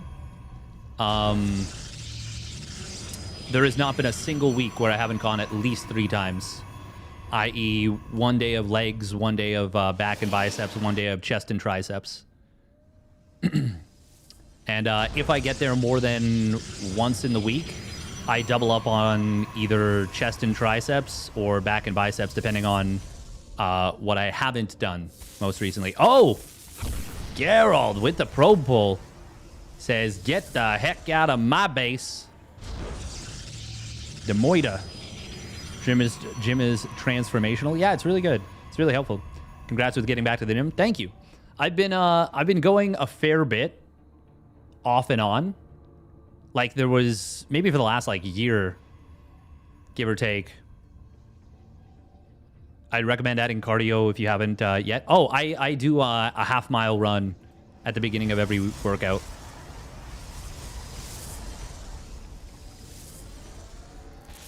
Yeah, that's just to warm up my body, warm up the muscles, so that it decreases my chance of, you know, pulling a muscle or just hurting myself in general. That way I don't have to worry about form. I just, you know, my muscles are warm, so how could I possibly hurt myself? I don't even need to work on my form. Heh. Have you measured your body fat? No, but they apparently have a scanner at the gym that I go to, and I want to see what it is. So I'm curious.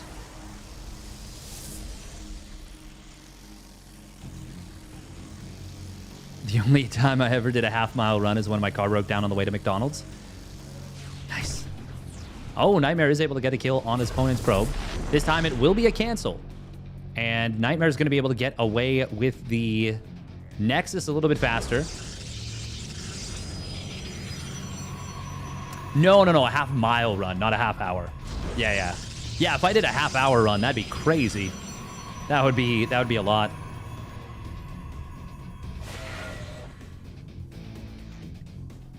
Yes. Back when I was in really, really good shape, i.e. going like 4 to 5 times a week, I was doing a full mile run on the treadmill at the beginning of every workout, and I actually got my mile to sub 6 minutes. The fastest I ever ran on the treadmill was 5:43, which I was pretty proud of. I was very proud of that. Now I'm back up to a half mile that's at a 6-minute mile pace, so literally right at 3 minutes for a half mile. But I mean, keeping that going for an extra... Oh, pardon me. Oh, okay, no, not going to go for the shade. Keeping that going for twice the distance is... it's tough. It's definitely tough. Probe on the bottom side. Is Geralt going to go for a proxy DT shrine? Yeah, he is. He has not yet started Blink. Oh, that's definitely proxy DTs. Oh my god, no way. But also, he's not going to find it if he doesn't adjust.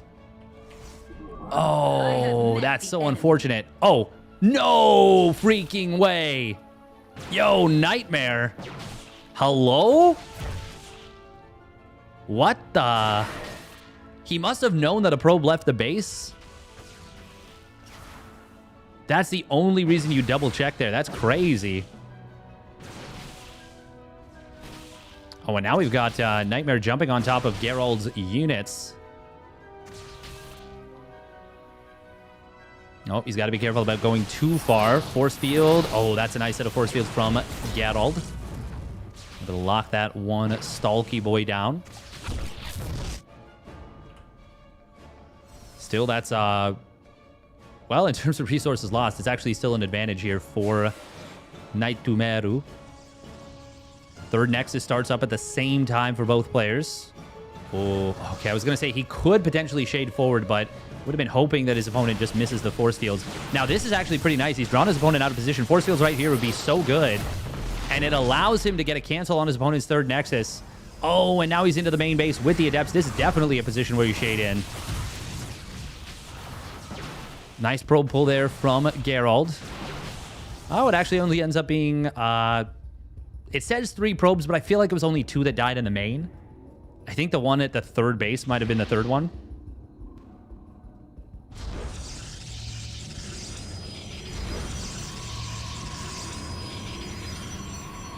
Nice. Congratulations, Pashka TLT. That's impressive. It is tough. It is tough to make it happen. Yeah, during COVID, I got up to...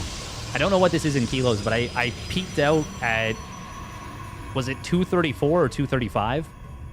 Doesn't really matter. Regardless, it was up there. But I'm now down to 205. The goal, the long-term goal would be to get down to a lean to 185. But that would be a long way down. I'm actually not that tall. I'm like 5'10", 5'10 and a half. But I have really thick legs. Like, my legs are surprisingly beefy.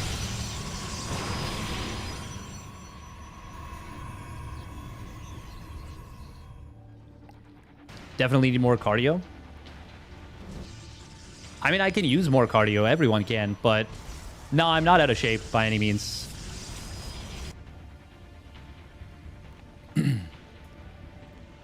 Before I was, I've also converted a lot of the... So before, I actually haven't changed my weight that much in the last little bit. I was at like 210 before I started going super hardcore to the gym again. Like, actually kind of oscillating between 205, 210. But I've definitely like lost a lot of fat and gained a fair bit of muscle. And obviously muscle weighs more than fat anyways. All right, what do we got here? We got Disruptors on the way, obviously, for Geralt here. He's on that double robo. And once again, he is a big fan of the late game PvP. Oh, that's a nice find for Geralt. Gets his opponent's Observer. Able to take that down. Nightmare is getting into his own double robo Disruptor. So this is going to be potentially a very long game. Going hardcore into gym without having proper diet does nothing for you. Also true. Also very true. But I've been pretty mindful about eating carefully. Oh, that is a big snipe on the Disruptor, but the force fields keep the Zealots at bay. However, there's a lot of stuff here for Nightmare. Those force fields, though, were really good for Geralt. Oh, that's a nice catch on the one Immortal. Disruptor shot will get avoided. Oh, Observer getting sniped down by Geralt. Nightmare. Oh my god, the Disruptor! Oh, that's a juicy connection on the Zealots. 7 kills right there. Big shot. And now he's going to find this Prism on the right side thanks to that Observer. Great control of the vision here by Geralt. Huh, that seems like it should have done more damage to that Prism. Oh. Oh my god, that Zealot. Now that Zealot has done his cardio. Sheesh.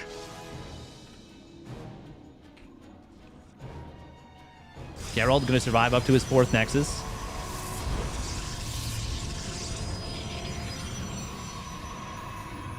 But yeah, my calves are... They're pretty large.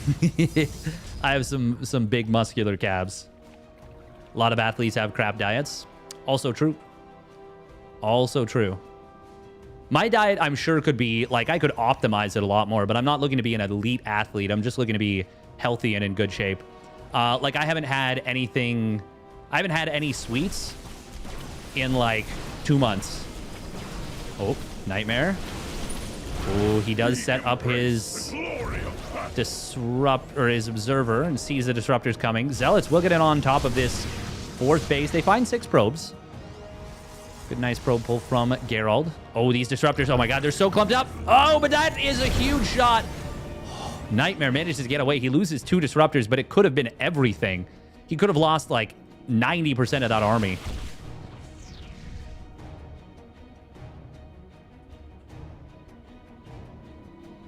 So I have to remove those calories with a lot of cardio. Yeah, it's... Trying to out-exercise a bad diet is like borderline impossible. It can't actually be done.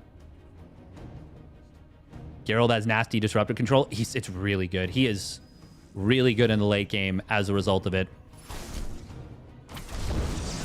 This Nexus is a bit of a pipe dream, but we'll see if he can make that pipe dream a reality. Well, actually, with the Zealots not jumping on this as quickly as they could have.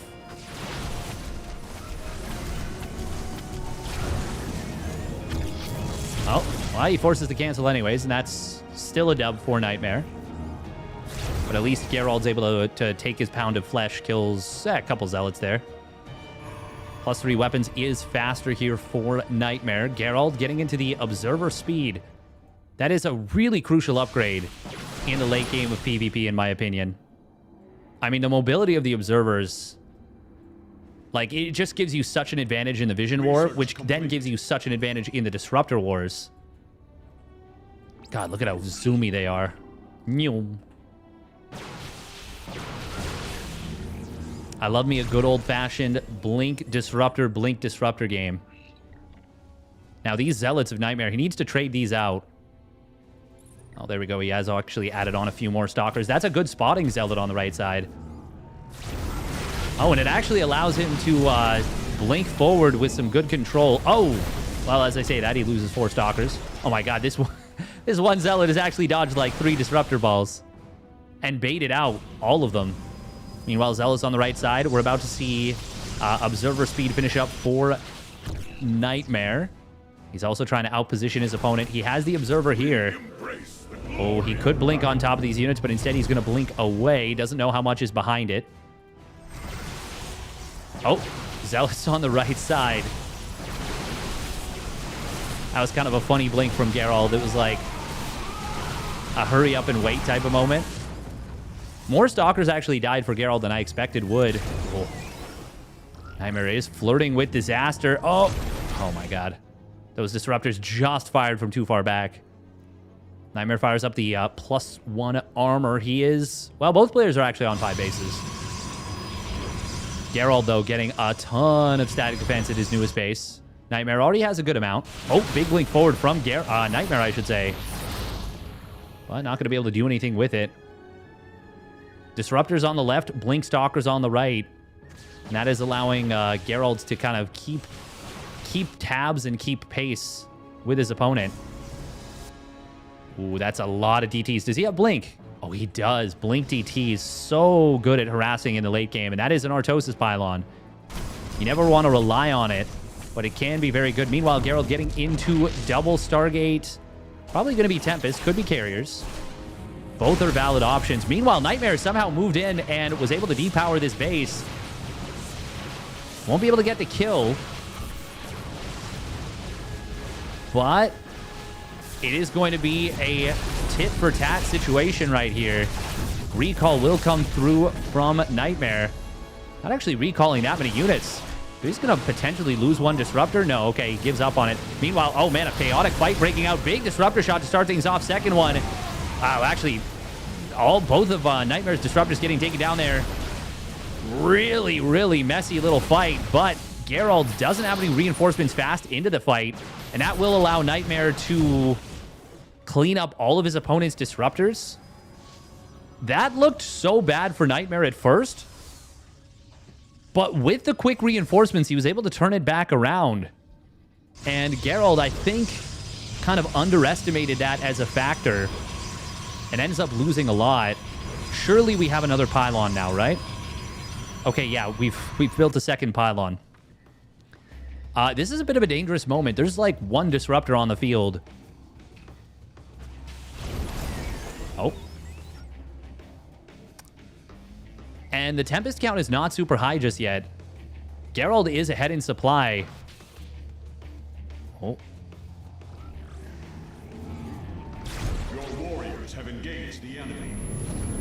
Disruptors getting avoided. We are seeing the Tempests. They're going to be able to take down this Prism. Oh, messy little fight in the middle. Disruptor shot. Oh, that was Geralt with the blink on cooldown. That's another 5 or 6 Stalkers dead.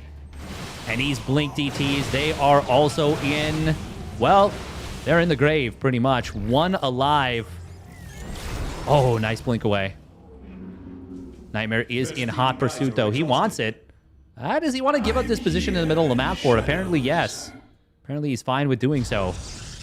There is one cannon already done here. Oh, but look at that. Look at this plus 3 DT just smack through this static defense. One tapping, 2 cannons, I believe. Oh, man. Cute moves right here out of Geralt. Getting a lot of value out of 1 DT. I think that was an observer on the bottom side. Already a bit of a banger of a game. Now, we do have plus 2 armor nearly done for Nightmare, as well as his own blink on the DTs. This one disruptor not going to be able to get too much done with the wall in the way. Oh my god, this one stalker. Making a deep dive.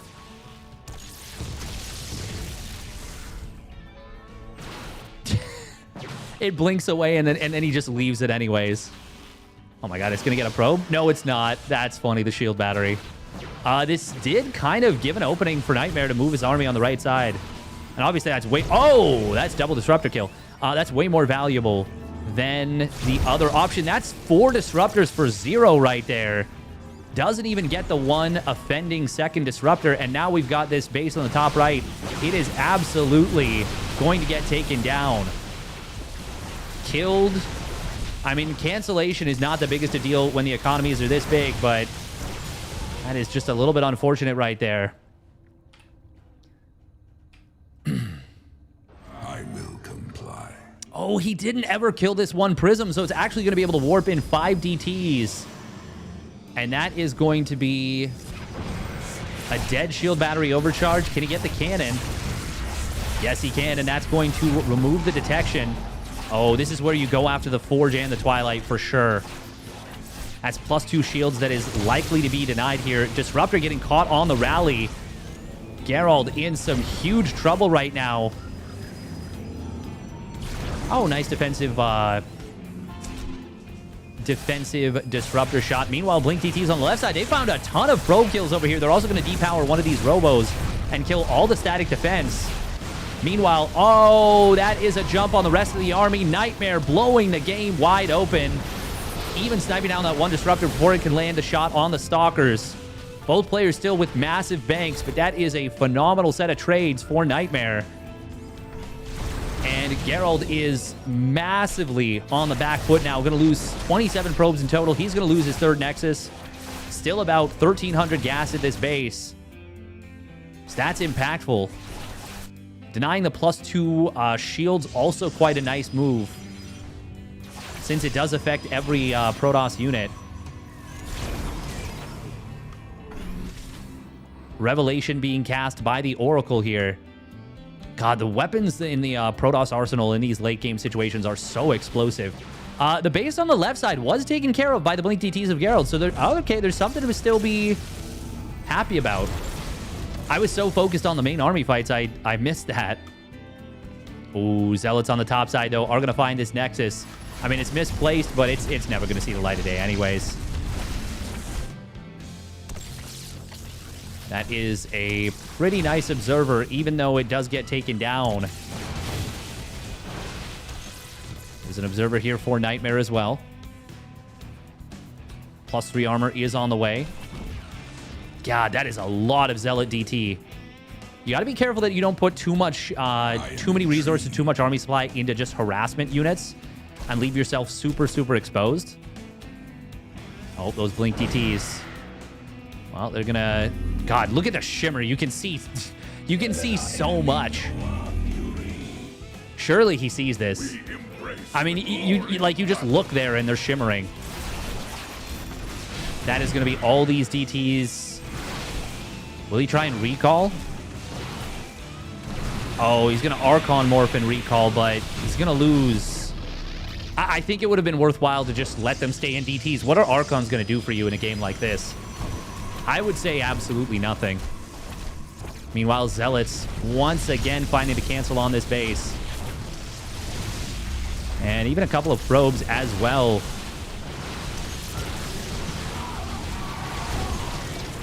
Yeah, Geralt is just hemorrhaging at this point. Nightmare has not yet won this game. Oh, wow. That is a lot of cannons and shield batteries. Mostly cannons. Nightmare, by the way. Oh, that's a nice move into the natural. Going to be able to find the cannon, a couple of probes, and potentially both robos. He has now kind of zoned his opponent out from this position. Oh, fortunately for Nightmare, his one disruptor fired first. That's the... Okay, there's one more robo in the main base. I think he's killed, yeah, 3 robos so far. Sheesh. Even denying a bit of gas mining here, just more so than anything, keeping the army pinned in position. He doesn't realize there was actually no detection right there. Okay, this is going to be a little bit expensive for Nightmare. Another disruptor goes down there, and the fleet beacon going to fall as well. Nightmare rotating with the main army to the top side. And he's even going to be able to recall out with a bunch of these blink DTs. Once more, we'll find his base on the top right. And there's no forge, so he can't build cannons.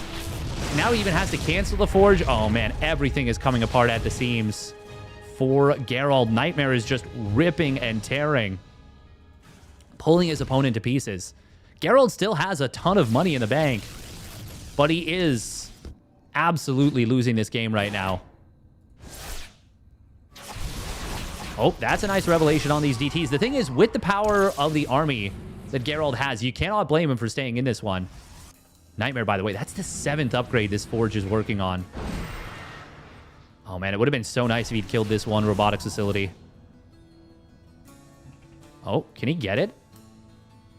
Oh, the Stalkers in the middle find another disruptor. We're down to just 1 disruptor once again for Geralt. He's lost so many in this game. Rather, Nightmare has sniped so many, 27-5. I have never seen someone do that to Geralt before. Never, ever, ever, ever have I seen someone do that to Geralt before.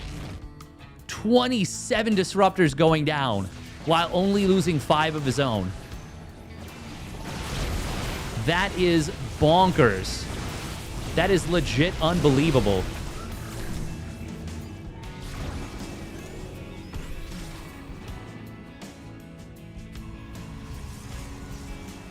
Yeah, there's no way out of this for Geralt. Oh, look at that Nightmare throwing down cannon, cannon, cannon, cannon, cannon, shield battery, shield battery. And the tasteless pylons to boot. Gonna lock down that base in a matter of moments. Oh, another disruptor shot, and it's a big one. Center mass. Oh my god. And this is a poor Geralt just hemorrhaging at this point. 7 observers, by the way, for Nightmare. He is not getting caught without detection. Where are they, by the way? I don't think... Wow, they're actually, like, all spread around the map. That is really cool. I would have expected he would have at least a few of them, like, kind of clumped up in the same position, but no.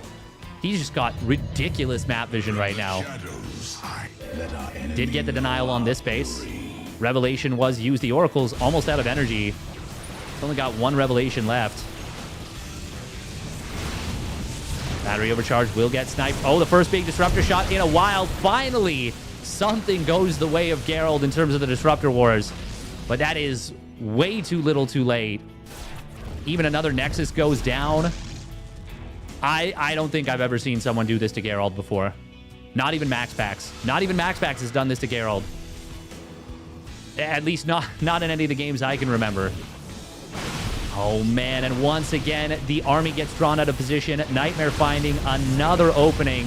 Could just click down this Nexus. Just fires out a zoning disruptor shot in case his opponent tries to come back in. And we're just watching Geralt. He doesn't even know. He's got like one probe mining in terms of minerals. And even that is going to mine out of this this mineral field in a matter of instants. Oh, that was a little bit of an oopsie from Nightmare, but even then he blinked out far enough that it was just fine. Yeah, only 3 Nexi on the field. Geralt is depleting his bank. Actually, I'm really surprised Nightmare's only on 11 gateways at the moment. He's got a ton more being produced. Well, that's a nice blink forward. It finds the Oracle. There is... Well, there's still a standing army for Geralt, and it's still a strong and good one. That's why he's still in this game, but we're rapidly approaching the you can't do... Well, actually, no. I already think we're at the you can't do anything about this phase of the game. Impressive that Geralt has kept his army integrity together as much as he has.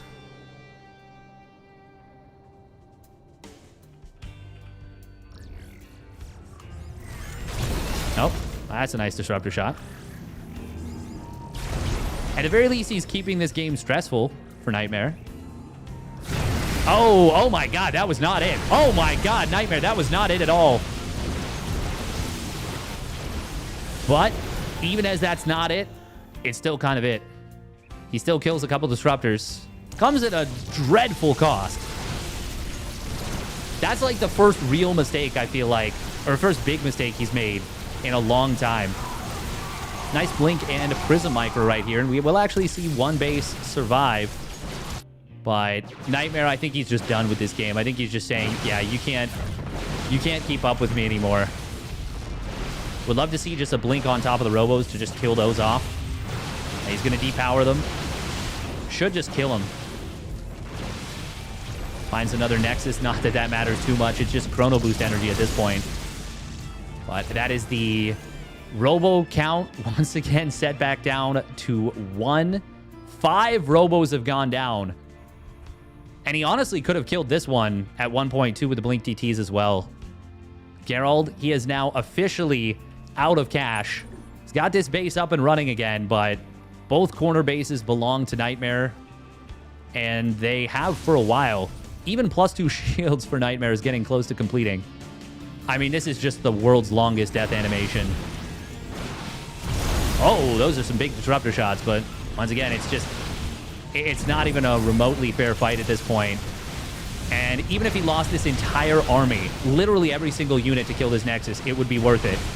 Because Geralt cannot even afford... Actually, Geralt literally can't afford to do anything anymore. He will need to build a probe in order to long distance... No, actually, yeah, he can build probes. He can build probes. That's it. But...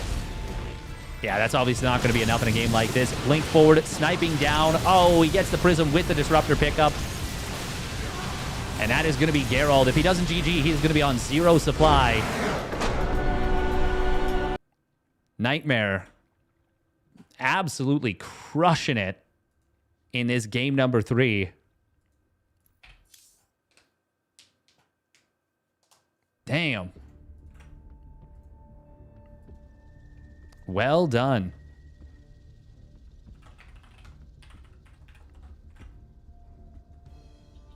Very, very well done right there by Nightmare. I thought this was going to be a much closer series than it was. But Nightmare, he was all up in his opponent's business. Not safe for Protoss or for work? No. Not so much.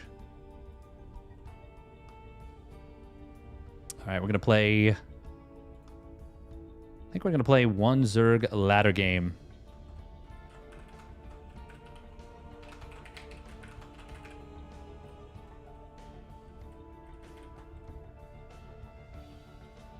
Gonna run a couple minutes of ads and we'll get into it. That was brutal. A little bit. But that's the thing about StarCraft 2 is when one player plays really well, they can oftentimes make the others...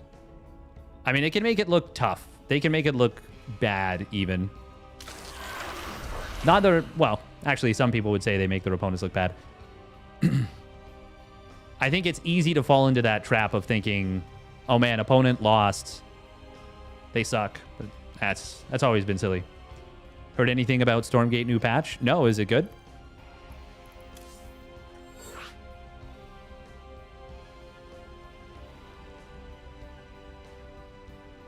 No idea? Oh, true.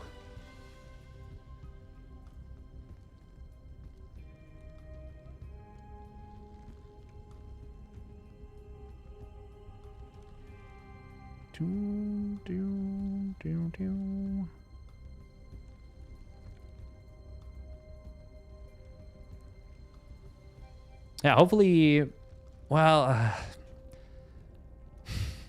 honestly, I just cannot see... I can't see a situation where I'll want to play the game while the Celestials are the way that they are.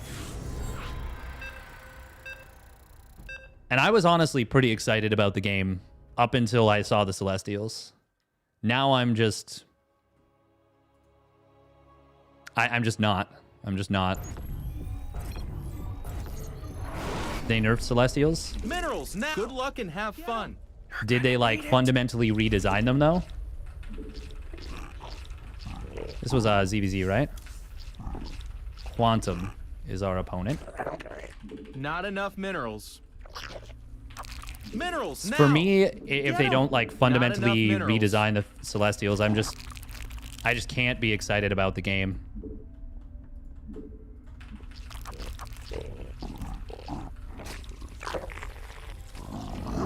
For me, it breaks too many fundamental rules of RTS. And it's like the worst versions of all the stuff everyone hates about Protoss. Or not even hates, because I feel like it doesn't even apply anymore. But hated about Protoss. Not enough I've said this so many times. Minerals now. Get them. I feel like a broken record at this point.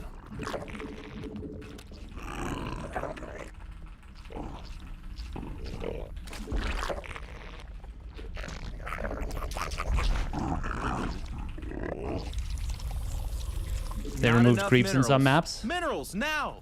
Get them.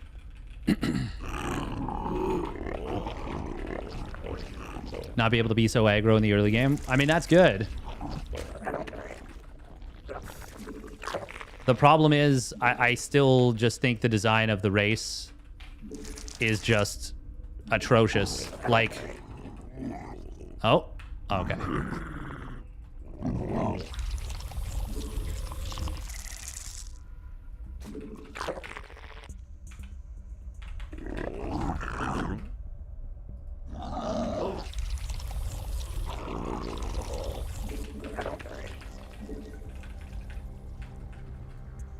Yeah, I just can't see a world where it'll ever be okay with Celestials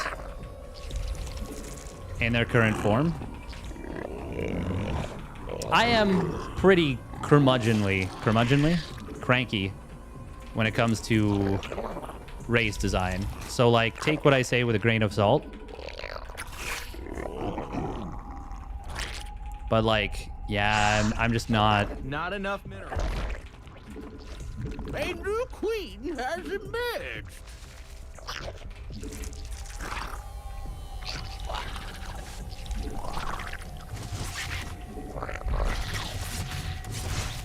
Oh.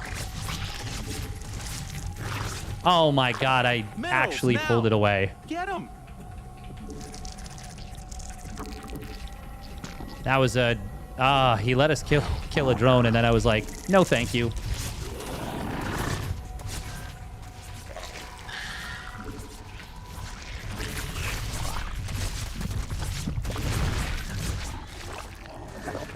Well, unacceptable command. He returned the favor.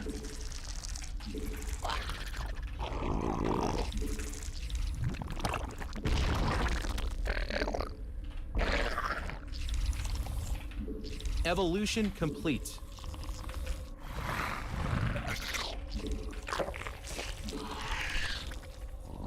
Our army be scrapping.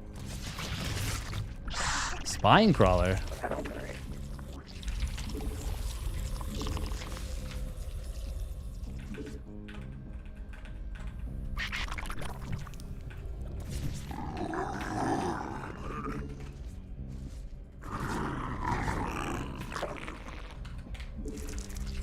Not enough minerals. Minerals now. You made another queen.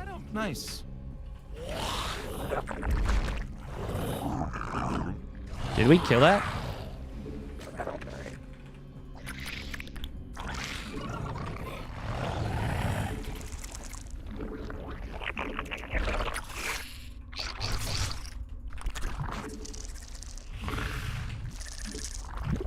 You're gonna need a tad bit more energy.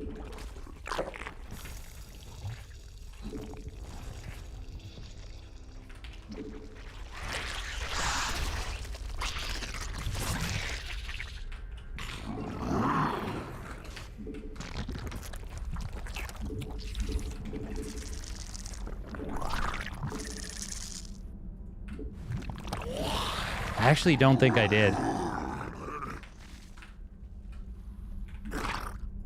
Oh my god, why am I not checking in the main? Not enough minerals. Minerals now. Get them. Not enough minerals.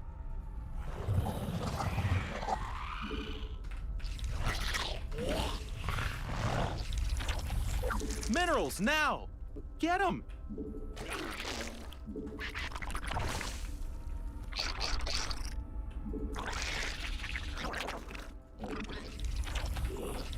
Okay, well, it's Spawn more overlords. gonna be mutas Not then, I enough guess. Energy. You're gonna need a tad bit more energy.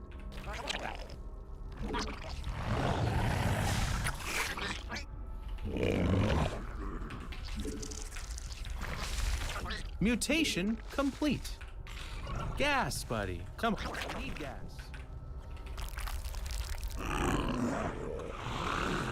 Surely. Your forces are under attack. They're attacking our base. Insufficient Vespine gas. Gas, buddy. Come on. You need gas.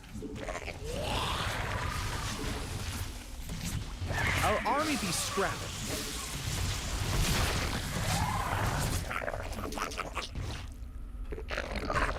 We evolved. Stuff got better. Your forces are under attack. Not enough minerals.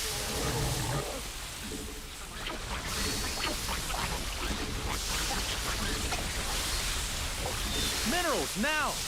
Get them. Our army be scrapping.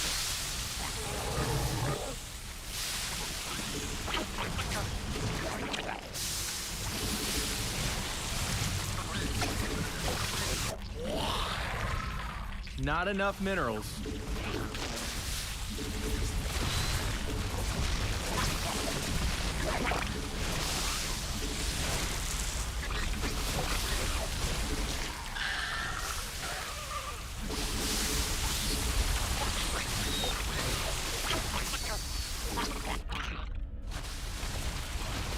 And they're out of here. Oh.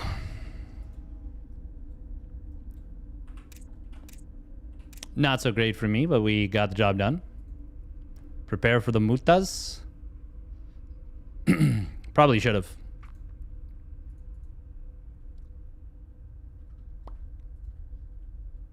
But we got him. That was messy, though. Super, super messy.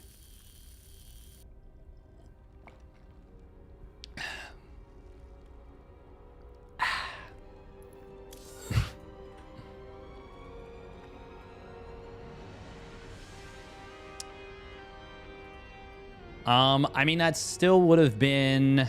Well, you couldn't afford 2 to 5 spines while also going for that number of roaches. Do you know any mod makers? I have a simple idea for a mod that I want someone to make for me. I mean, I know Nice Username makes mods. Yeah, Nice Username.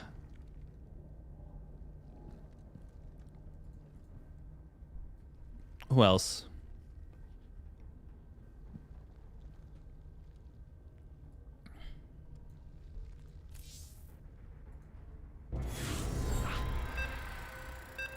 There are a few others, but I can't think offhand at the top. At the moment, I should say. Not off the top of my head.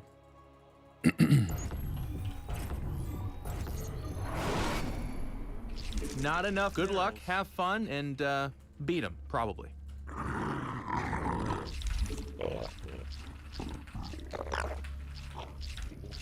Minerals, now! Not enough minerals.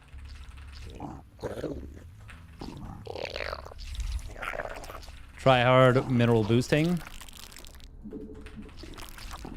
Do our best climb impression.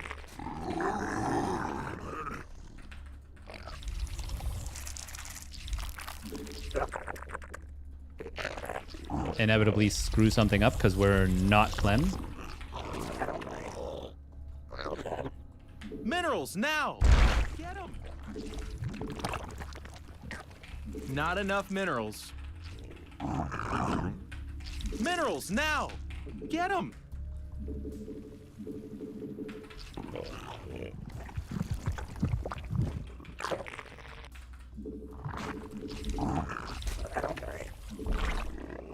Well, that feels like a cannon rush type of play.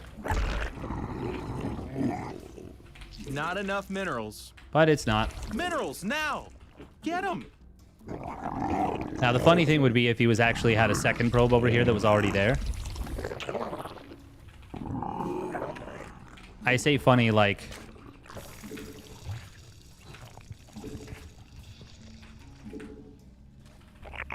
I would be laughing.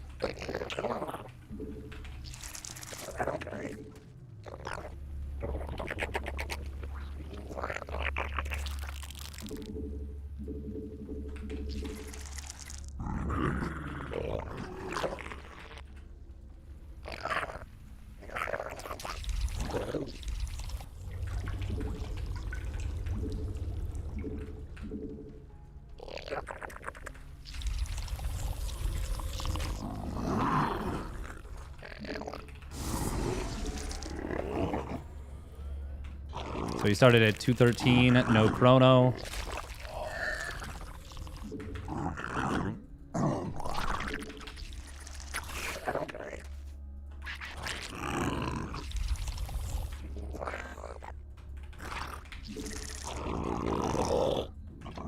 So it's gonna get out. You made another queen.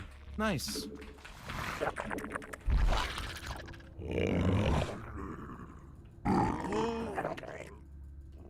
Wait, did he cancel it?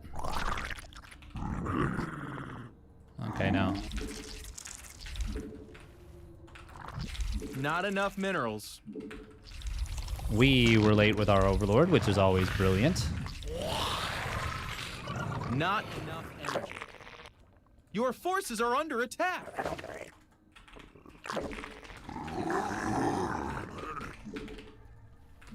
Minerals, now! Get them!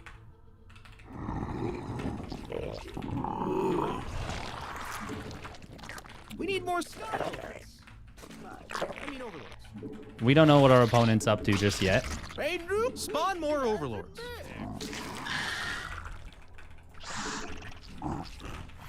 You're gonna need a tad bit more. It can't do that. Not enough, and evolution complete.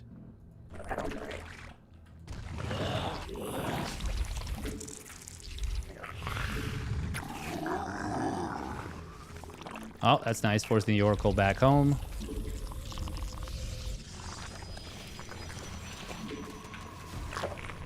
Oh, and the energy used. Our army be scrapped. You made another queen. Nice. You're gonna need a tad bit more energy.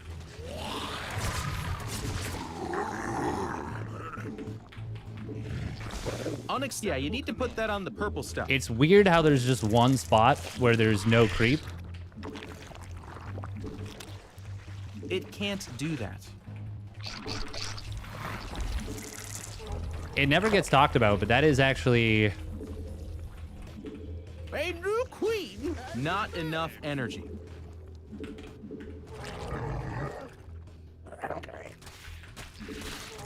Okay, this feels like Fast Our Tempest or drones are something. in need of a hero.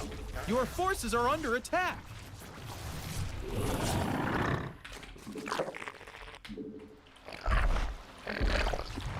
You're gonna need a tad bit more energy. And by Fast Tempest, I mean we're joking.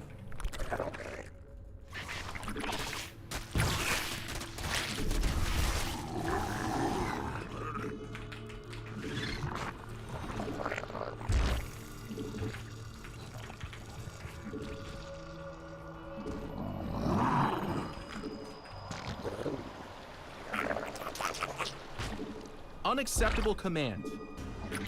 I mean, maybe it is, though. Our army can't do that. Okay, no, there we go. There's the stalkers.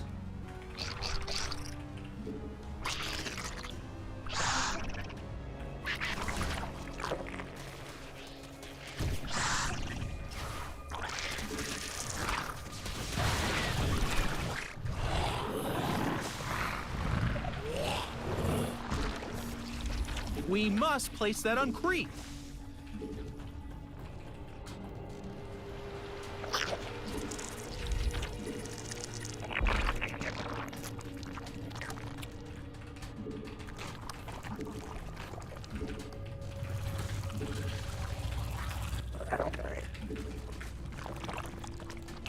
We hooked this out.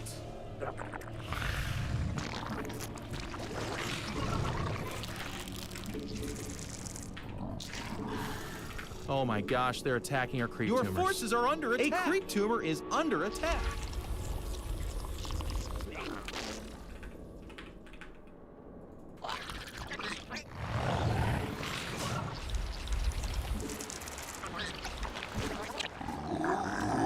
Unacceptable command.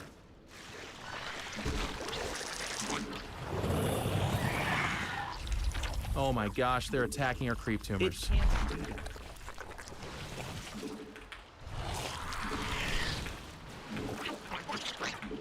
Our army be scrapping.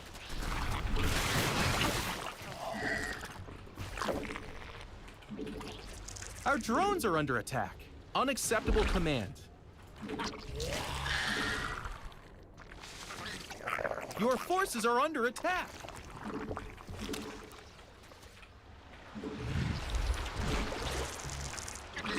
Yeah, a creep tumor is army be scrapping. We evolved. Stuff got better.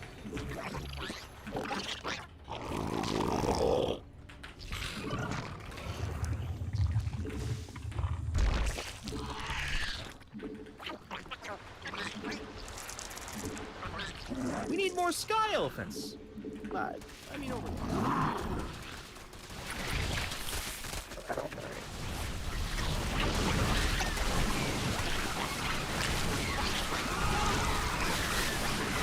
Your forces are under attack. Mineral field depleted. Well, that was very good for us.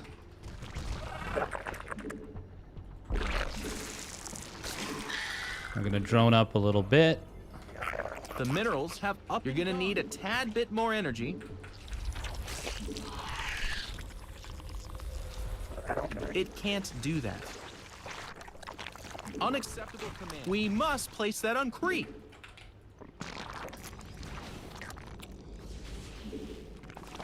Okay, he's researching Storm currently. Mutation complete.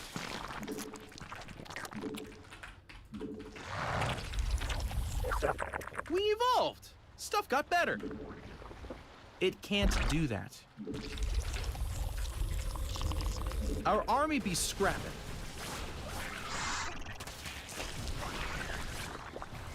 The minerals have up and down.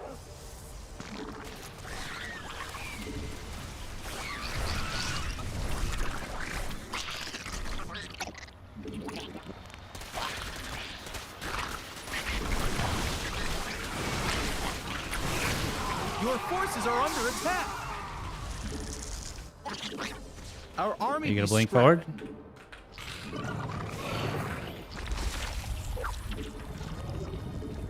Mineral field depleted. Your forces are under attack.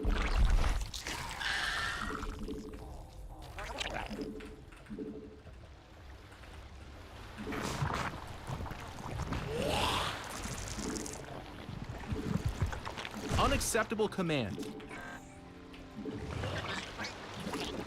Oh my gosh, they're attacking our creep tumors.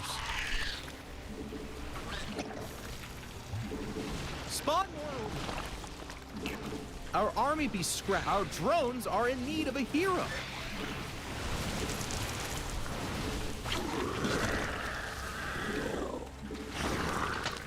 Base is under attack. We need more scholars. I mean overlords. Your forces are under attack. Our army be scrapping.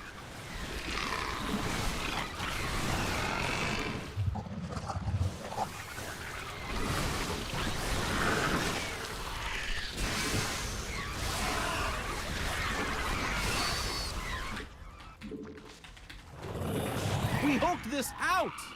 Your forces are under attack. It can't do that. Unacceptable command. Oh my god, can I do anything? Mineral it can't Build hey, Ultraless they're Cavern attacking our Challenge base. impossible.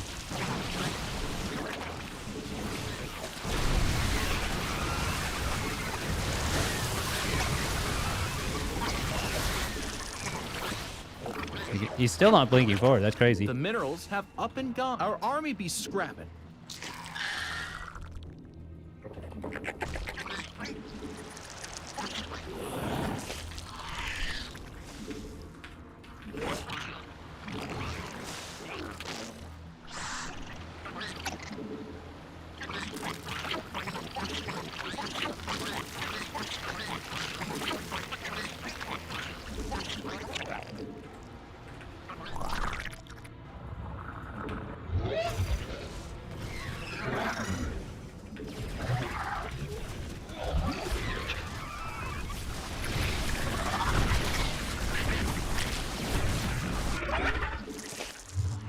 A creep tumor is under attack.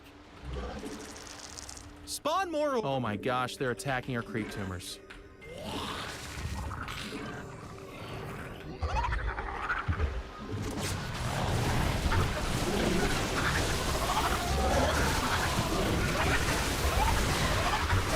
Evolution complete. I love storm Your spam. forces are under attack. So skillful.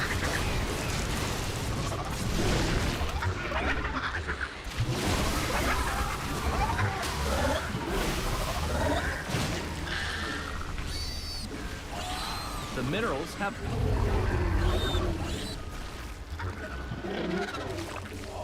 A creep tumor is mineral field depleted.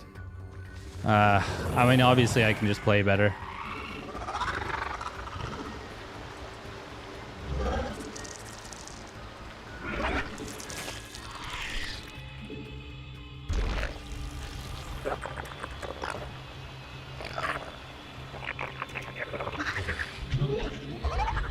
The minerals have up and gone.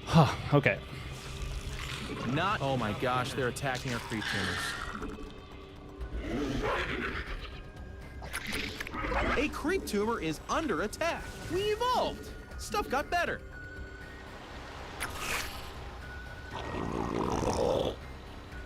Our base is under attack.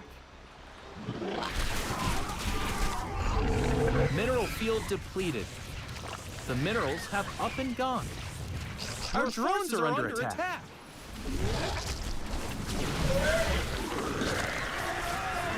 Our army be scrapped. Mineral field depleted. Your forces are under attack. The minerals have up and gone. God, it's so hard to tell what his actual units are. Evolution complete. Mineral field depleted. The minerals have up and gone. Our army be scrapping.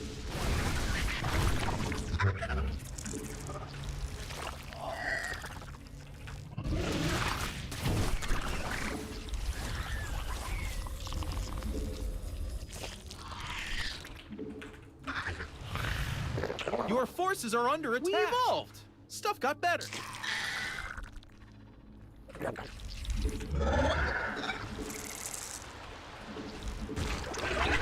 Mutation complete. Mineral field depleted.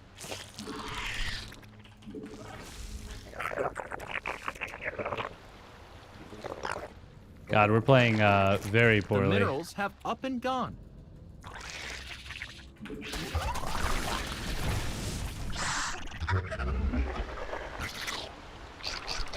Our army be scrapping. Your forces are under attack. Minerals now. Get them.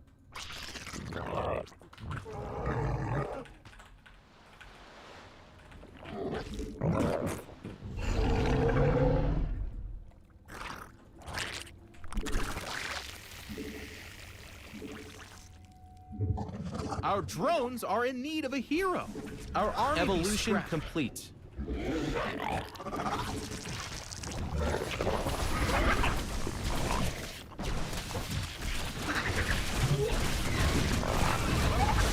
Our drones are under attack. Your Oh my forces are under God. attack.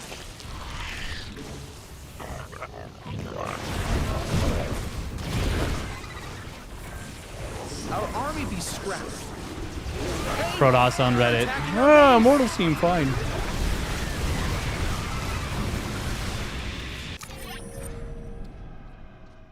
Ay, ay, ay.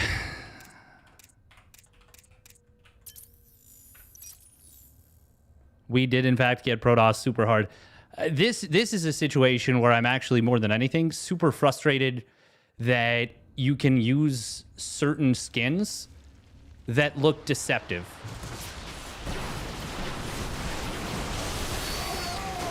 Oh, God. I mean, Storm is just gross.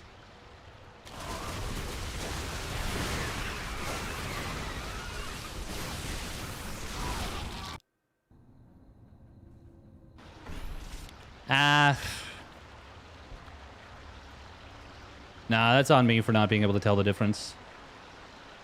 Your skins look deceptive as well? How? How do my skins look deceptive? What about this doesn't look like a Ravager? And this looks exactly like an Ultra. This is yeah, no, these are still, like, you can tell they're Immortals. Very many spikes. Ugh, I'm just frustrated to lose a game like this. More than anything. I don't think my skins look deceptive. Don't really. That's more than anything just frustration.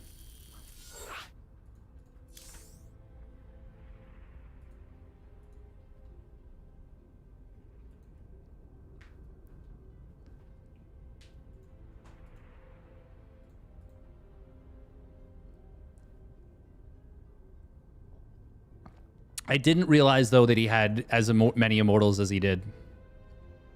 We all know you're a lizard man beneath the Dave suit. True. That is absolutely true.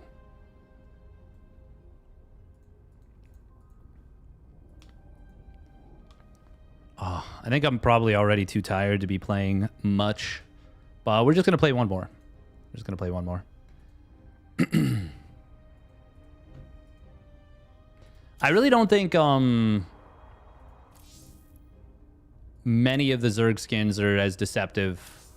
There's a couple that are really bad. There's ones where the Immortal and the Stalker look almost identical, or very, very similar. And then there's one where... Oh my God. I don't want to play against Snake.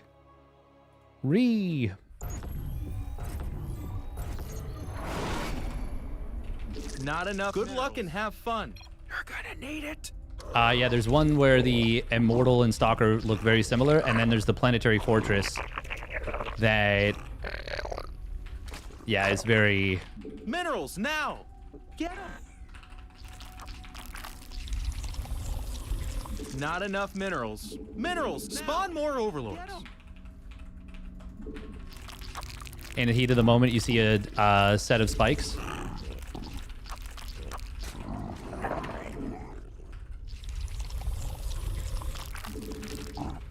I honestly just wish there was a way to make it so that your opponent couldn't, like, be deceitful. Not enough minerals.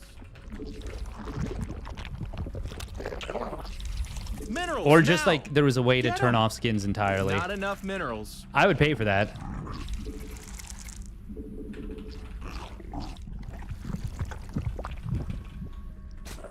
I don't think it detracts from...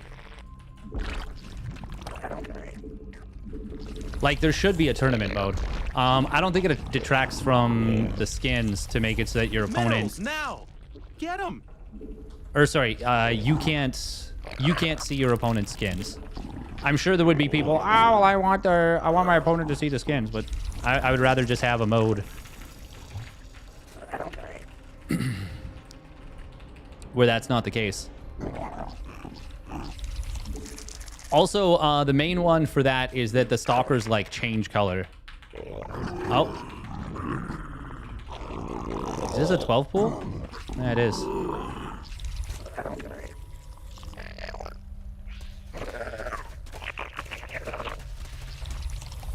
Base is under attack. I started the queen super late.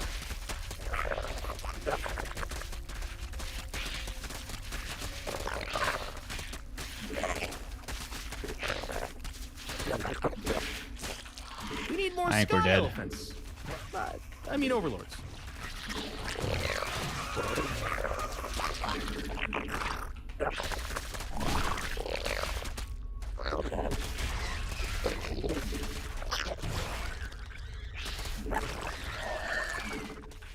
You made another queen. Unless... Nice. Your forces are under attack.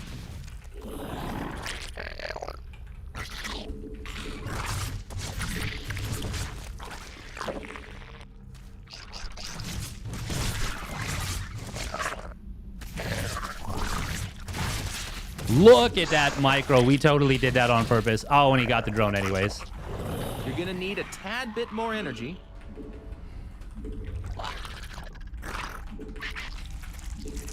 Did we lose an overlord? No, we just didn't build it because we're a knob.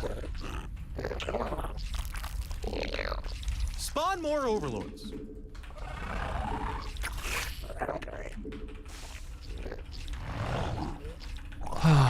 We need more sky elephants. Not That enough gets into the minerals. lead from an otherwise acceptable defense.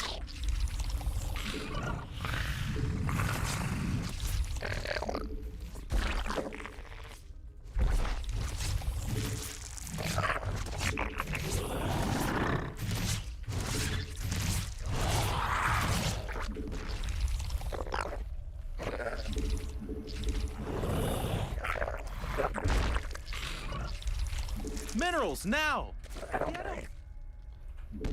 Eh.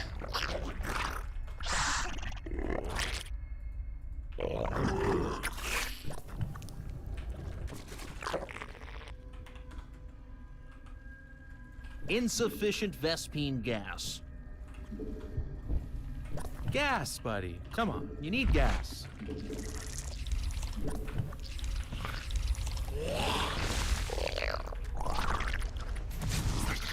Spawn more overlords. Not enough energy.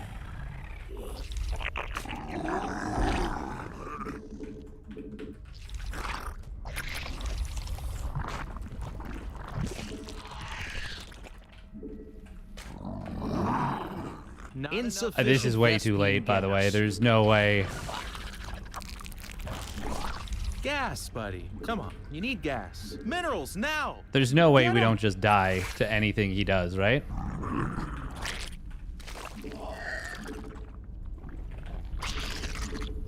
You're gonna need a tad bit more energy.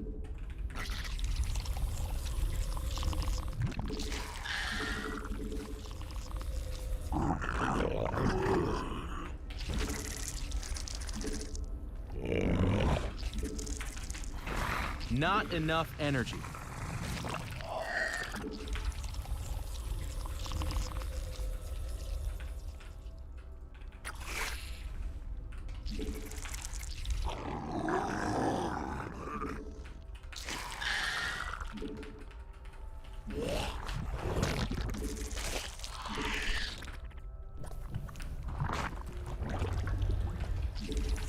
Now, is he going like Muta?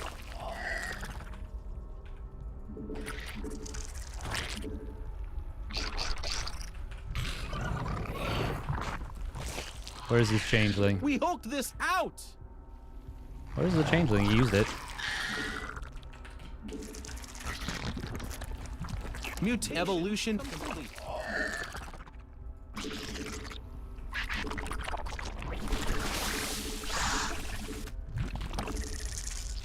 Oh, it's right there. You're gonna need a tad bit more energy. Our army be scrapping.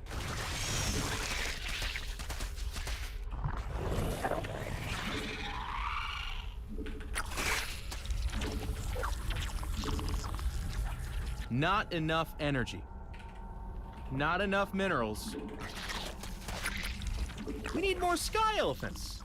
A vestibule reactor is required for placement. You're gonna need it. You made another queen. Nice. Not enough energy.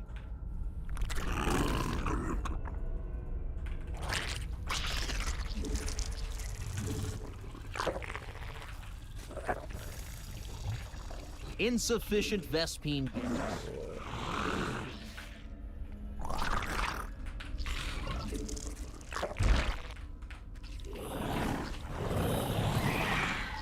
You're gonna need a tad bit gas, buddy. Come on, you need gas. Insufficient Vespine gas. Gas, buddy. Come on, you need gas. Minerals, now! Get them!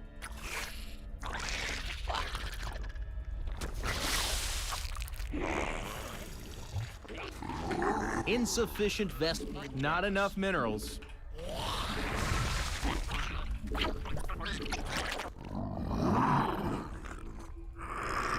Mineral. Your forces are under attack.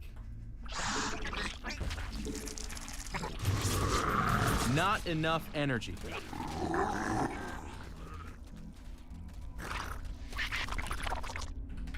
Gas, buddy. Come on. You need our army be scrapping. More energy. Not enough energy. We hulked this out.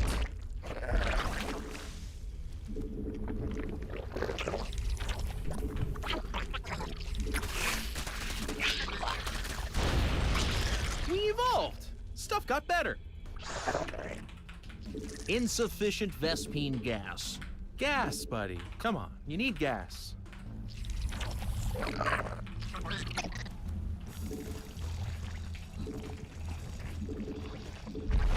Not enough minerals. Oh, Insufficient Vespine gas.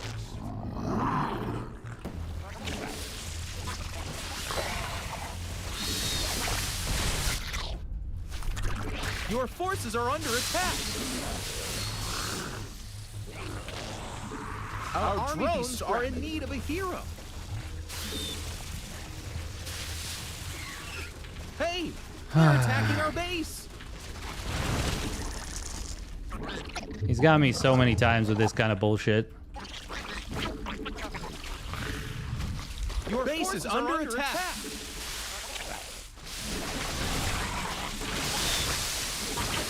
God, it's so annoying that I noticed it so late. The minerals have... What's his worker count? Like 40? Yeah, 46.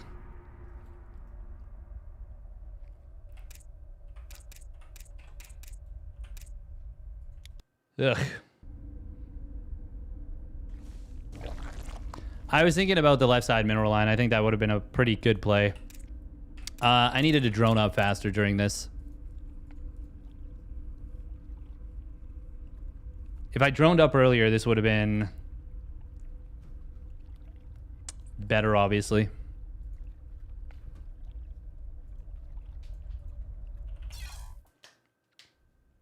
Oh. God, we're playing bad. Wah, wah. All right, last one.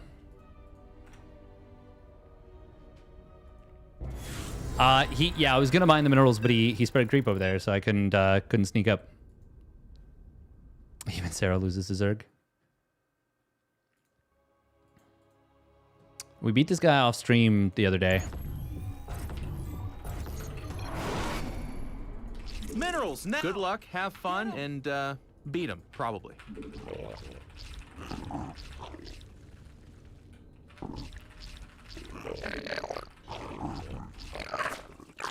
Not enough minerals. Minerals now! Get them! Not enough minerals.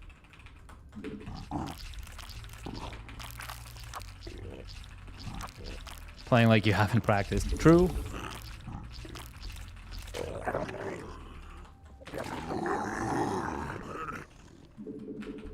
But it doesn't mean I'm not playing badly.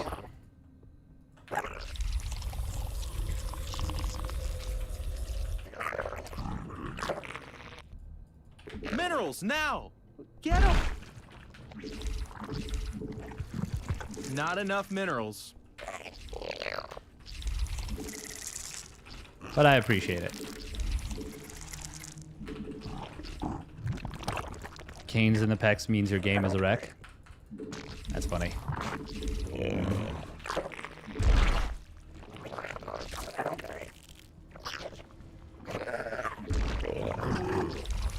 Minerals now! Get them!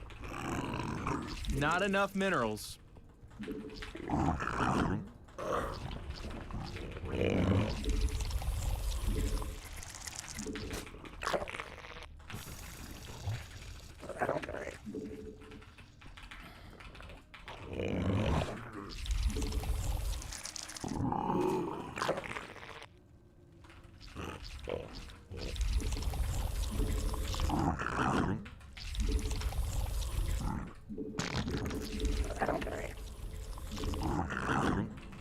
Oh, he did this to me before. He sent the probe home immediately.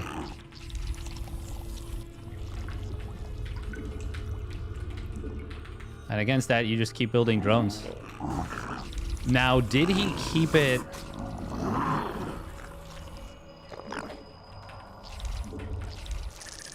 on my side of the map? No, he did not.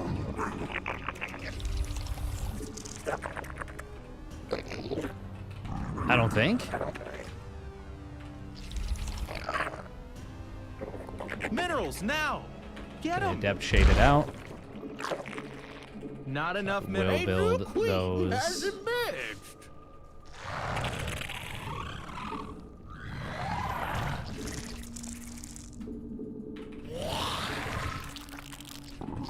Minerals now! Get them! Derlingans.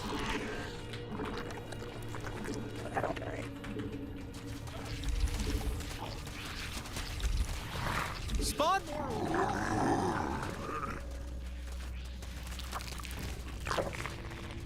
Not enough minerals.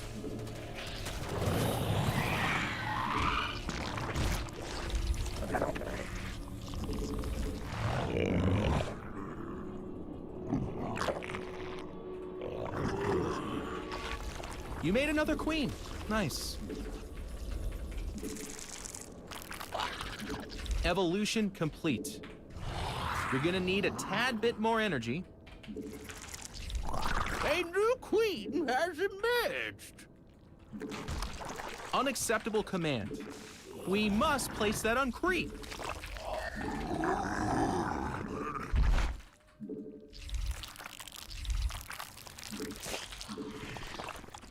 Not enough energy.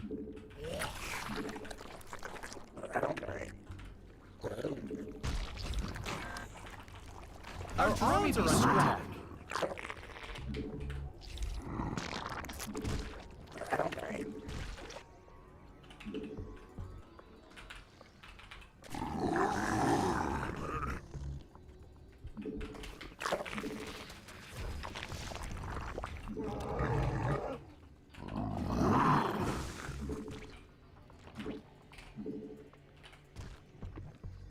You made another queen. Nice.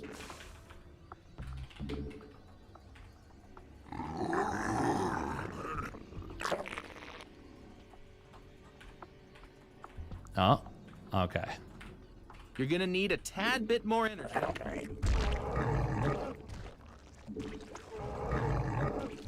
It can't do that.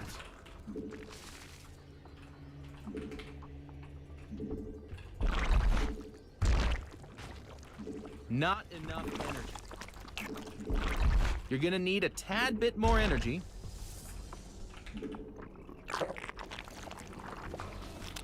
Not enough Yoink. energy. Our drones are in need of a hero.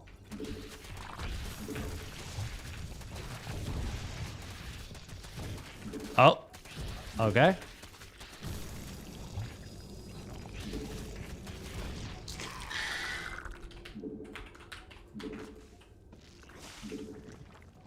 Your forces are under attack.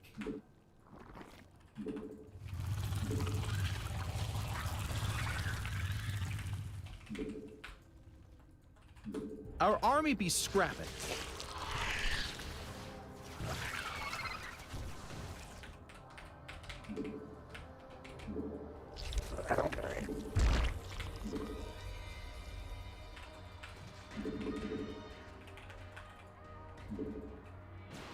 Mutation complete.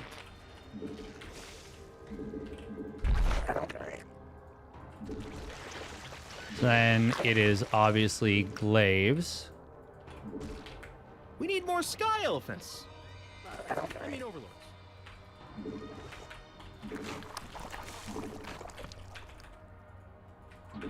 Did he move out yet? Yep.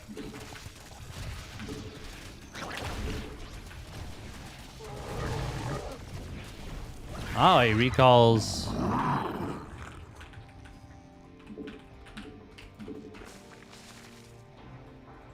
A new queen. Hey, they're attacking our base. Your forces are under attack.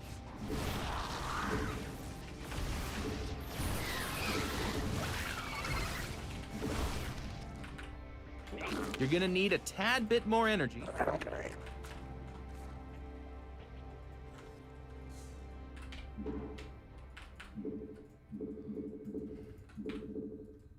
Unacceptable command. It can't do that. Can I find the M button, please? Not enough energy. Our army be scrapping.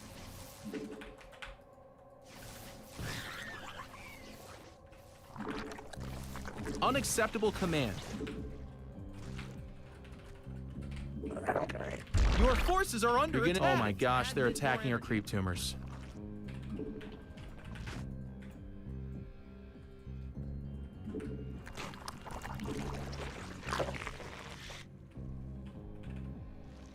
Did I just see? Spawn more overlords. Mineral field depleted. Our army be scrapping. It can't do that.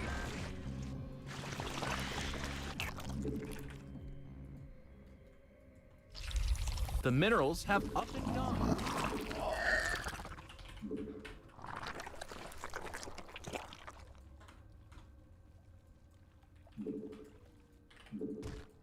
Unacceptable command. Mineral field depleted.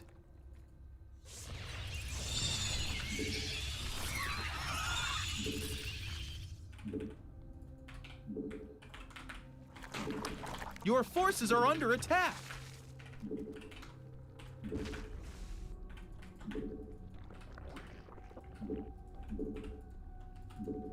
The minerals have up and gone. Gas, buddy. Come on. You need gas. It can't do that. Unacceptable command.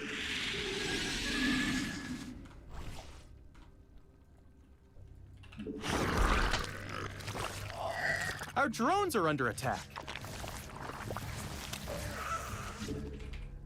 Our drones are in need of a hero.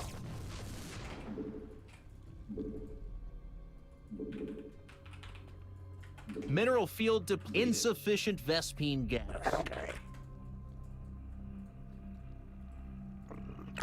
Our army be scrapping. We hulked this out!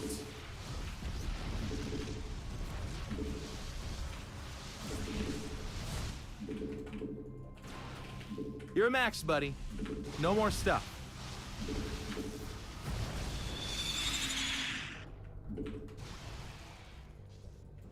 Surely him just defending will be terrible for him.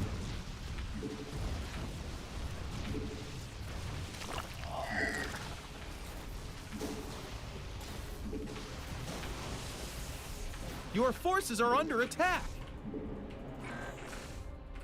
Unacceptable command.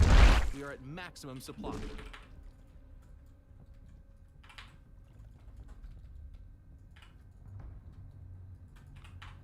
Our army be scrapped. Got a High Templar right there. Oh, got a ton of probes and zealots. Mineral field depleted. Mutate. You're max, buddy. No more stuff.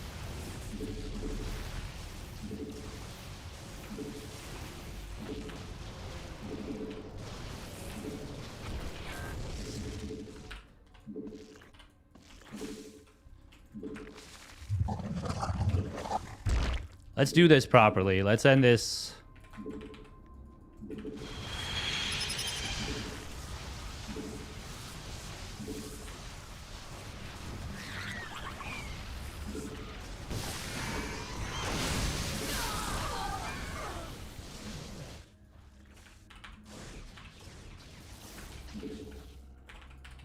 Unacceptable command.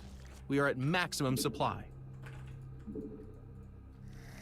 The minerals have up and gone. And they're out of here! Oh. Nice. Oh.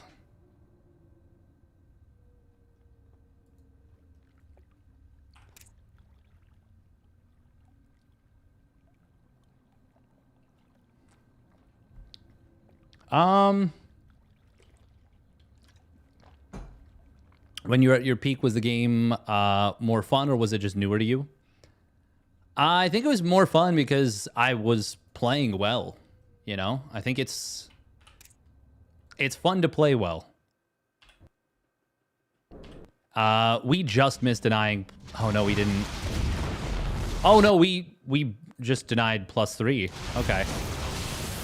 Wow, that's a fast +3. Jeez. Could I have fought that? There were so many energy bars, it was really hard to tell. But I actually think I might have been able to. We only had one storm left. Sentries have, like, Guardian Shield is nice, but that's a lot of mutas. I actually could have killed this. That's funny. This was a big mistake from him. You are right about that, Krabuki. You are 100% right about that. Finally, some juicy MMR back in the tank.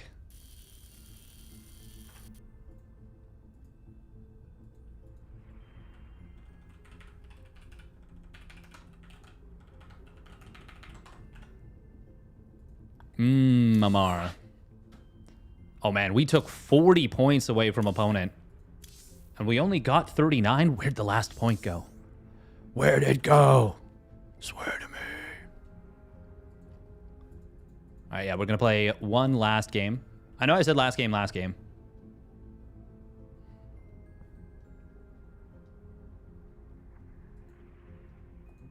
They stole a point, nerve toss. That's funny. Das ist funny. Wait, is this... Oh my god, I do not want to play him again. Minerals! Good luck, have fun, and beat him, probably.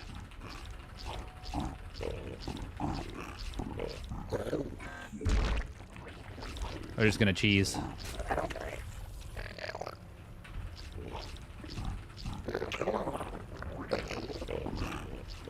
Cheddary cheese.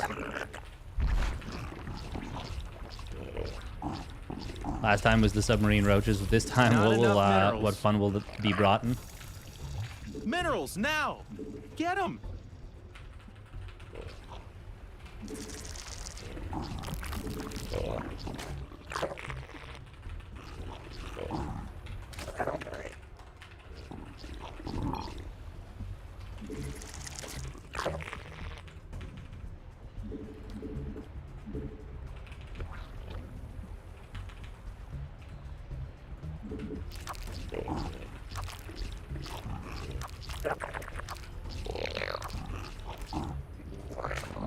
Yeah, this will be the last one for sure.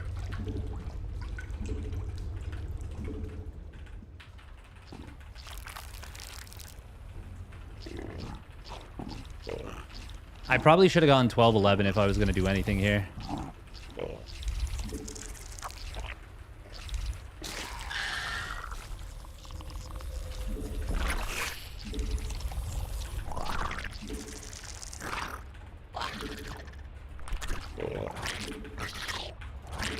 Oh my god, I thought that was... I thought that was like a set of lings from him. Not enough minerals. Somehow I now. Get them! doped myself there. Not enough minerals. Oh, his hatchery is actually quite late.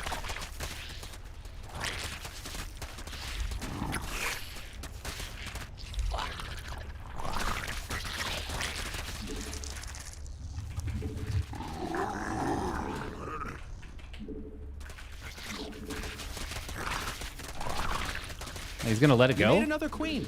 Nice.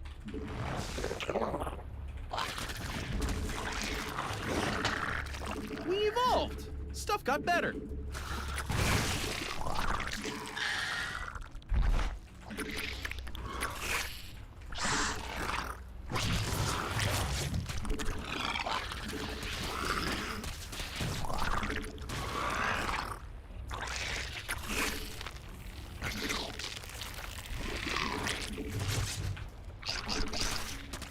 Wow, that was a disrespectful play from our opponent. Minerals, now!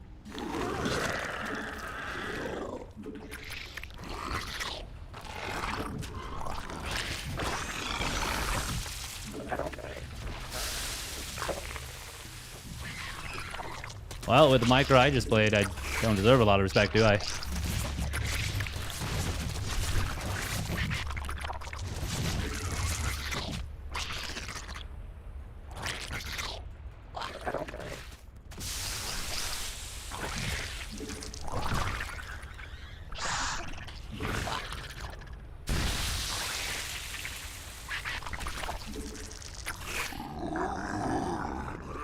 Not enough energy.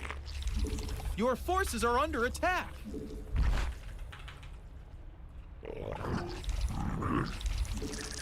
You're gonna need a tad bit more energy. Not enough minerals.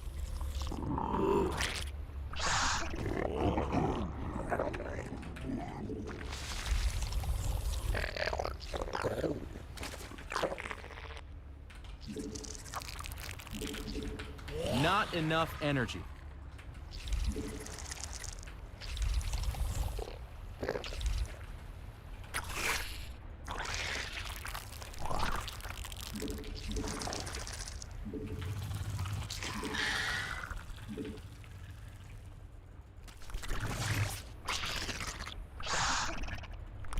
We need more sky elephants. I mean overlords.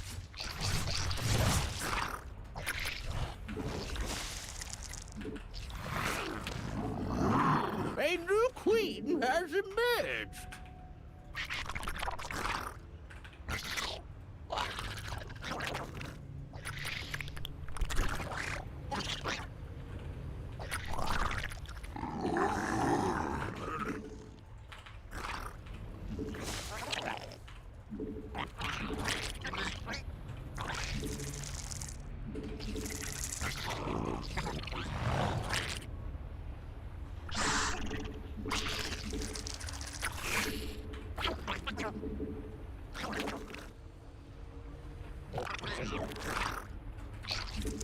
more overlords.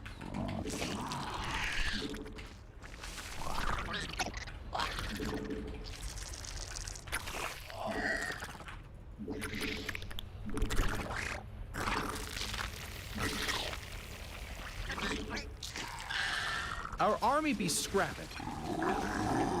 And they're out of here. Oh, nice. We cheesed his brains out.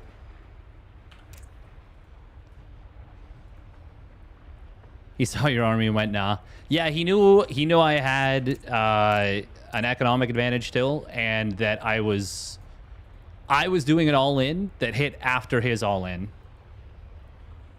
But with more economy and more units. He was just hoping to catch us off guard with an all-in. Nice. We got some MMR back from that. Oh, that's a good one to end on. Oh, we took back lots of MMR. We stole 82 MMR in the last 2 games from our opponents. And we gained 81 somehow.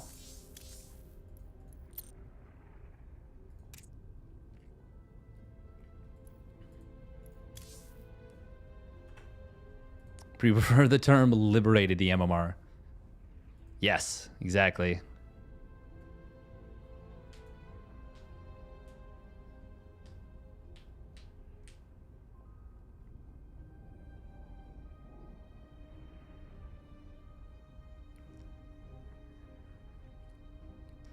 Bum, bum, bum, bum.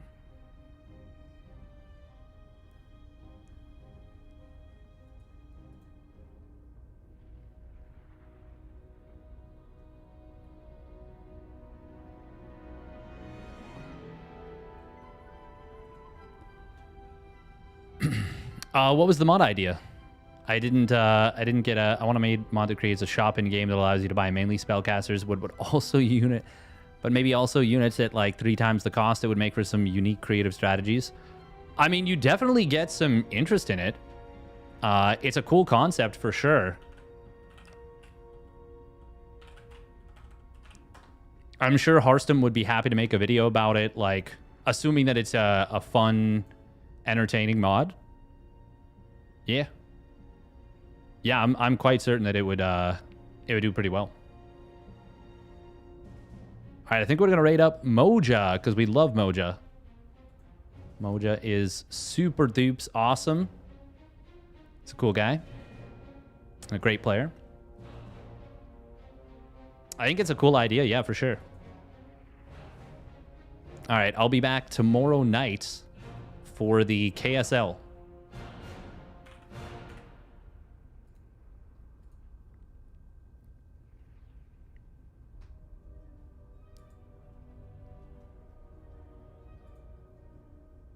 Gotta go pick up the kids. Thanks for the stream. Yeah, that's perfect. We're done anyways. Thank you very much for hanging out, tuning in. Thank you, everybody. Bye-bye. Have a good night.